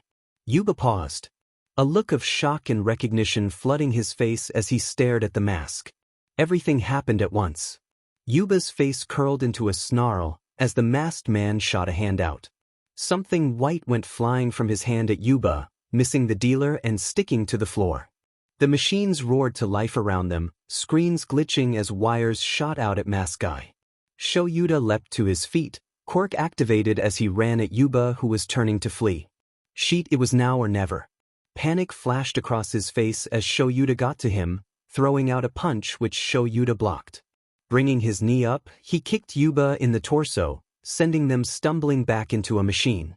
The civilians around them realized what was happening, and the screams of a frightened crowd started as they rushed to the exit. The casino's security leapt to attention, evacuating the fleeing crowd and shouting over the screams for order. Security's main job was to protect the civilians. They'd leave the fight up to them and call the police. Shoyuta was back onto Yuba before he could recover. A kick to his thigh crippled him, hunching him down enough for Shoyuta to send an elbow towards his neck. Something slammed into his side, throwing him off balance and breaking his eye contact. He caught the terrified civilian who'd run into him before they could fall, pushing them behind him. "Keep going towards the exit," Shoyuta said to them as the machines around him once again swelled to life, towering over him. The sound of money falling was the only warning Shoyuta got before the machine started to spit coins at him.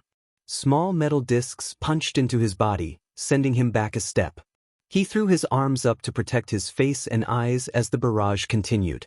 Shoyuta grit his teeth against the pain and focused on not losing more ground. With a whirl from the slot machine, the firing stopped. Shoyuta immediately activated his quirk again, eyes locking onto the villain. Someone had beaten him to it, however, the masked man who'd thrown them into this situation. He ducked a punch from Yuba with practiced reflex, striking Yuba under the chin with the palm of his hand. Yuba smacked into the machine behind him with a grunt. Shoyuta shot forward, weaving through the mass of running people to get back to Yuba.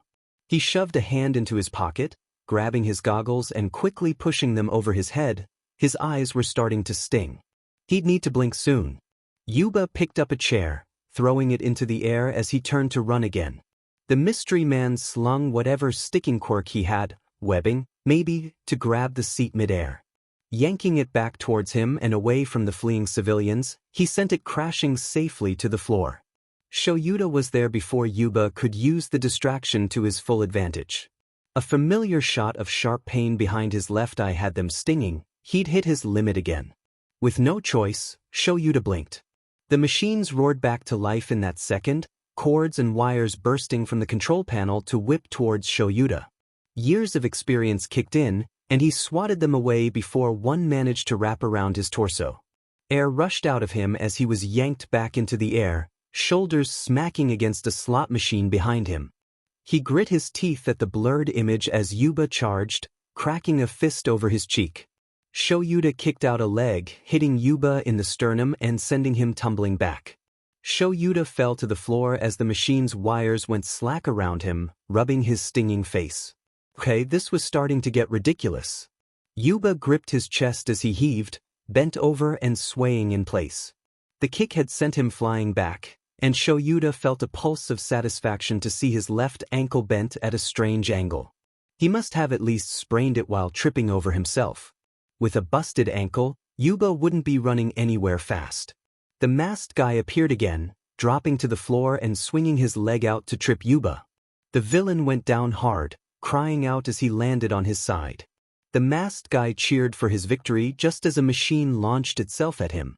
He yelped, before holding out his arms and catching it with a crunch of metal. The force pushed him back, sliding his feet against the floor as he tried to hold his ground. Shoyuta tried to activate his quirk again. He felt a twinge of something behind his eyes, hair lifting for a moment. But like a dying engine, his quirk stuttered, before another stab of agonizing pain had him letting it go. Shoyuta couldn't rely on his quirk here. Instead, he rushed forward. The only way to end this fight would be to knock him unconscious. Yuba lifted his head, and Shoyuta caught his eyes turning purple as another machine lifted and threw itself at the crowd. The masked man must have seen it in the corner of his eye. Still pushing against the first slot machine, he shot another wave of webs at it. It connected and latched on. With a heave, he had the second machine flying towards himself. The two machines crashed together in a deafening noise. Shoyuta almost thought the guy had gotten caught in it, before he darted out from behind. Yuba took the chance to get to his feet, crazed eyes locked onto Shoyuta. He was panting violently through gritted teeth, quickly grabbing something from his pocket. A glint of light on glass. He had seen Trigger often enough that he could identify it on sight now. His heart jumped into his throat as he lunged. The crowd had thinned, but was still a major target. He grabbed the arm with the syringe, snarling as he yanked it down. Pressure on the wrist made Yuba's hand open, dropping the trigger. A fist swung up to his head, but he threw up an arm to block. He stepped in close, kneeing Yuba in the gut and knocking the breath out of the villain. Still, the villain's eyes flashed purple, and Shoyuta felt himself flinch as the sound of slot machines preparing to shoot coins whirled from his right. He was saved from more bruises thanks to the other man.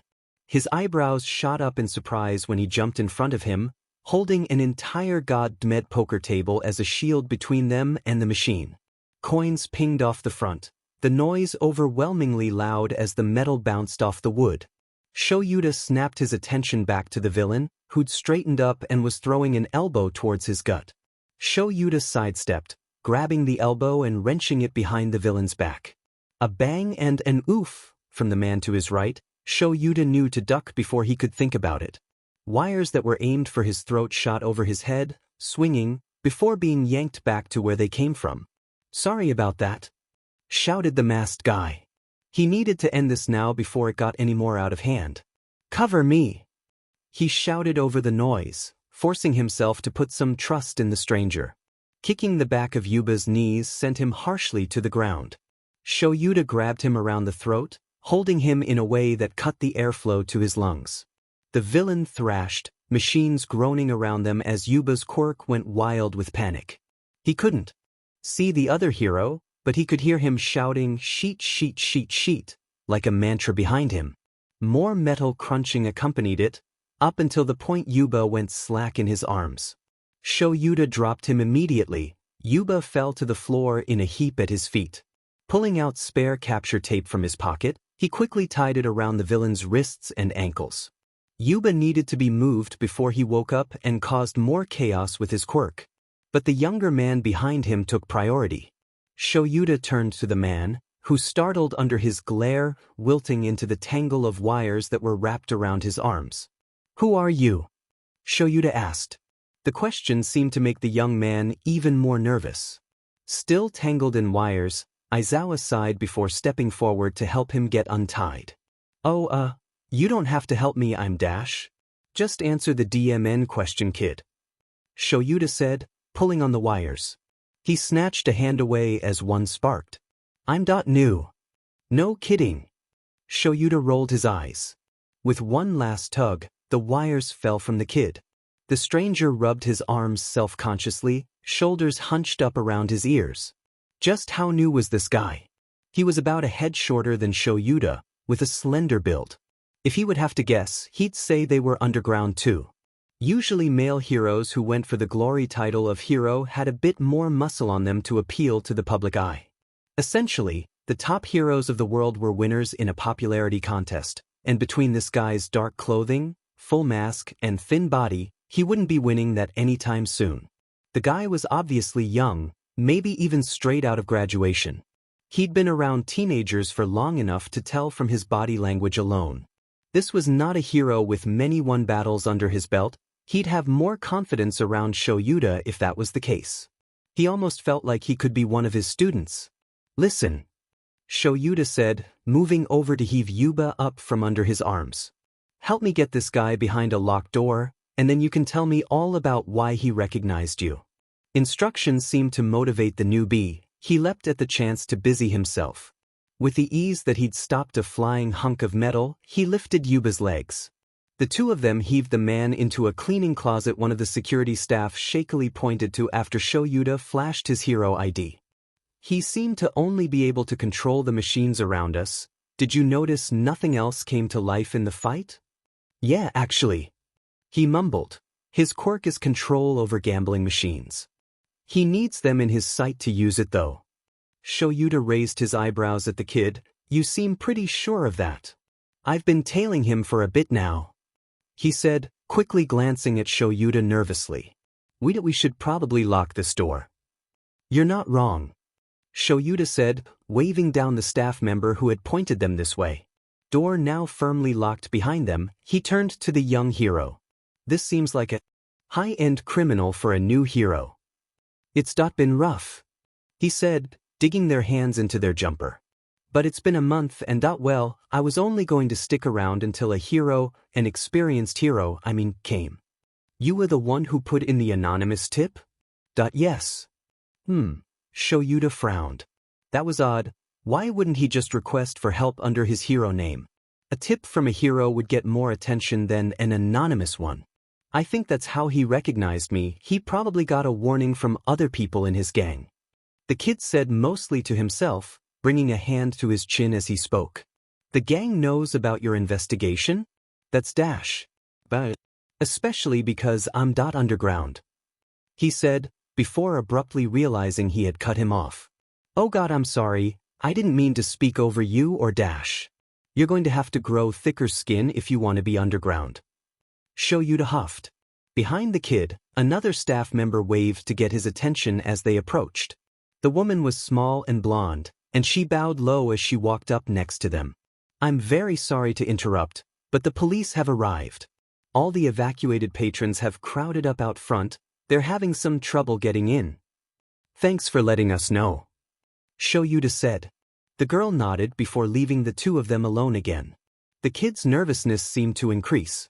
What's your hero name? I need it for the report. Oh, Bishop.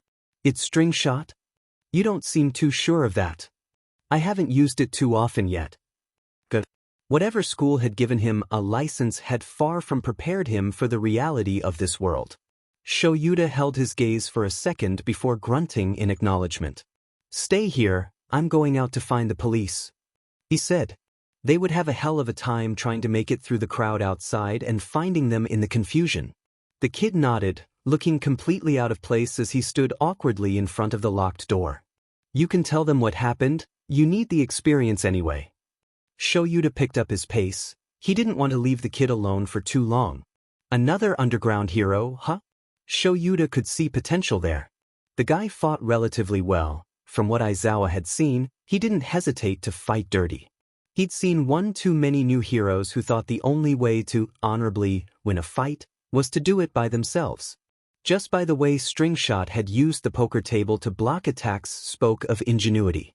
It was a shame his school had failed him so massively. The biggest flaw was his attitude. He'd be dead by the end of the year if he kept that up. Even in the dark outside, the police weren't hard to find. Swarms of frightened people crowded around them. The police were shouting, trying to get people to back up so they could enter the club. Shoyuta waved to get their attention, the looks of relief on their faces evident when they saw him. They pushed their way through the crowd towards him. Hello, officers, Shoyuta said before leading them into the club. With the patrons evacuated, it was easy to find his way back. Turning the corner, he paused. String Shot wasn't here. With a faint feeling of worry, he checked on the door of the closet. Still locked. Opening it revealed the still unconscious drag dealer. Well, at least he hadn't woken up and killed String Shot while he was gone. Eraserhead, one of the officers said as they snapped Quirk suppressing cuffs on Yuba. Everything okay? You look worried. I'm fine, Shoyuta said automatically, doing some quick thinking. Where could the kid have gone? More importantly, the guy was anxious, but too anxious to talk to the police and do his job? That didn't seem right. You sure? We'd like to get it dealt with while we're still here, if there is something. I said it's fine, Shoyuta said, trying to soften the harsh bite of his tone. Should he look for them? He was just a kid. What type of agency got off on giving him assignments like this? If it was up to him, the guy would still be paired up with an experienced hero. But it wasn't up to him, and in all honesty it never should be. He couldn't say shit to anyone about how to protect new heroes, not after last year. Not after his own hands were stained with the blood of a student. It took Shoyuta physically shaking his head to clear his thoughts. His eyes still hurt. It wasn't his problem. He wasn't up to being responsible for another hero. There was already that upstart Shinso Hitoshi about to join his class against Shuta's will. That was more than enough for him. By the time he'd given his report and seen the officers safely to their vehicle, it was past midnight. His quirk was starting to come back to normal. It was always such a gamble when it would give out these days. Getting his capture weapon and belt from the reception, he once again stepped out into the cool night air. The crowd had started to clear out. Ambulances were scattered around, tending the lingering injured public. He took a deep breath, letting it out slowly as he closed his eyes to just feel the wind brush across his face. He supposed he should either get back to work or go home. He wasn't too tired yet, but he was getting hungry. The panging in his stomach reminded him he couldn't just survive off coffee all day. He may as well go back to the apartment. He might actually get a decent sleep before going to UA in the morning too. The trip back was a long walk. At least it had stopped raining, clouds parting to show the blank sky. He watched it as he walked. Sometimes he missed seeing the stars. They'd been so clear when he was a child, living outside the city. Arriving home was uneventful. He shouldered open the door, closing it behind him with a click. The apartment was dark and quiet. He took a moment to consider putting on the TV for some background noise, before shrugging and moving to grab the remote from the couch. He hit the power button, and a news station popped up on. Screen as he moved into the kitchen. ING sightings of Nomus are once again on the rise, and the toll on the hero community is showing. The Hero Public Safety Commission has released the number of deaths of heroes in the last 3 months, and they have once again jumped. Fantastic. Just what he needed to hear winding down from a shift. He grunted in disappointment when he opened the kitchen cupboard to reveal nothing. He was sure he had something left over. The grumbling of his stomach pushed him to pull out his phone and bring up an ordering app. He'd just get a rice bowl from a nearby takeout joint. At times like these, we turn to the leaders of the community for answers. Here at Channel 7, we've reached out to the #1 hero All Might, but once again he has declined to comment. What does this mean going forward, if even the #1 hero does not have a response to this crisis? He ordered the food, just as a scratching at his window drew his attention. The small silhouette of an old exotic short-hair cat meowed at him through the glass, its flat face looking expectantly at him as it flicked its tail. Shoyuda knew the score by now. He opened the window for the stray, and it leapt inside gracefully. He squatted to the floor, reaching a hand out in offering. The cat bumped its head against his hand, before meowing at him again. "Hello, Oishi. You're going to have to wait a bit before you can steal my food again." The cat had almost a comically bad voice, low and gurgling. It meowed again, displeased that food wasn't immediately put in front of him. "You are very impatient." Endeavor, however, has spoken to one of our reporters. The screen cut to a shot of a reporter running across the street, to a patrolling Endeavor. "Mr. Endeavor, sir, could you let us know your opinion on the growing mortality rate of heroes across Japan?"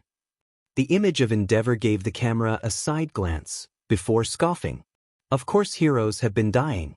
With the disgusting quality of most of them infesting Japan, it's to be expected the weak are dropping like flies." The clip ends, cutting back to the newswoman.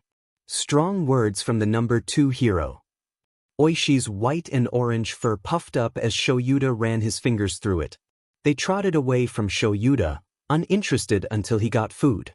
They were always like this, from the first time the little thief had snuck into his apartment. Shoyuda watched as they wandered into his kitchen, looking back at Shoyuda, then to the cupboard. Shoyuda sighed before standing. "I don't know why you keep expecting me to have food." Slumping onto his couch, he changed the channel onto some late-night commercials. He didn't want to listen to the news. Oishi jumped up on the arm rest furthest from him, laying down and tucking their paws under their chest. Shoyuda allowed himself to sink further into the cushions. He had about a 20-minute wait until his salmon rice bowl got here. And even then he was going to lose half of the fish to the cat. Was it sad that the only conscious thing he had to speak to outside of work was a cat? Maybe it would be less depressing if said cat didn't just use him for food every other day. He could admit quietly to himself the loneliness of it all was starting to get to him. With his parents dead, he had less people to interact with now than before he'd become a student at UA. His eyes strayed to his phone on the kitchen bench, mind on the contact numbers he knew were still saved to his phone. He sighed before closing his eyes. Not today. Shinso didn't realize he was biting his nails until a stinging pain shot through the tip of his thumb. Momentarily distracted, he winced down at the throbbing spot where he had bit the nail down to the skin. Placing his hands purposely onto the desk in front of him, he tried his best not to stare at the teacher. Eraserhead was at his own desk, blinking down at his final test as he marked it. Shinso fought the urge to tap his fingers on the desk nervously. This was it. The final hurdle to get into the hero course. His last-ditch effort being judged in front of him. He was going to throw up. Clamping down on the feeling of nausea, he turned to stare out of the window. It was a nice day. It was a shame his final practical exam hadn't been today. He had passed that barely, according to Eraserhead, on an incredibly cold day. The sports festival had been 4 months ago, and it felt like every single day since had led to this. Eraserhead's sigh snapped Shinsu's attention back to the man. The hero put down the pen, pushing up from his seat and walking towards Shinso. The test was held loosely in Eraserhead's hand. Shinsu's heart climbed its way slowly into his throat, choking him. He couldn't even speak as the hero came to a stop in front of him. Eraserhead took a moment to stare him down, and it was only Shinsu's stubbornness that stopped him from shrinking. The paper was placed in front of him. Shinsu took a moment to gather some bravery before peeking a glance down. 92-100. He passed. Shinsu could swear in that moment, he turned into a puddle. Muscles slumping forward, he ducked forward to hide his face as hot tears burned behind his eyes. He'd ifn't done it. Don't if this up, the hero said above him. He nodded, still not trusting his voice as he gathered himself. Bringing his head up, he stared at the person who'd helped train him over the months. I was against this from the start, but I'd be lying if I said you didn't have potential. Okay, he said shakily. This class has been through hell. I plan to not let that happen again. You listen to everything I say from now on. Okay. If I think for 1 second that you're not taking this seriously, I'll expel you. Yes, sir.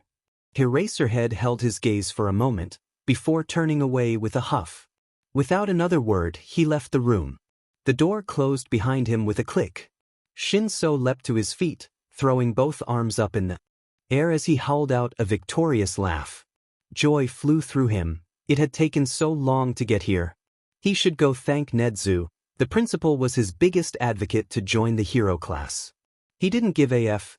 If the principal only cared that it was good PR, he'd done it. Passed every makeup test Eraserhead could throw at him, while still taking and passing general education. No one could say he didn't earn it. And if they did, Shinsu would just rub it in their face harder when he graduated. He was going to be a mother-of-ng hero. The moment the door closed behind Shoyuta, he heard the muffled whoop of joy from Hitoshi. With no one in the hallway to see him, Shoyuta rolled his eyes. The kid didn't know what he'd just signed up for. It was the end of the school day. Shoyuta had stayed back for the singular purpose of marking Hitoshi's final exam. He'd passed the easy part. He still had over a year to overcome the actual course, and Shoyuta was half convinced that he'd drop out before it was over. His footsteps echoed in the empty hallway as he made his way to the staff room to collect his things, the afternoon sun casting soft orange light through the windows. If his class had been normal, he wouldn't have any doubts that Hitoshi would be welcomed into the pack. 1A was full of good kids. But tragedy did strange things to everyone. The class had become so tightly knit after Mineta passed away. They might have trouble letting an outsider into their fold. The class had grieved together, fought together, almost died together. Someone suddenly joining the class without all the context. Well, Shoyuta certainly had his work cut out for him. Especially with Nedzu cheerfully bugging him to make sure Hitoshi passed the course. His class did have a habit of surprising him, and he could only hope that they would do it again. Plus ultra, right? His phone pinged in his pocket, and Shoyuta stopped to dig it out. Tsukachi Neo Mesa. If you wanted to talk to Yuba, we have an open interrogation room this afternoon. 1723. Shoyuta sent back a quick yes. His phone pinged again with the location, which Shoyuta repeated in his head to memorize before putting the phone back into his pocket. Well, at least one thing was going right for him. A smile curled at his lips. Time to actually get somewhere in his investigation. The Mizudafu police station was one of the largest in Japan. Its walls towered over the sidewalk, white brick and casting an imposing silhouette. Shoyuta climbed the steps to the entrance, pushing open the reinforced glass doors with a chime. The waiting room held a few busted-up chairs, everything from scorch marks to strange chunks taken from the plastic. Being one of the larger police forces, they saw their fair share of trouble. A board officer was filling out a form behind a waiting desk as Shoyuta approached. Clearing his throat, the officer glanced up at him. They did a double take before straightening in their seat. Eraserhead. Tsukachi said you'd be coming in. They said, leaning over into their seat to press a button. The intercom system they had set up next to them buzzed to life, and the officer spoke into it. Eraserhead has arrived. Can we get an escort out to show him to interrogation room 3? The intercom replied with a confirmation, and the officer glanced up at him. Someone will be out in a second to help you out. He was taken through the building by an officer he didn't recognize, leading him towards a room he knew well. The officer opened the door marked Observation Room 3, letting Shoyuta walk through. Tsukachi looked up from a file he was hunched over, giving Shoyuta a strained smile. In front of him, a large one-way glass mirror stood, the only thing between them and Yuba, who was chained to a desk. He looked bored, head tilted back as if he was counting the ceiling panels. That was fast. Tsukachi said, "I want answers." Shoyuta said, taking the file Tsukachi held out to him. He flipped through it quickly. It was filled with fairly basic information. His age, height, physical description. There was a small section that covered his family life, mostly on his sister that had been arrested last year. The crime was labeled under villainous behavior, which made Shoyuta want to roll his eyes. Your guys really busted their butts to get this vague information. I was just thinking the same thing. Tsukachi sighed, balling up a scribbled piece of paper and throwing it towards the small waste bin in the corner. It bounced off the rim and fell to the floor. Last page has his criminal charges listed. Shoyuta flipped to it. Drag paraphernalia, drag possession with intent to distribute, dealing of multiple prohibited substances, assault occasioning bodily harm, evading police and hero interference, unlawful public quirk use, endangering a public gathering with the use of an unlawful quirk. The list continued down, but Shoyuta had seen enough to know that Yuba's future was F-ed. Shoyuta handed the file back. He's already gone through a round of questioning with me. I didn't get much from him besides a positive identity. Do you know why I'm involved with this case? Shoyuta said, arms crossed as he sat in front of Yuba. The man looked like he was trying to keep his cool, eyes blank and a carefully trained smile on his face. 'Cause you like to SCK police D-. I'm on this case because convicted villains have been turning up dead. That shut Yuba up. His face closed off, mouth clicking shut. I don't know anything about that. Sure you don't. Shoyuta said, reaching into the bag sitting under the table. He pulled out his trump card, throwing the pictures on the table in front of him. They each showed Yuba interacting with some of the missing and dead villains. What's this then? Yuba didn't answer, scowling down at the pictures below him. They were a mix of images of Yuba interacting with the villains, and more of the state their bodies were found in. I'll give you a hint, Shoyuta said, interlocking his fingers and sitting forward on the table. It's enough to send you to prison. Yuba's face was twisting, like he'd just eaten something sour. The pictures had been taken months prior, not long before each person started going missing. They only had evidence of Yuba interacting with 5 of the dozens of victims, but Yuba didn't need to know that. Shoyuta sat back in the chair and let the man sit in the moment. So, he started, why exactly were you talking to these people? It's a small world. I'm sure the judge you face in court will be just as convinced of that as I am. Aizawa said. Yuba grimaced, making the wrinkles on his face more pronounced as he reached forward with chained hands to touch the photos in front of him. The metal choked against the table, the chains dragging as he pulled them a fraction closer to him. As much as I'd love to tell ya, I'm more scared of these people than I am of you. These people? The victims? No. Yuba said softly. He took a breath, turning away from the photos. If Shuta's hunch was correct, there was some guilt there that he could exploit. Why were you at the casino last night?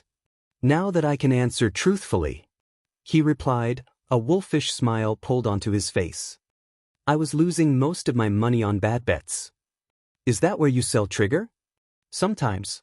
The more machines I have around me, the better my defense is if things go south. How long have you been doing this? Aizawa asked, studying the man across from him. Years. I stopped counting.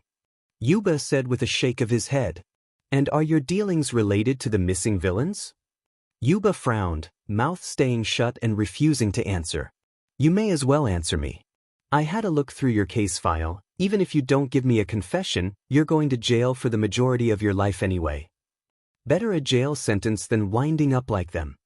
Yuba said, smile becoming strained as he gestured towards the photos.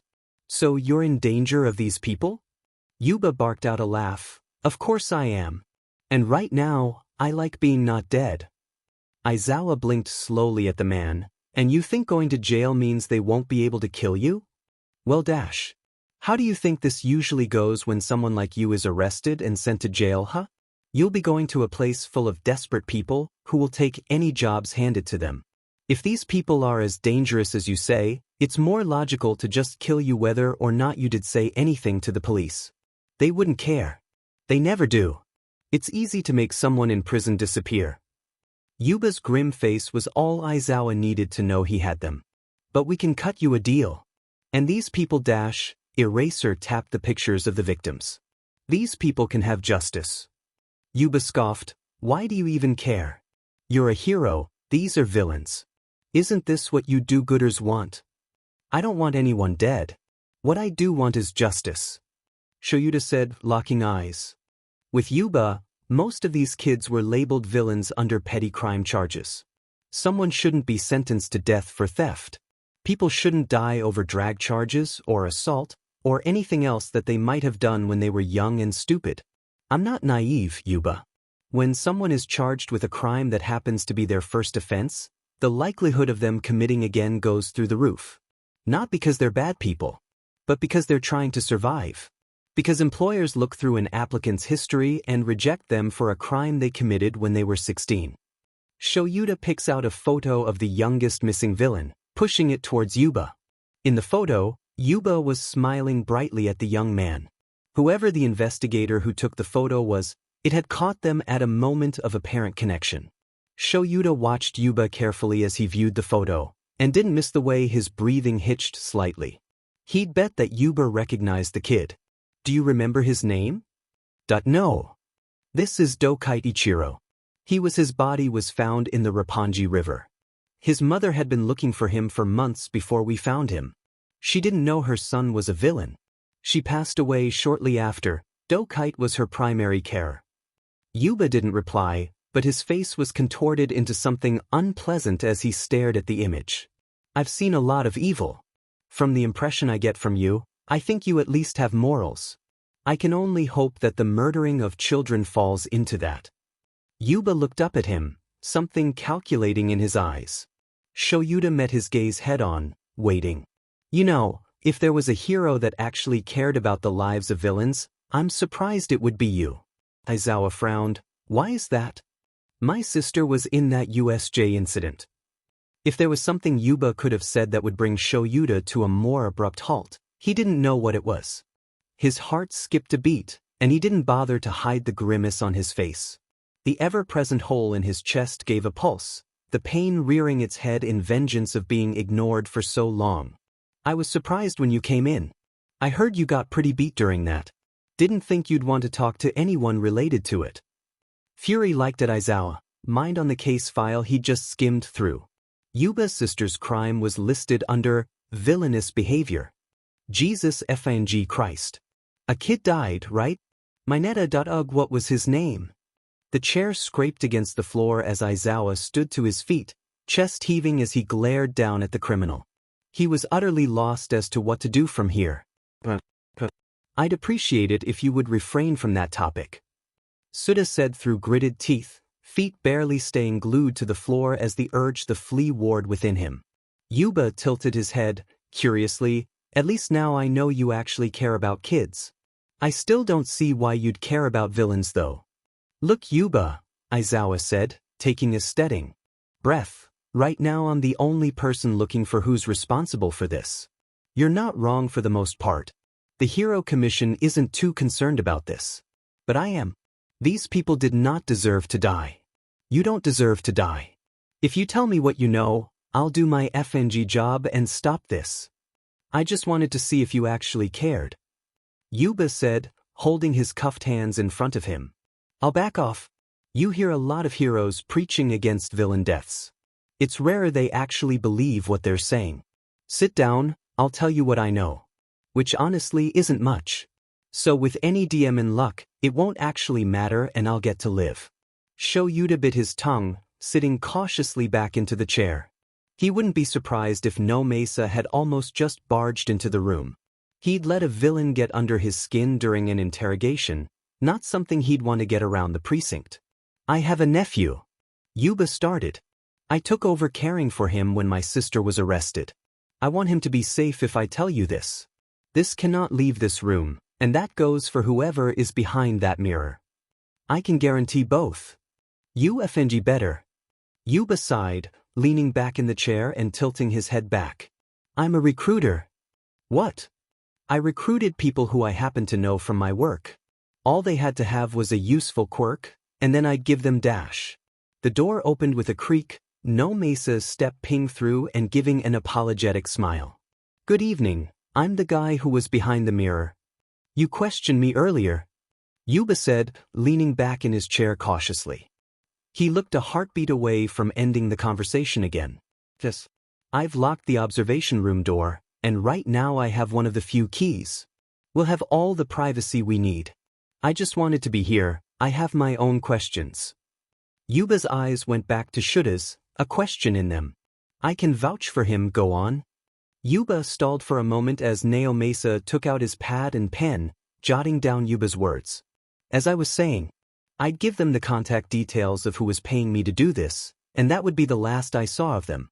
I didn't think they'd be killed. Do you remember how many there were? No, Mesa asked. I don't even know if I was the only person recruiting. But personally, I gave contact information to around 30 people. Who was the person who employed you? Yuba shrugged, no idea. The instructions were left in my mailbox in an unmarked letter. But they were offering good money, and it would always show up each week. Why you? I have connections. Connections with who? Dealers, people looking for a fix. The garbage of society. People who wouldn't be missed. Yuba said with a shrug of the shoulder. Do you deal anything else besides trigger? Some leech has started showing up, got approached by the Shia Hesaiki of all people. Yuba smiled. Business has been booming on that front. Neo Mesa and Shoyuda shared a grim look. Great, more leech showing up on the streets. He might have to start looking into getting a more med vests in case he was shot. You said that anyone who you recruited had to have a useful quirk. Could you give us a list of all the quirks? Shoyuda asked. I can try, I don't think I remember all of them. As it turned out, there wasn't much discrimination on the quirks. Everything from mental to physical quirks and in between were listed off by Yuba. The only thing that seemed to matter was the strength behind them. All up, Yuba listed 13 quirks he was sure of. Poison breath. Liquid to gas mutation. Monster arms. Saber teeth. Fire whip.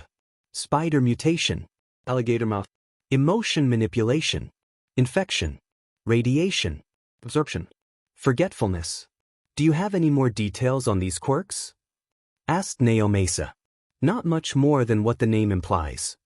Yuba shrugged. Villains tend to like to keep that stuff close to their chests. What about names? I wasn't exactly on a first-name basis with my clients, so I have no idea. Yuba said, shifting uncomfortably in the plastic seat. And before you ask, no, I can't give you the contact details. I burned any copies I had when the rumors started about people turning up dead. And I have a shitty memory to boot. That's not ideal, but the information about your clients will be a big help.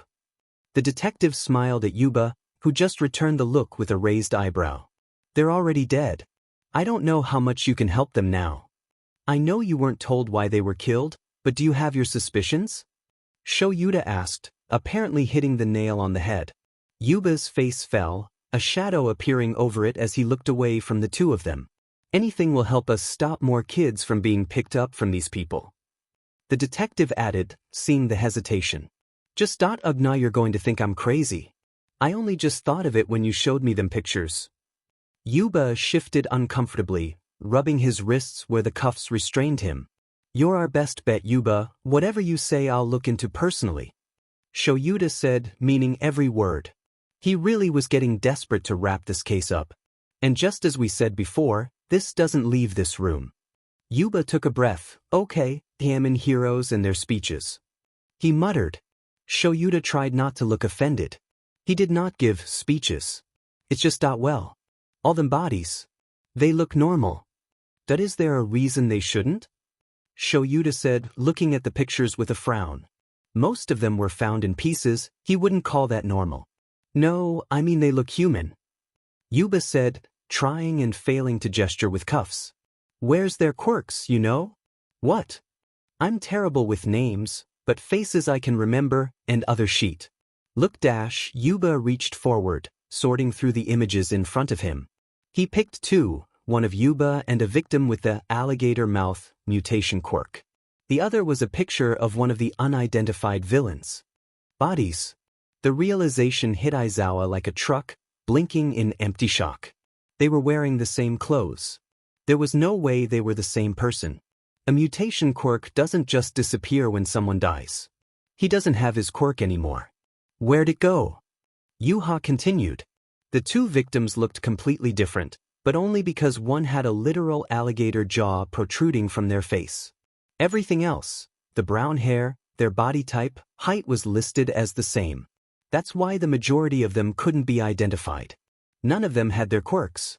Mutation quirks alter the DNA of a person, take that away and it would be like they'd be trying to match them with a completely different person. If the commission insisted that this was still the fault of a vigilante after this. Do you know why? Or how? The detective asked, voice pitched to slight desperation. He must have had the same realization as Shoyuta. No clue, as I said, I just noticed it. Well, that's definitely worth looking into. Is there anything else? No. Yuba said, slouching in his seat looking exhausted. Shoyuta could relate. Make sure my nephew is taken care of, keep me alive, and I just might think of something else. Shoyuta sighed. He should have expected that. It didn't stop the pang of disappointment radiating in his chest, however. Yuba was obviously done with them. We could ensure it even more if you told us everything. The detective pointed out. Nice try, but I gotta keep some cards close to my chest.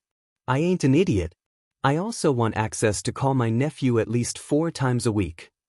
I'll do what I can. The detective said, closing his writing pad with a snap. Thank you for your cooperation, Yuba. I'll have an officer in here soon to escort you to your cell. Yuba nodded his acceptance. Shoyuta stood, following the detective out of the room as they muttered something about calling someone. Shoyuta tried to sort through the wealth of knowledge that had just been dumped onto him. What would he do now? Yuba was his only lead. He could look into quirks that could steal someone else's, but he'd never even heard of anything like it outside of campfire stories. He could already tell it would take a long time to find anything. Not many other people were working on this he could discuss it with. A thought jumped to the front of his mind that had him pausing in the doorway and looking back towards Yuba. The detective also stalled, looking curiously between him and Yuba. I meant to ask, that kid who got involved at the casino, what do you know about him? Yuba scowled. Oh, that a-hole. He's been on my effing tail for weeks now. It was starting to get annoying. He said your coworkers might have warned you about him? Yeah, they did. Little Sheet has been hunting down my best connections for ages. Doesn't help that he's a slippery fucker. Yuba swore, looking furious. Shoyuta raised an eyebrow. Was he just mad he'd been hunted by a fledgling hero? An idea which agency he's with. Agency? A barked laugh was startled out of the villain. Never heard of an agency for vigilantes. Harada Seniai, for the demonstration could you please tie my hands behind my back with this? Izuku asked, holding out zip ties to his teacher. Harada-sensei, bored as ever, nodded and got up from his desk, walking over to Izuku who stood at the front of the class. The class looked on with mild interest, many not paying attention as this was the last demonstration of the day. Every student was required to stand and present their finished support items for SBMSN. Izuku had been fascinated by what his class had produced, picking apart their ideas and figuring out ways they could be applied to hero work. And though his watch was the smallest project, he hoped the simple effectiveness would gain him some points. Harada-sensei zipped his hands behind him, the tie sitting very close to the silver watch that he had on his wrist. Thank you, sensei. If you could, please stand a bit ahead of me so I can show you and everyone else at the same time. His teacher obliged his request, shuffling over and sitting on Izuku's empty desk. Izuku nodded his thanks, before turning his back to the audience, giving them a clear view of his bound hands. For my project, I decided to make a support item that helps heroes stealthily remove any ties they are restricted by. The work of underground heroes is not well known, but often the most dangerous. The thought of being kidnapped while being underground is a frightening one. Often working by yourself, no one knows if you've been captured or hurt, until the nightly report doesn't get submitted by morning. Only then is the investigation launched, and often it's far too late.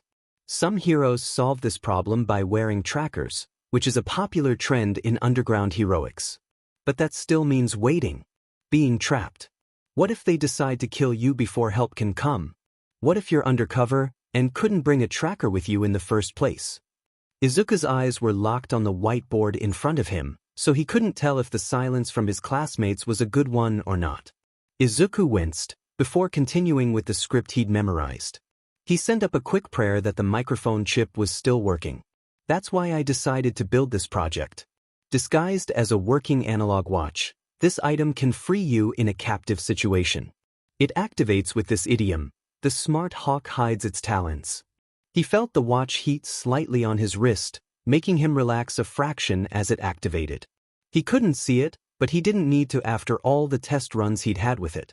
A faded purple line would appear, scanning for the material that was coded into the motherboard. The plastic around his hands snapped apart as the laser drew a line across it, and Izuku turned to the class with both hands held up to show he was free and unharmed. The watch knows the difference between synthetic and natural materials, and turns off the moment it senses skin. Since I wanted this device to be used in stealth missions, I had to find an alternative to saying something like, "Activate," to get it working. Saying that out loud would blow your escape plan. So I chose a popular idiom, something you could even sneak into a conversation with a villain and surprise them with an attack. And how have you made it so the watch can tell the difference between human tissue and other materials? The teacher asked, looking intrigued at Izuku's wrist. Anticipating this question, Izuku dove a hand into his pocket, bringing out the small flashlight he had stored. By using subsurface scattering, he said, clicking the light on and holding it against his palm. The other side of his hand glowed a red shade from the light. I'm sure you already know about it, sir, but subsurface scattering describes the effect of light being shined on translucent surfaces. Light is not reflected directly off many materials, but instead is absorbed. By measuring the difference of light absorption in skin, plastics, and various metals, I could input those numbers into the motherboard and have it look for the unique code that represents skin. This is done by the small laser that comes out of the side, and if it detects the blacklisted codes, it activates the kill switch. You've shown it works fairly quickly with zip ties, but what's the time frame on metals or thicker plastic? It does take longer. There was no real workaround I could find for that. But the laser will continue until no green-coated materials are left, he said, before giving a quick bow to the class to signify his presentation was over. Light clapping scattered through the room as he straightened, shuffling back to leave the watch on the teacher's desk for marking with the other projects. Besides that abrupt finish, not a bad presentation, Midoriya. Your public speaking has certainly improved from last year, Harada-sensei said, standing back up. The only flaw I can see in the design is that many quirks in the hero industry already counter weak restraints like zip ties. A minor strength quirk could break them apart. It's designed for underground hero work, Izuku said, trying not to let his voice get too quiet as he retreated to his desk. It's rare that someone in underground work has a flashy quirk like that. It's mainly intended for heroes with mental quirks. No quirk. Heroes with no quirks, huh? Harada-sensei said incredulously, sparing a quick glance to the clock on the wall. Just as he did, the bell signaling the end of school rang through the building. Unanimously, the class stood from their seats, noisily collecting their bags. I'll keep that in mind while I'm marking. See you next week, everyone. Izuku scooped up his own bag, letting the weight settle on his back as he made for the door. Stepping out into the corridor was like stepping into a stampede, students in a rush to get home pushing against each other. But shoving his way through the crowd was no way close to exhausting as that presentation had been. Even though it was over, he could still feel the hint of anxiety turning his stomach. He'd tried his best not to catch anyone's eye while speaking. That had been his main problem last year. Forgetting what he was supposed to be talking about while someone stared expectantly at him was all too easy. Groups of people were gathered together in the halls, giggling together as he walked by. Izuku's shoulders tensed, picking up his pace. Logically, he knew it wasn't very likely they were laughing at him. But still, The thought sat heavily in the back of his mind. The comment about quirkless heroes would have earned him a few burns in middle school at least. It's different now, he told himself firmly as he left the front doors of the school behind him. The door was unlocked when he got home, and he took a deep breath to relax himself as he stuck a smile on his face. Opening the door, he stepped into the hallway. "Oh, Izuku," his mother said, perking up from where she was on the couch and turning down the volume from the TV. "How was school?" "It was fine," he said with a wide, strained smile. He kept moving forward, not wanting to linger. "Didn't you have your presentation today?" she asked before he could escape upstairs. Reluctantly he stopped, turning to her and scratching the back of his neck nervously. "Yeah. It went okay." "So have you not put any more thought into what you want to do after school? From what I've heard from your teachers, you're doing well in support work studies," she added, giving a hesitant smile. Izuku held back a sigh. "I'm still not sure," he said, eyes straying away from his mother's. "You need to start thinking of this now, Izuku," his mum said, now a bit firmer. "I know. I will." "Okay then." She trailed off. This wasn't the first time she'd asked about this. "Did you want to eat out tonight? There's a new restaurant on the main street that looks interesting." "I'm fine, I'll make something for myself tonight." "Okay." The two of them went silent, an awkward tension filling the room as the conversation stalled to a halt. Izuku wanted to bury his head into a pillow and scream. It was always like this now. "Izuku, I'm still here if you wanted to talk about Dash. I have homework," he said abruptly, turning and retreating to his bedroom. He took the stairs 2 at a time, shouldering open his door and dropping his bag at his feet. The door clicked behind him, and he took a moment to stop and roll his shoulders. Back to work.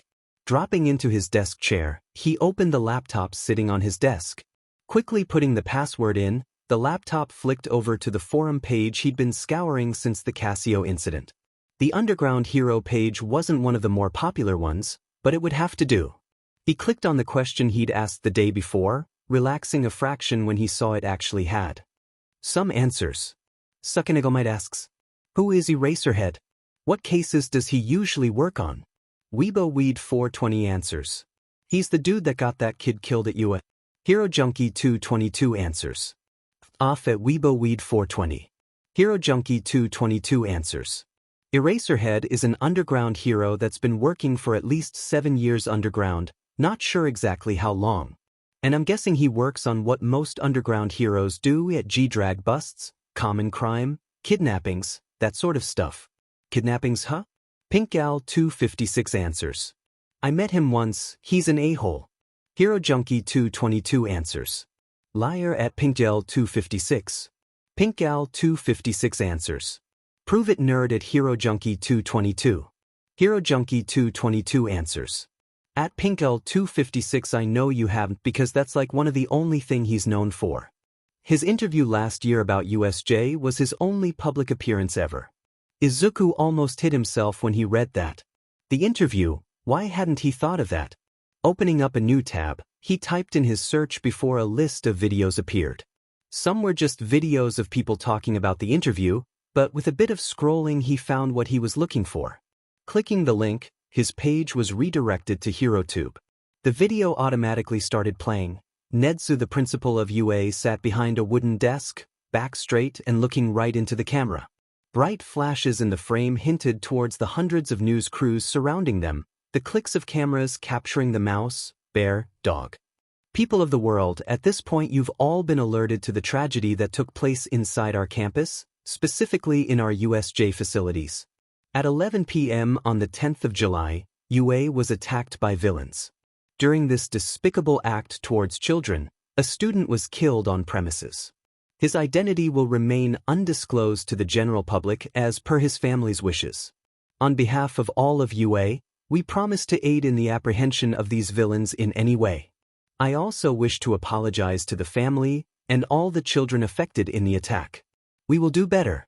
Plans are already in action to raise our security, with help of the best minds in the field." The camera panned out, showing 2 people sitting with him.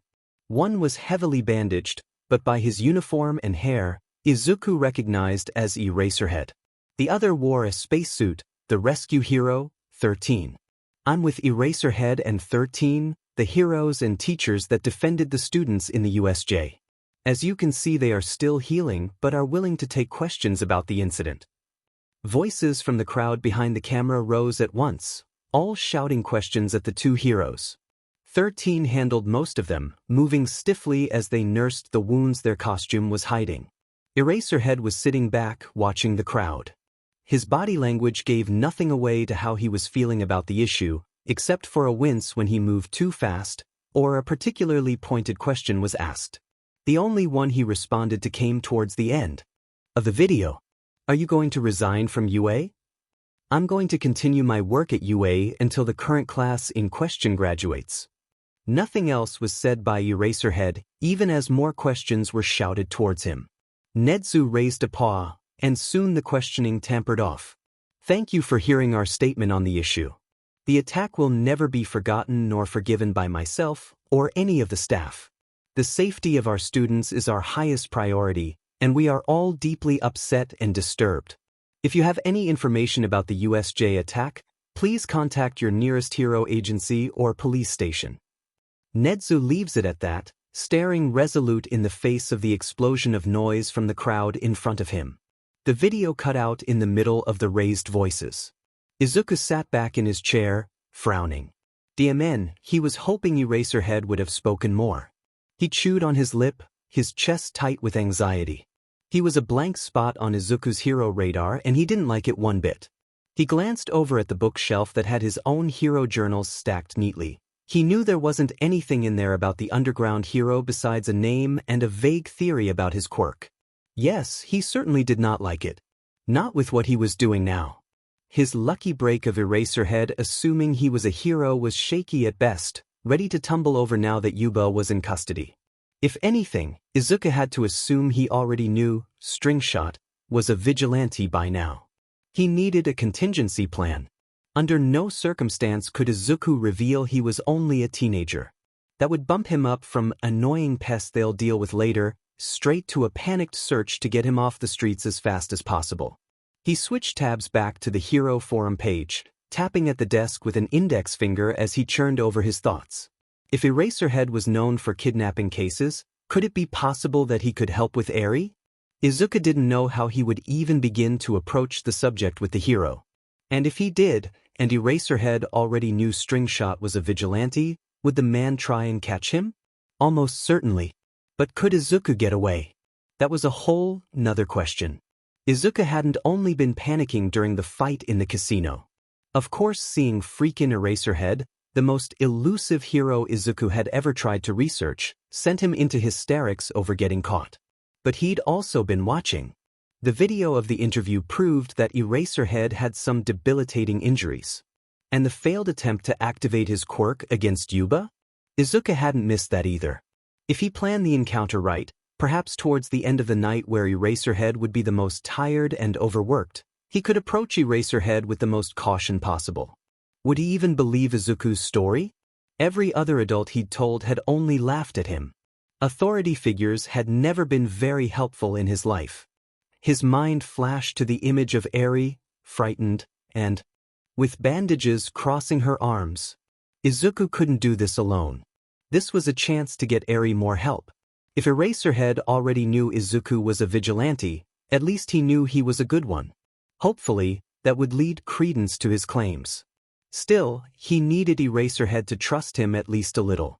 It might take a couple of run-ins to get him to listen. Maybe he should bring a peace offering.